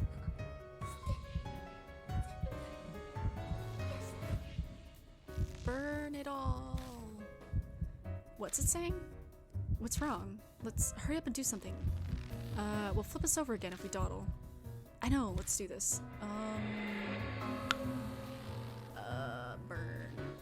Do I use the charcoal? The incense? I think it's the incense? I think I need to start a fire with the lantern. I think.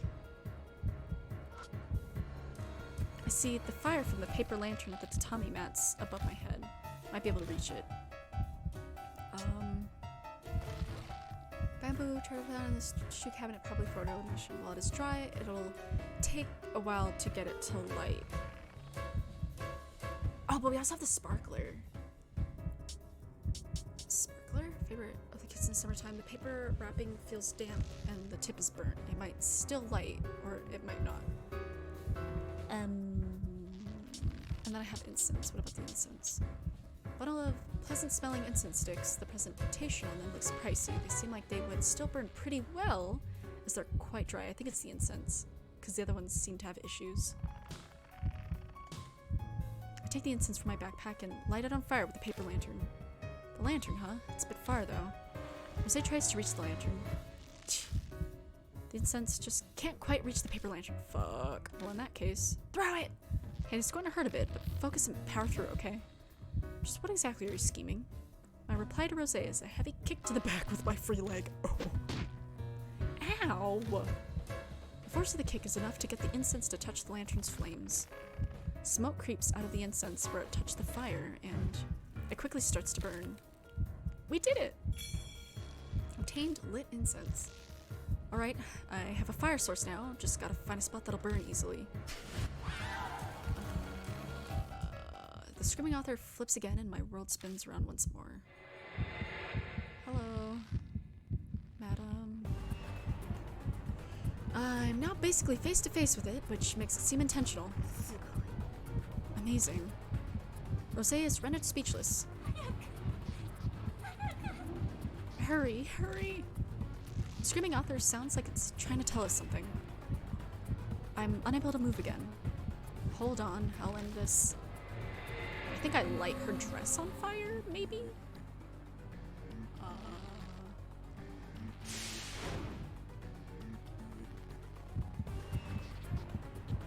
Wait. I could do something with the leg? See, the screaming author's legs, they look like they're made of metal. Oh yeah, those will not burn. Or should I strike to finish it off? Not the leg. The screaming author's face is pretty close. I see its eyes staring at me sadly. Or should I strike it to finish off? Yeah, no, I think I gotta throw it at the dress. I can see the torso of the screaming author. It hurts to see its tattered clothes.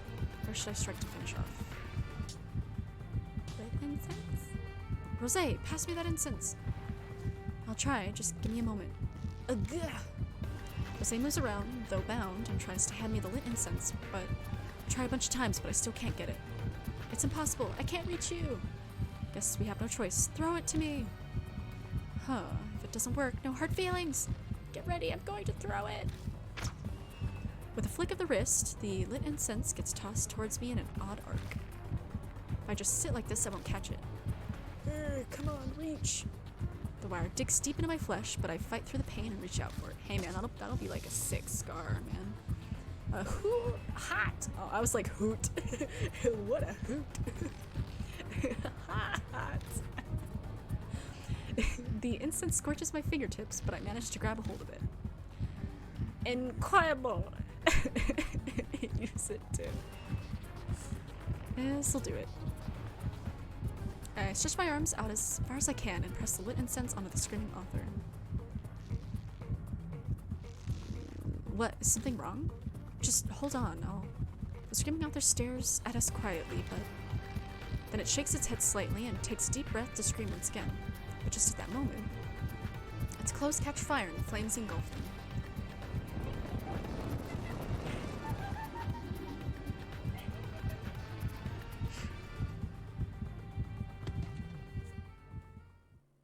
Okay, I did purifier. Okay. Because I got the little achievement for it, so I'm like, oh, don't gotta do that again. Inside the flames, the screaming author kicks its legs almost joyfully and then falls to ashes on top of the tatami mat. My cat is scratching at my door. Oh my god. Oh, whoa. I think you can hear her. No, Sushi, stop. Stop.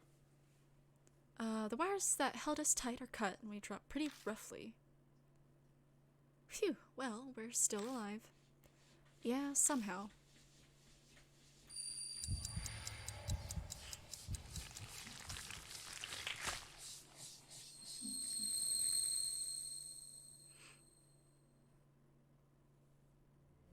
Like usual, the curse disappears, but wondering how long this is going to keep happening makes me depressed.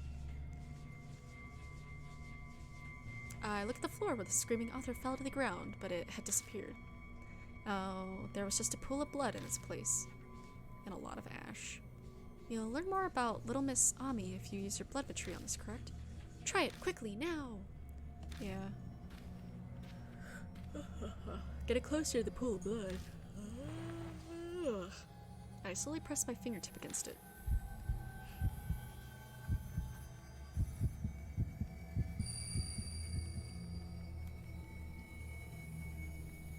She's all clear now. I see Ami trapped in a place that seems to be the bathroom.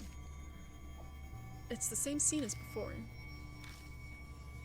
It is now 2 weeks since Ami disappeared, so I'd been worried about her health, but inside the vision, it doesn't look like Ami's any different than she was when she was taken.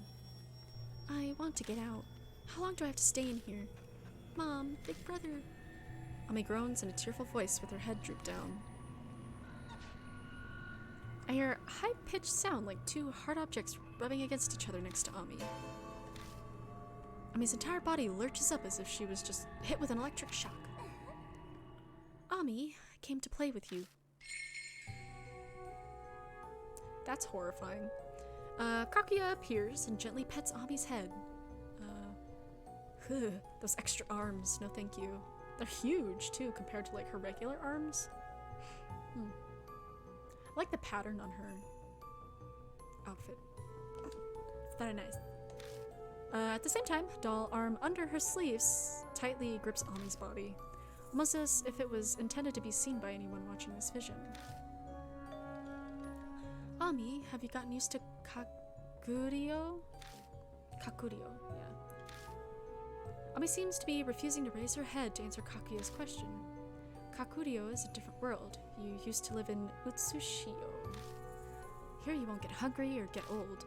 You'll just keep on playing with Kakuya, right here, until Kakuya gets bored.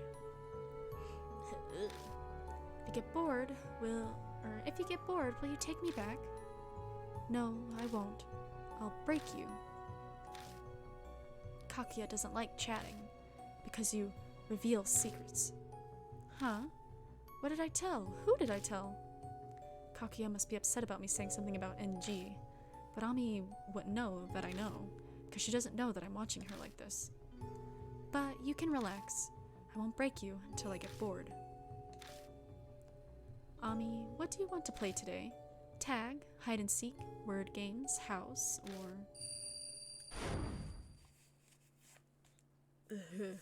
That sucks.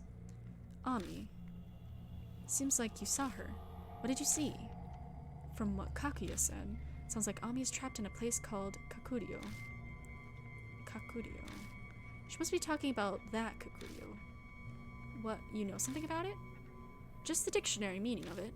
Kakurio is also called Tokoyo. It's a Shinto term for their view of the world. It's what they call the realm of the dead. More simply, it's the afterlife. The world of the living, where we are, is Utsushio.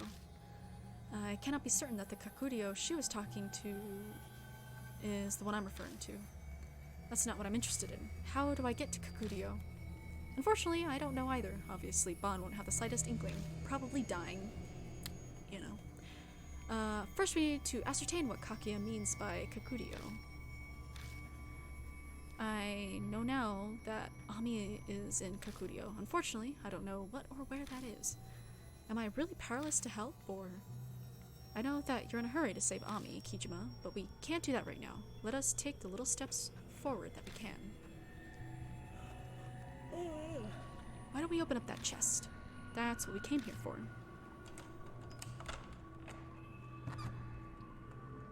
Put the lock in the lock. I put the key in the lock and lift the lid of the chest. I saw a small, oddly shaped doll in a thick envelope. What? Feel compelled to scoop up the doll. It's a Kakuya head. It's an odd design with the girl's head on top of a stringy body. The face has a similar hairstyle and hair color. Does a very good job of looking like Kakuya. Why is a doll with Kakuya's face here? Huh, so this is what Kakuya looks like. You know, she's quite adorable looking. She doesn't look like the evil creature we know until you look at her eyes, and then she looks evil. But why is this in Moroku's house? Don't ask me, how the hell should I know? The talk of dolls reminds me of the dolls with the girls' spirits in them that we found. I wonder if there's some sort of bloody source related to this doll, too.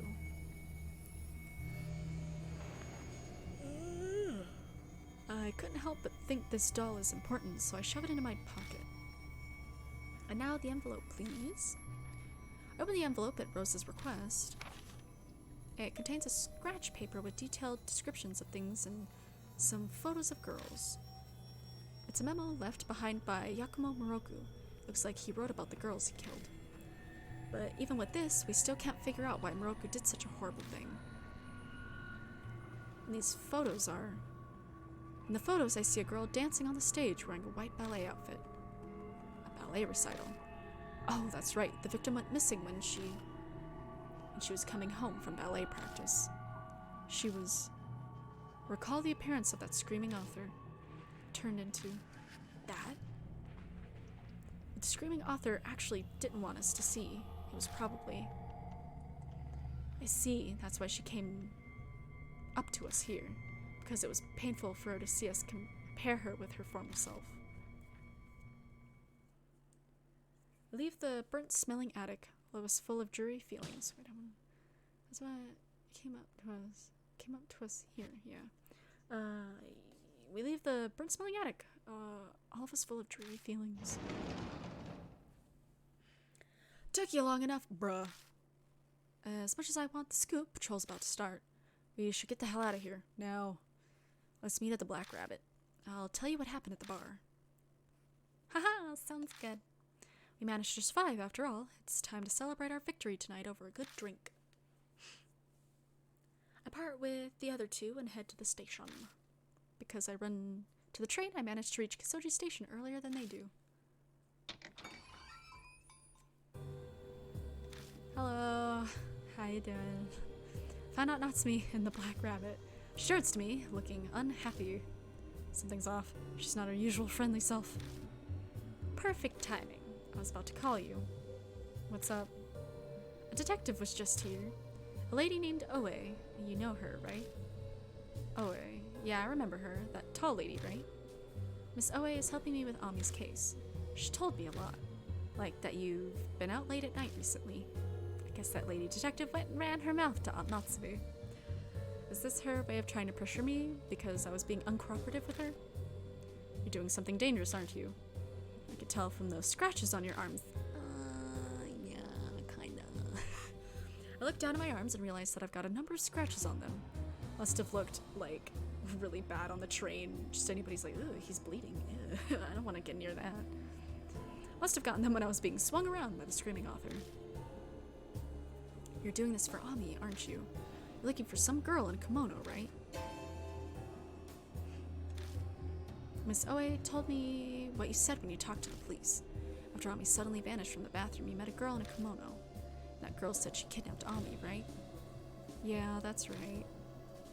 So it's just like Miss Oe said. The other police I talked to didn't tell me anything about that. Probably because it sounds so absurd. But why didn't you tell me yourself? Bruh, I tried. Isn't it obvious? Didn't think you'd believe me either. Yeah, I probably wouldn't have taken you seriously. But I haven't learned anything these past 2 weeks. At this point, your story about her being spirited away is my best lead. Akira, you'll tell me, right? She looks at me with a burning determination. The desperation of a mother who's lost her child. The persistence to find that child. Can't keep hiding it from her. Okay, I'll tell you everything. Give me a few minutes. I've got some people who are helping me. If they help me explain it, it'll make everything a bit easier to believe. This is why I just all of a sudden have so many friends now. It must make so much more sense to Natsume. Eventually, Bon and Rose arrive at the bar. After formally introducing Natsume to them, we start to talk about everything that's happened. We tell her about Kakuya, our investigations, spirits, Kakuya's game. When I'm unsure how I should explain something, Bon and Rose help me out. Natsume listens quietly until the very end, never interrupting. So that's what happened. She seems shocked. That's not unexpected. I've actually faced a number of spirits now, and I still wonder if it's all just some nightmare. I understand if you don't believe our story, but every bit of it is true. Your daughter was kidnapped by this Kakuya doll. We and Kijima are pursuing it. Ah, my model! No, my phone, stop! Halt! It's telling me that it's at 20%. I don't want you to get your hopes up for no reason, but at least your daughter's still alive. According to Kijima, people don't get hungry in the realm of the dead. Realm of the dead, Kakuryo. She repeats those words to herself quietly. Natsume, if there's anything at all that makes a connection for you, let us know. We need all the information we can get. Right. I don't remember it very well, but I think Moroku once wrote a story about the realm of the dead. Oh, Yakumo Moroku again, huh? This guy seems to have quite a few connections to Kakuya. Could it all be mere coincidence? How fascinating. When I hear Moroku's name, I remember all the disgusting and grotesque things I saw tonight. Yummy. The corpse with girl's arms sewed onto it. That was what became of Yakumo Moroku, the children's author who murdered little girls. His acts of insanity and the girls' screams are all recorded on those tapes. Wait. Hey, on Natsumi, I want to ask you something. Was Moroku a pedophile? Oh my god. What? Yeah, right. Yummy, yummy. Ugh. Her eyes go wide at the unexpected question. There's nothing more delicious than embalmed arms stapled to one's torso. But I press her again. I think this is the first time we see that expression on her face. She's like, ugh. Was Moroku a piece of crap who got off on tormenting kids? From what I know of him, he didn't have any hobbies like that. I never heard Satomi mention it either, and she was obsessed with him.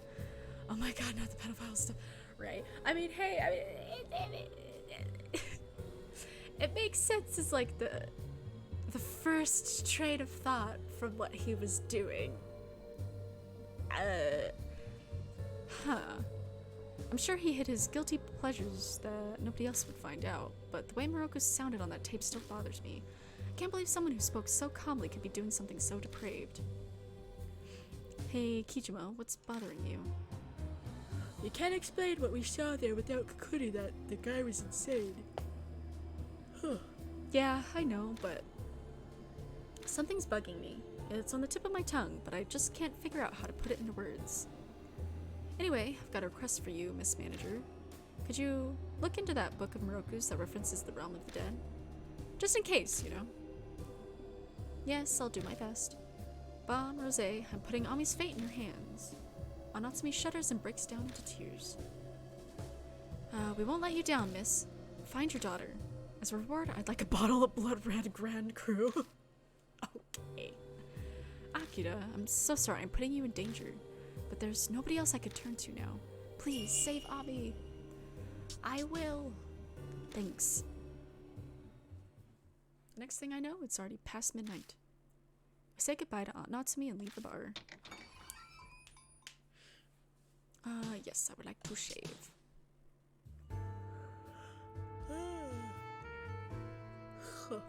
Alright, I'm getting out of here. I got a table I need to be at. Oh my god. Mahjong again. All you ever do is get sharked, so why do you keep falling for it? There's some kind of find him? Masochist. Just because I lost yesterday doesn't mean that I'll lose today.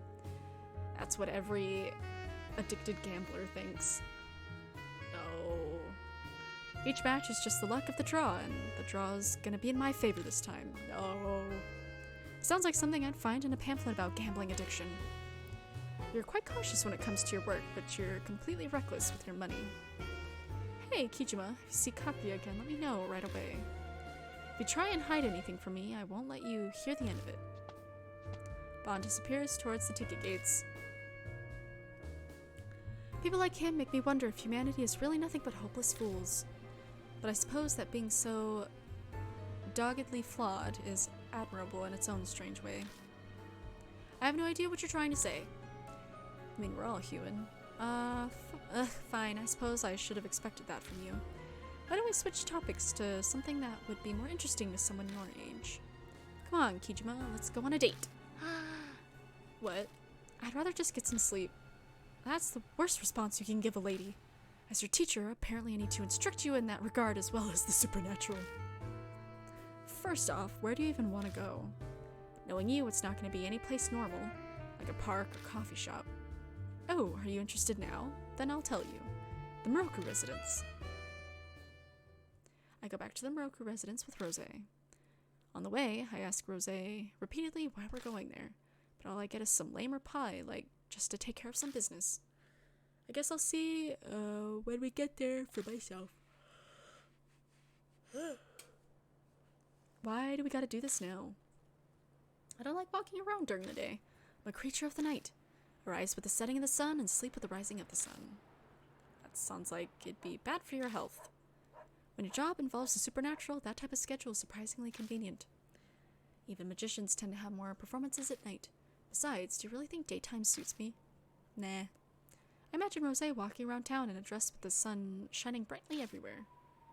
Yeah, I guess not. Precisely. Glad you've seen the error of your ways. Now then, let's head inside.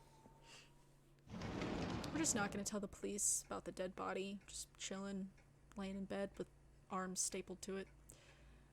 So where are we going in here? We're not messing with that corpse, are we? That is certainly an object of interest, but our business is in the attic.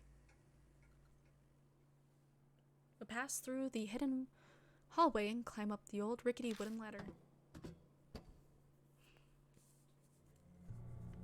We're back in the attic again.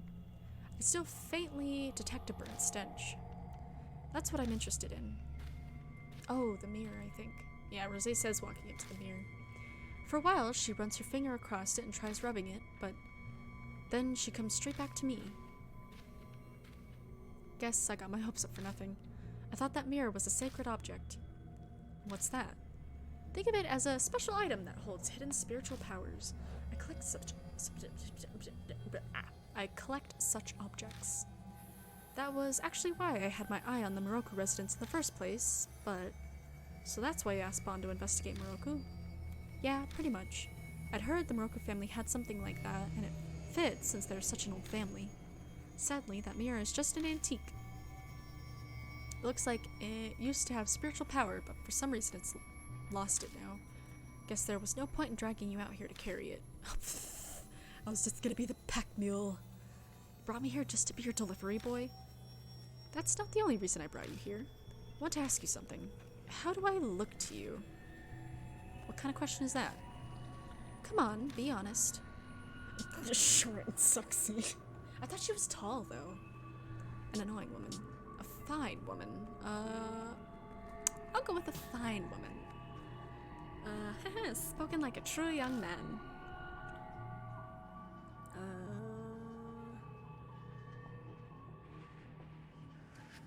Yeah. Well then, I have my answer. Let's get going. Was there a point to that question? Wait, I'm gonna take a look at something really quick. Okay.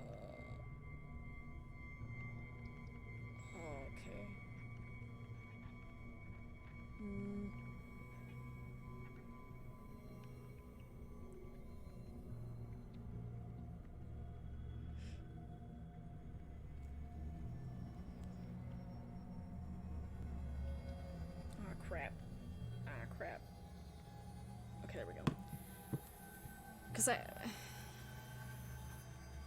think, I don't know, there was a thing with Rosé, and I don't know, with the options thingy, I was like, was I supposed to pick a correct option? But I don't think so, but I don't know. Was there a point to that question? Yes, it was very important. To me, at least. Anyway, we're done with this moldy place. Let's get out of here, Kijima. Shine the flashlight down at our feet as we make our way to the ladder. The bloodstain on the floor emerges from the darkness as the light catches it. What an achingly beautiful shade of scarlet. By the time we reach the station, the last train has already left. I got no other choice, so I get a taxi to take me back home. Of course, I have Rosé cover the fare.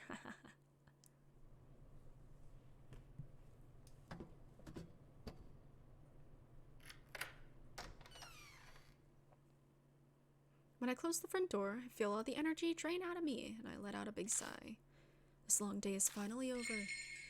Spirit file, Screaming Author has been updated. Screaming Author is gone. How much longer must I fight spirits? Moroku is dead. Found corpse. Who is Yakumo Moroku? Just some lunatic? Why'd he do all that? Roll? Makes no sense. Realm of the Dead. That's where Ami is.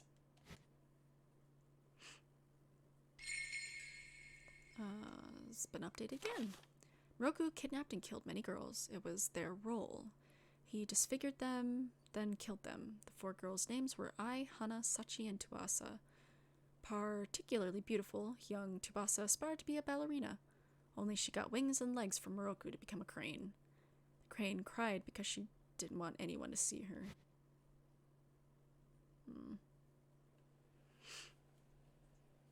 Oh, guess I'll just go to sleep, I guess. At least there's nothing on my wall anymore. Collapsing on the bed, I shut my eyes. Those tortures that took place at the Moroku residence. The 4 murdered girls, plus the killer himself, Yakumo Moroku, turned up dead too. What the hell was going on in that mansion? I don't know the answer to that yet. Will we find out soon? My thoughts run away from me, and before I know it, the sky's bright out. I really should get some sleep.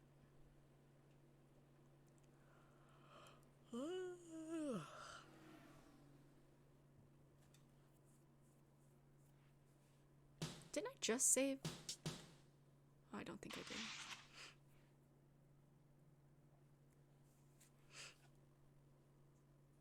A day passes since the events at the Moroka residence. I waste the day doing nothing until night arrives. Yesterday's events have completely drained me.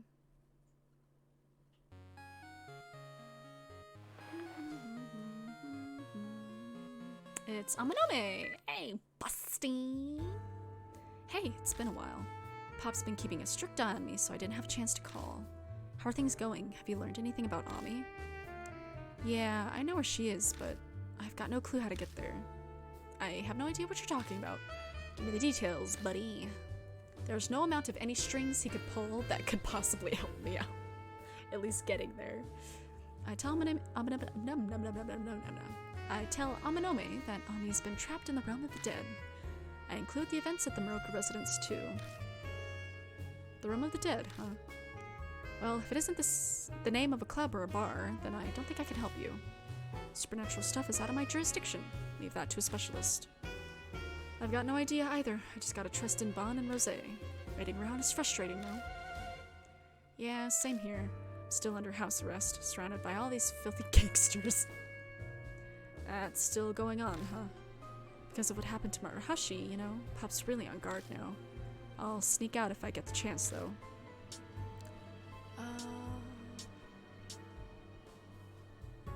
Looking forward to it, buddy.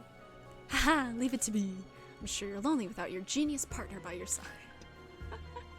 Yeah, say whatever you want. By the way, Hazuki's condition, she's still sleeping. There aren't any irregularities in her brain or body functions, but she just won't wake up. If the coma is Kakuya's doing, then the doctors won't be able to do anything about it. Will Hazuki wake up if I keep going after Kakuya? Just gotta trust that it will happen. That's all I can do to help. Well, I gotta get going. Pops is calling. Talk to you later, Akira. Amanome sounds the same as ever. Feels like forever ago that he and I would hang out and do stupid stuff together.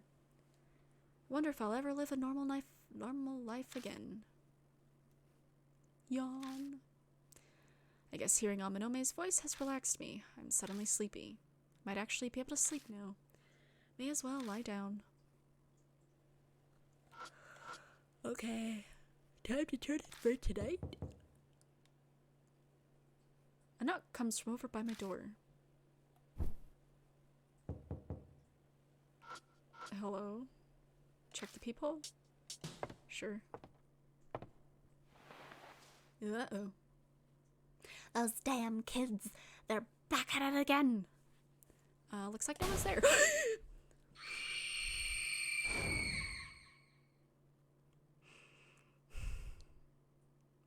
Okay. What was that? Oh, that's such a calm reaction. I'm not gonna open the door, thank you. I like life. I can barely see my face reflected in the window. Do I just go to bed? Jump scare, yeah, oh my god, that scared the fucking shit out of me. Should I check? What was that earlier? Should I take another look in the peephole? Yes. Just don't jump scare me again, please. Seems there's no one there. Alright, fuck that shit. I'm going to bed.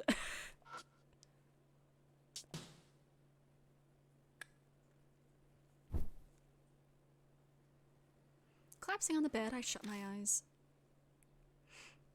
I bet it's because I didn't get much sleep yesterday, but I find myself dozing off. Fucking finally, he actually gets some sleep.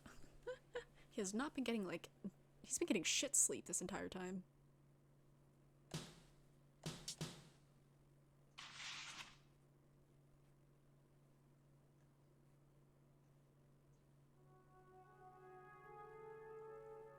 Not again!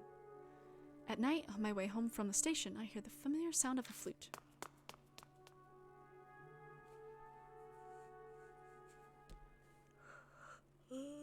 When I reach the underpass, the sound stops.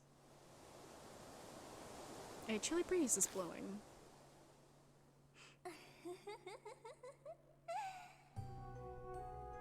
Hello.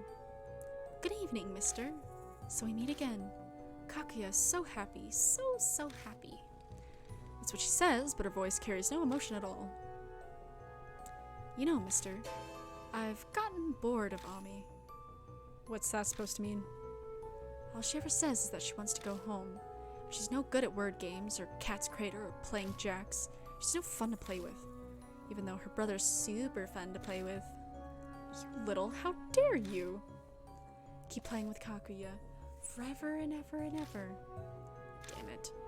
Clench my fists in rage at how nonsensical and hopeless the situation is. But my arms won't move an inch, almost like they've been paralyzed. I thought of the next game already. It's the Killer Peach game. If you don't play, you'll disappear too, mister. And Ami will never come back. Killer Peach. Kaguya melts into the darkness. Damn it. I've got no time to waste. I need to figure out what the Realm of the Dead is and get Ami out of there. On my way home, I contact Bon and Rosé. I tell them about Killer Peach and ask them to look into it. We agree to meet at the Black Rabbit tomorrow night.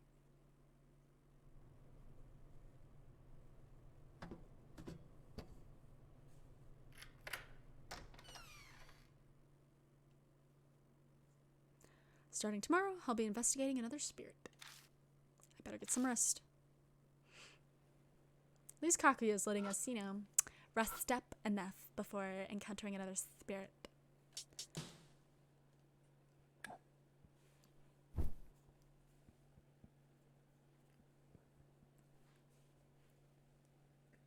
Excuse me. Collapsing on the bed, I shut my eyes. Ow, hit my hand on the desk. Kaguya's new game has begun. Killer Peach. That's the next spirit I'm after. But I'm not just up against that spirit. In order to save Ami, I've got to do something about Kaguya too.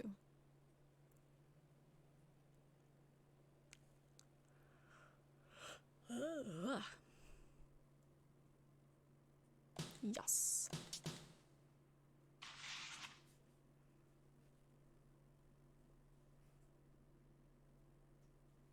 During the day, I decide to head to the library, even though that's not really my thing. In the middle of everybody trying to study, I look up the Killer Peach in the Realm of the Dead. All I get to show for my work is a headache. That's what I get for trying to do something I'm bad at. I arrive at the Black Rabbit a bit ahead of time. Doesn't look like Aunt Natsumi's around. She said she'd look into that book by Yakumo Moroku that mentioned the Realm of the Dead, but has she figured something out? I zone out and watch TV until the meeting time. So today's guest is Love and Hero. They got their big break after doing a collab with a drama, and they've blown up in a big way. Guess this is some music program. A bunch of idols are dancing around dressed in colorful outfits like Momo's gothic clothes. The pigtailed girl in the center stands out. Vocalist Ai Kashiwagi's put out a debut solo single that hit 1 million sales. She's truly a modern-day Cinderella. All eyes are watching her to see what she does next. Ugh, this is so boring. Feel my eyes getting heavy and some yawns creeping up, so I quit watching. Casually glance around the bar I've now become so familiar with. Oh, that's right. I haven't looked over Aunt Natsumi's notes yet. She might have written something about the Killer Peach. I head to the bookshelves where her notes are kept. On the way, I noticed something on top of the nearby desk. La Bambit's Pouble. This is Kaguya's... the black postcard that Kaguya sends her victims. What's this postcard doing here? No way. Did Aunt Natsumi pick it up? Uh-oh. I have to make sure.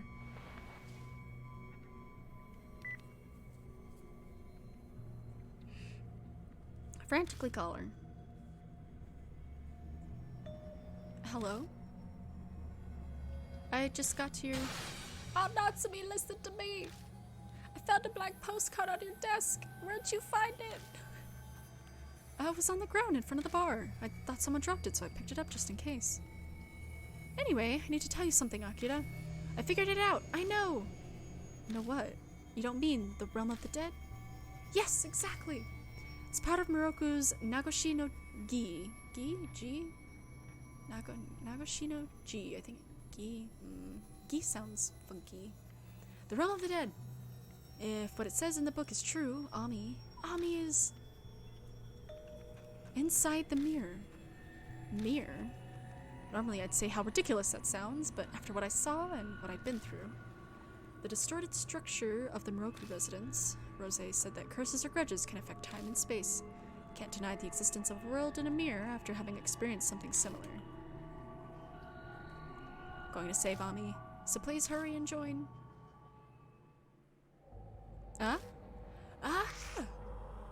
Natsumi. 嘘。何なのこれ。 No, what is this? Hey, what's going on?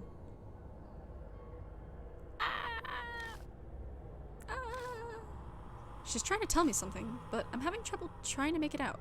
All I hear is her groaning in pain.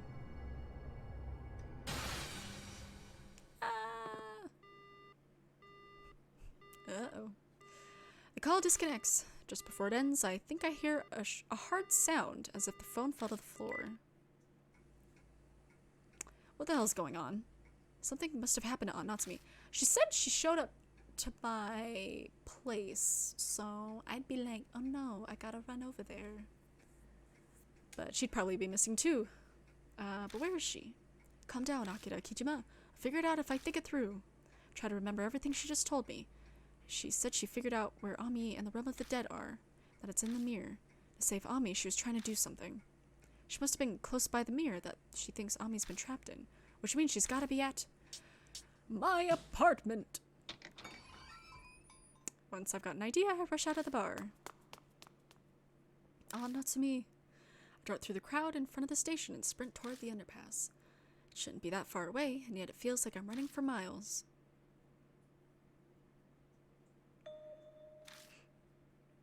My light's on. There are lights on in my apartment. I'm sure I locked the door, but unless she has a key, we already know that. I gave out Natsumi a spare key. Is she inside? I slowly turned the doorknob, quietly opening the door.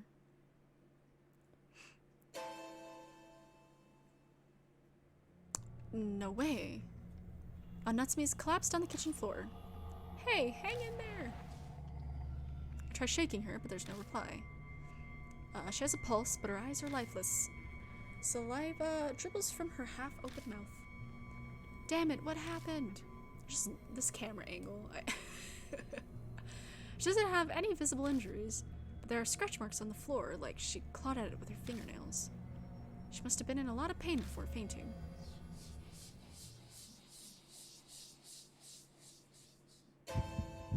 Ah, voices! I instinctively touch my face and neck.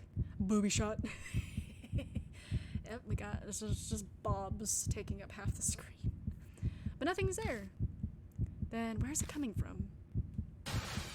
It can't be. Sorry, Aunt Natsumi. I take off her clothes to confirm the terrible theory I've come up with.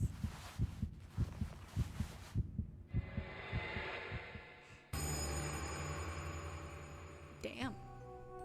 This is terrible. There are mouths all over her body. Why does she... It's obvious. It's because she was trying to save Ami. She kept trying to find Ami, and she actually got close to the truth. Kakia probably didn't like that, so she sent a black postcard and took her out. Damn it. She said Ami was in the mirror. Is Ami somewhere beyond here? But how do I save her? What was Natsumi trying to do? Are you there, Ami? Of course there's no reply. The only thing reflected in the dull mirror is my own face, as usual. I call an ambulance for Aunt Natsumi. It arrives quick. I hope you put her shirt back on. It arrives quickly, and I get inside to ride along with her. A lot happened after that. I was asked a ton of questions at the hospital, and Aunt Natsumi's parents were notified. It was late and night, and I was now just getting home after finishing everything. I completely missed the meeting. Bon and Rose are probably pissed at me. Forgot my cell phone at home, so I couldn't contact anyone. Gotta tell them what happened. Hey, Kijima. Oh, hello! I hear a husky voice, and the next thing I know, that lady detective Oe appears. Sorry, but your apartment's off limits. Forensics team's working hard in there. Damn, what a pain. Where am I supposed to sleep? That's a good question. How about the bed at the police station? What, you suspect me? Basically. We can't arrest you yet, but you're obviously a suspect. The victim was found collapsed in your apartment after all. Ami's case, the Kentucky case, and now your mom's case. There's way too much strange stuff going on around you for it to be coincidence. So I want to hear what's going on straight from the horse's mouth. Kijima, would you come with me? Okay, a regular hard case, huh? Think you'll want to reconsider that attitude. I was being nice! I'll just arrest Seiji Yamanome instead. I literally said I would go with her. Unless I misunderstood something. What'd you say? I've got proof that all of you broke into Yamato Shrine. Turns out there's a camera by the boat shack. Yamanome tried to pull strings with the security company to hide it, but I pulled a few strings of my own and got it. It'd be no trouble at all to get a warrant. I think we both know that Yamanome is definitely guilty of some other crimes. No matter what he tries to pull, best believe he's spending the night in a cell. Well, it's your call, sport. What are you gonna do? Fine. Be a pain to find somewhere to sleep at this hour. I'll go with you. Hurry up and get going. I'm tired. You've got a lot of nerve. You're gonna have a ball tonight, punk.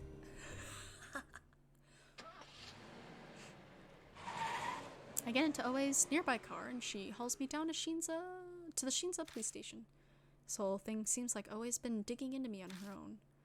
What's she thinking? Why is she doing this? I'll figure out tomorrow whether I want to or not. Spirit file Killer Peach. Next spirit is Killer Peach. Kaguya's getting tired of Ami. No time to waste. On Natsume collapsed. Did Kaguya do this? Ami's inside the mirror. I heard Natsume clearly. Nagashi no Gi. Apparently Miroku wrote it.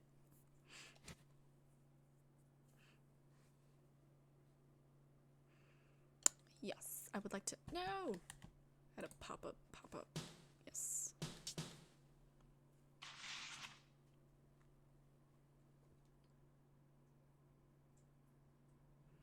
Spend the night in a cell. I feel like this is overkill for a minor like me, but she's worried I'll escape or destroy evidence. In other words, I've got my bad habits to blame. Finish off a not half bad breakfast and wait for the questioning to begin. When suddenly it arrives. The worst timing ever. A whisper comes from somewhere. It's a time. It's a time. It's time for a tale. Let's go right now. Let's go. Off to slay the ogres. Forward. Keep going forward. Crush all the villains.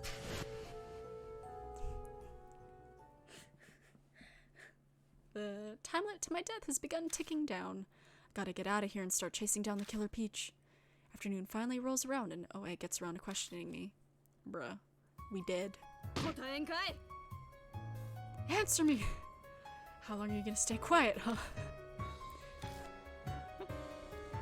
She asked my name and age, described how I found Natsume, all stuff she should know already, so I don't really feel like saying anything. Didn't bring me here to ask me basic junk like that. Just get to what you want to ask already. I've got stuff to do. Oh, you do you? Alright, punk.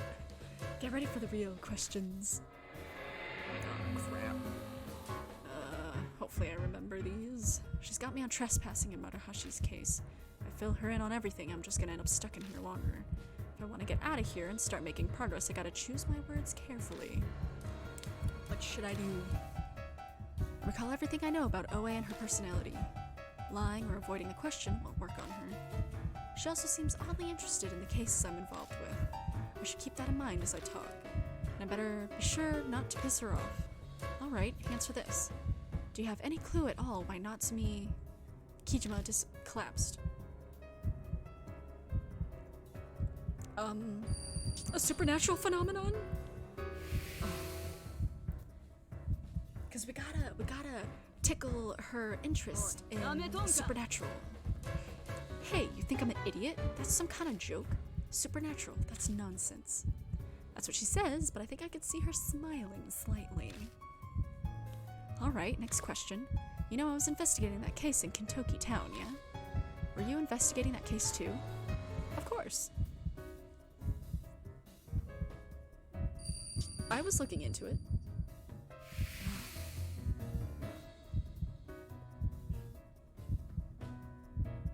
I knew it. I don't think you killed Marahashi, but you know something, don't you? Oi looks me over in fascination. You're hiding something important, huh, Kijima? I'm sure it wouldn't take all that much for me to bring all that into the light. I can easily extend your stay here if I feel like it. Either you fess up now or later, but you're not leaving till you come clean, got it?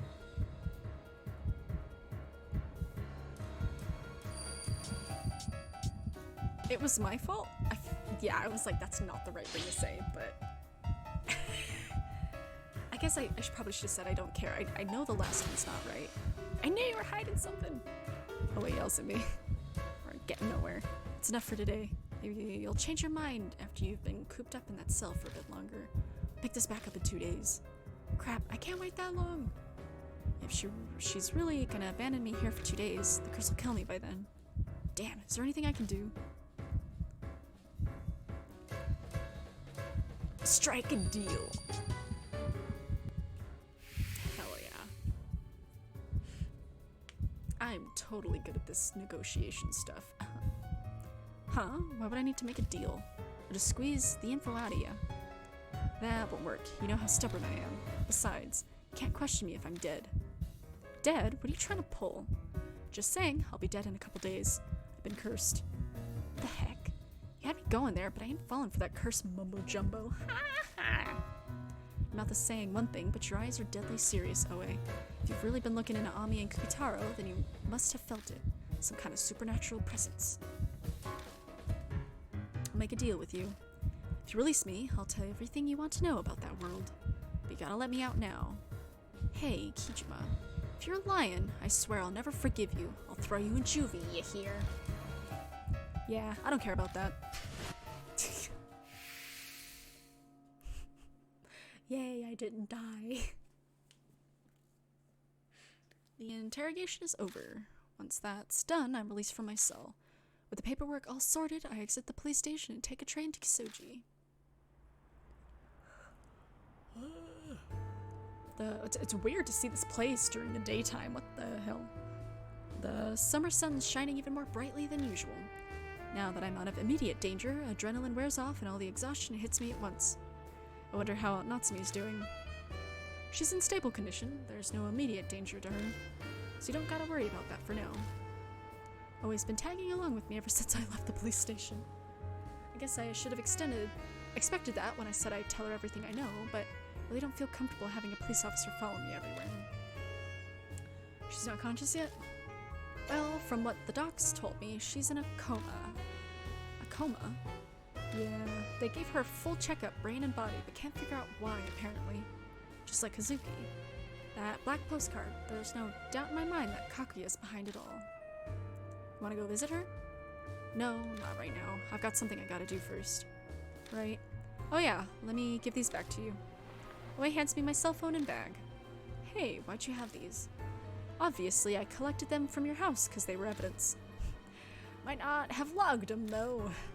Thanks, pal, oh buddy of mine. So she swiped them without a warrant. That's a crime, isn't it? Don't be so bitter. After all, it's better for you that I found him and not the other cops. If they saw your contact history with Mitsuru Manahashi, you'd still be in lockup. You should be grateful I hit him. Thanks. There you go. Gratitude's important, you know. Oh, he's apparently a pretty crooked cop. I'd rather be tailed by a crooked cop than by some hard-headed by-the-book jerk, though. If I'm gonna fill her in on everything that's happened, I need to find someplace quiet.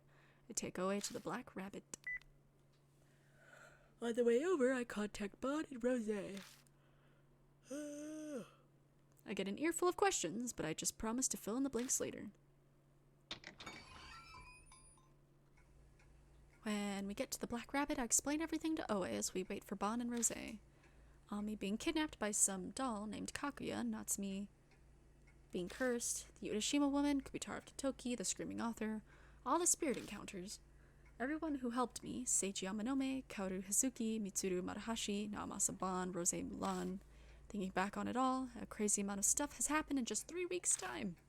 It's a damn miracle I'm still alive. That's quite the tall tale. Can't say I believe all of it, but nothing contradicts any of the info I've got. It explains Ami's strange disappearance and all the inhumane events at Kintoki. Fits too well just to be made up. Which means it's true, basically. Spirits, though, I never would have thought weird stuff like that actually existed. Which might mean that case was a spirit's doing, too. What case? Just then, the bell above the door sounds. Hey, Kijima. I'm amazed you're still walking around after eating the crap they fed you at the station. I'm sure it was a good life experience. Hehe. Bond's putting on a good show, but he was actually worried about you. He was reciting prayers, and he hasn't even gambled once since yesterday. Nama Saban, the journalist, and Rosé Mulan, the so-called magician, I see. I'm Oe from the investigation division. Nice to meet ya. From what Kijima said on the phone, it sounds like you're interested in strange cases. Since when has your division handled stuff like that? Yeah, I'm sure that throws up some red flags. But once I tell you about the case, I'm sure it'll all make sense. It's like this.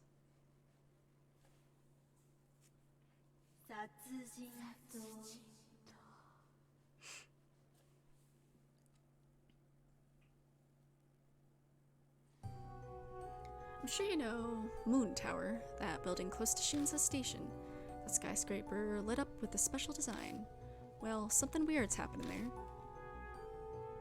Started a month ago in the dead of night on one of the office floors in Moon Tower. This is just the account of an eyewitness. We'll just call her Miss A for now. One day, Miss A suddenly had some work come up and she had to stay late to finish it. When she finally got done with the stuff that got dropped on her, it was midnight. Obviously, no one else was around at that time. Or at least that's what Miss A thought as she walked down the supposedly deserted hallway.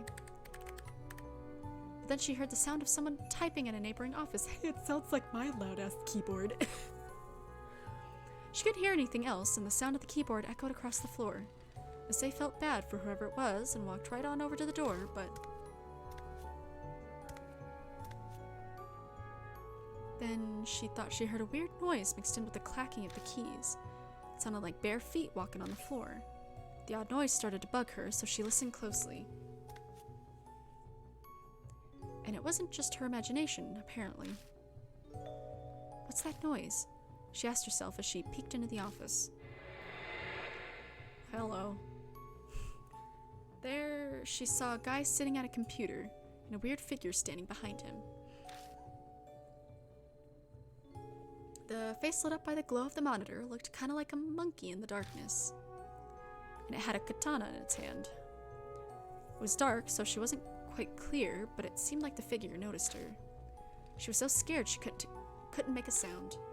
That guy was so focused on his work that he didn't notice.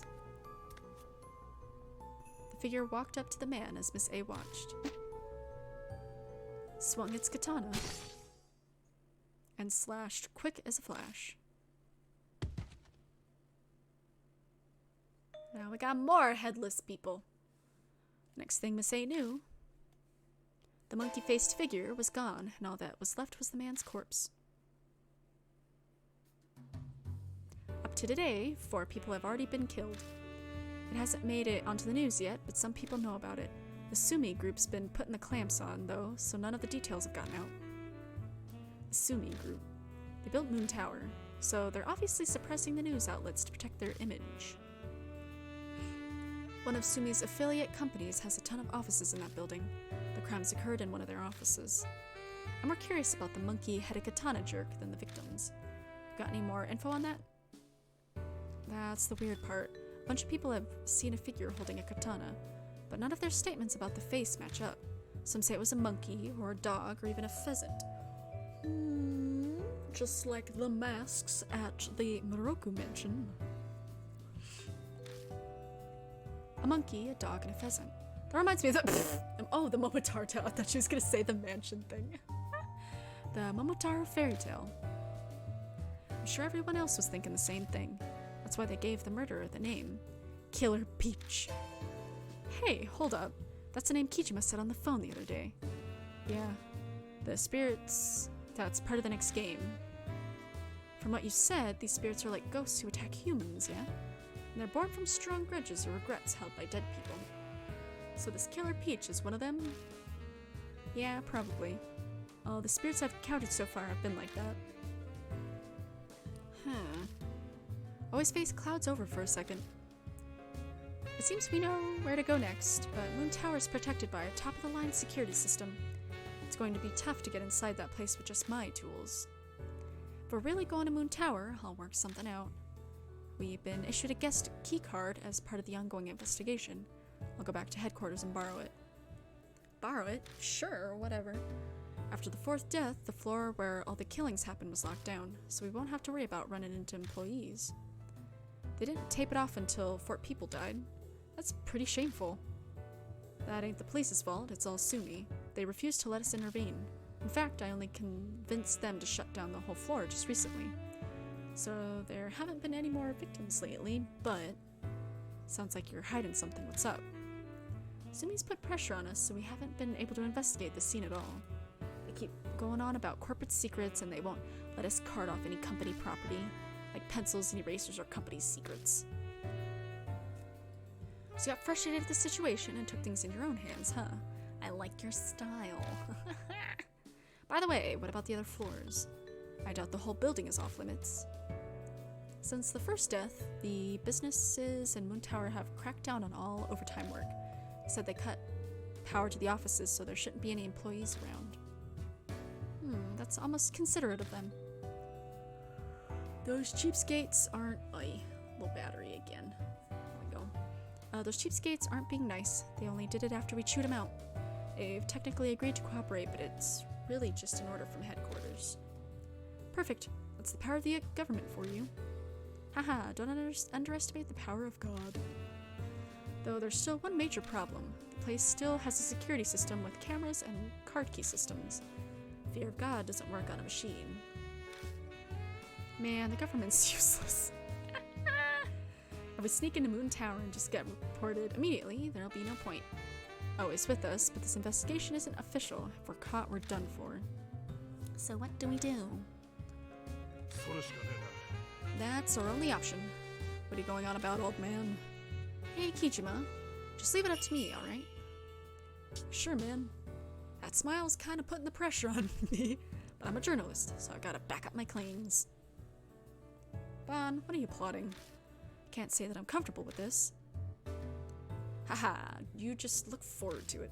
We've still got time before night falls. I'll settle everything by then. He smiles confidently and puffs out his chest. He's pretty big to begin with, so it actually has the intended effect. But I'm a little short on funds. Hey Kijima, lend me 30,000 yen.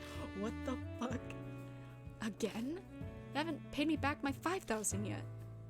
I'll gladly pay that back once my next manuscript payment comes in. Now fork it over. I reluctantly hand him technically $300. 30,000 yen! It's a cheap price to pay to get into Moon Tower, bruh. Thanks. Alright, I'm out of here. I want to know why he's carrying that much money in his wallet. Like, really. I should make it just in time for the last race. Hey, old man, would you just... Bon leaves without answering. Can we really trust him? Don't ask me. I mean, mine's the life is the life that's on the line. Wait, what? Wait.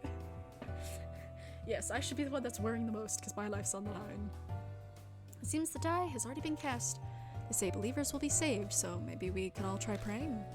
But I must say that in this case, our savior seems even more unreliable than usual. Anyways, sounds like we'll be heading to Moon Tower tonight. Let's split up for now. I gotta get back to headquarters anyway. No objections from me. Well, see you later tonight. Yeah, sure. Rose and Oe exit the bar, leaving me all by myself. Can't go home even if I want to, because it's still treated as a crime scene. Even if I did go back, I still have no idea how I'm supposed to get Ami out of the mirror. Maybe I'll find the answer if I can beat the Killer Peach and keep chasing after Kakuya. Spirit file, Killer Peach has been updated. Oe detained me, I told her about the spirits. Got the rumor about Killer Peach out of her. 4 salarymen butchered at Moon Tower. Sightings of a human figure holding a peculiar katana. But a human isn't capable of performing those crimes. Monkey, dog, pheasant, face different depending on witness.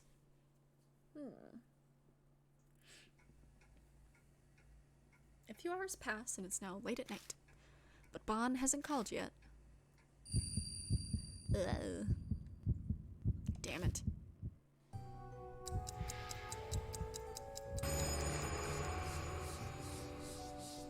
Countless mouths surface and begin crudely laughing. It's almost the finale of the tale. One after the other, slay all the ogres, not missing one. Ho ho heave ho. Or yo ho heave ho.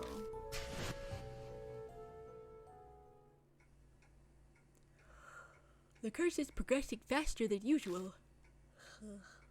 Is this just Kaguya toying with me? Or is there an actual reason for it? A storm of thoughts swirl around in my head. It's really irritating not being able to do anything but stand around and wait. It's Bon! Kijima, everything's ready on my end. Hurry to Shinza Station. Get to that one spot where there's a good view of Moon Tower. I'll see you there.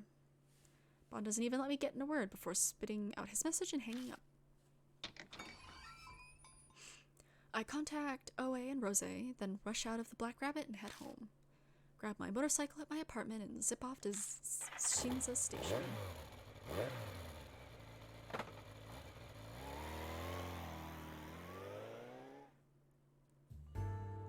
Hey Kijima, that was fast. How'd the Moon Tower thing go? Hold your horses, kid. I'll explain once everyone's here. We wait for a while, then Rose and OA finally arrive. Bon, you gonna tell us what's going on yet? What exactly are you gonna do about Moon Tower's security system? I'm sure you already know this, but after your little display at the bar, we will accept nothing less than total success. It's about time. Get a load of this. 5, 4, 3, 2, 1. Boom. Suddenly, Moon Tower goes dark. Phew, it worked. Honestly, I was a bit worried. What? You did that? Yep, that's right. One of the Sumi Group's security companies is in charge of Moon Tower, but I bribed the guy in charge. The lights going out is his signal that everything's ready. What? Why didn't you have him call you? Why have his signal be so obvious? Hey now, I paid 3 million yen for this. If I'm blowing that kind of dough on a bribe, this is the least I could ask for. 3 million yen. You've got an awful lot of money for someone who's always asking me for cash. Well, when I hit you up for money, I was totally broke.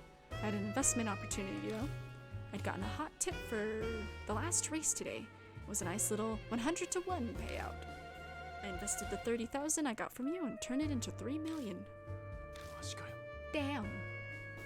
Seriously? You're insane. You blockhead! 100 to 1 odds, what the hell? What was your plan if you lost? I had contingency plans. Might have had to sell a kidney or something to cover the funds, but I had options. Besides, I knew that I'd win. Really? You knew? With odds like that? Oh, that's right, I remember now. He can never get ahead, but whenever he's down to his last bet, he finds a way to win. You could say that the only reason he gambles is for the rush he gets out of those victories. Ugh, talk about pointless. Quit complaining. I won, didn't I? And that's all that matters here, right? Come on, let's get moving. That bribe only bought us one night. Wait a second.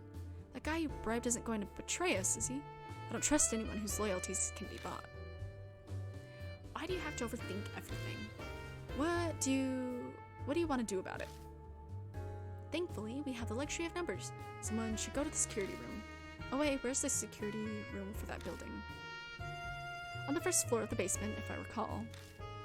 Sumi offices are in the upper part, so they're actually pretty spaced out. I propose that we split into an office investigation team and a security room team. Well, not a team per se, we probably only need one person in security, the rest can investigate. Kijima and OA should definitely be on the investigation team. Huh. Kijima, because he's Kaguya's target, and OA knows a lot about Killer Peach. Putting it simply, either Bon or I will wait behind in the security room. You decide, Kijima. Does it matter? Let me see if it matters. I don't think it would make me decide this early on.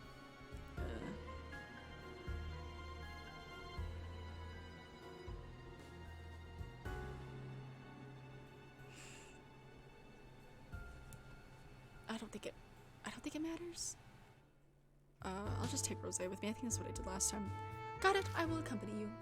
Bon, you're in charge of the security room. Right, leave it to me. Oh, our friend in security told me that cell phones don't work in the security room. So if you want to contact me, you gotta use the telephone in the hallway. That should let you contact the security room. When we finish talking, we head to the darkened moon tower. When we get to the building, Oe uses her card key and gets us into the back entrance. There is no sign of anyone in the dark elevator hall. It's so quiet you could hear a pin drop. Alright, let me tell you the plan for the investigation. Want to search the work areas of the 4 victims first. They're all men and employees of Sumi Group. Aside from that, they have nothing in common. Oh, I think I actually did need to bring Rose with me.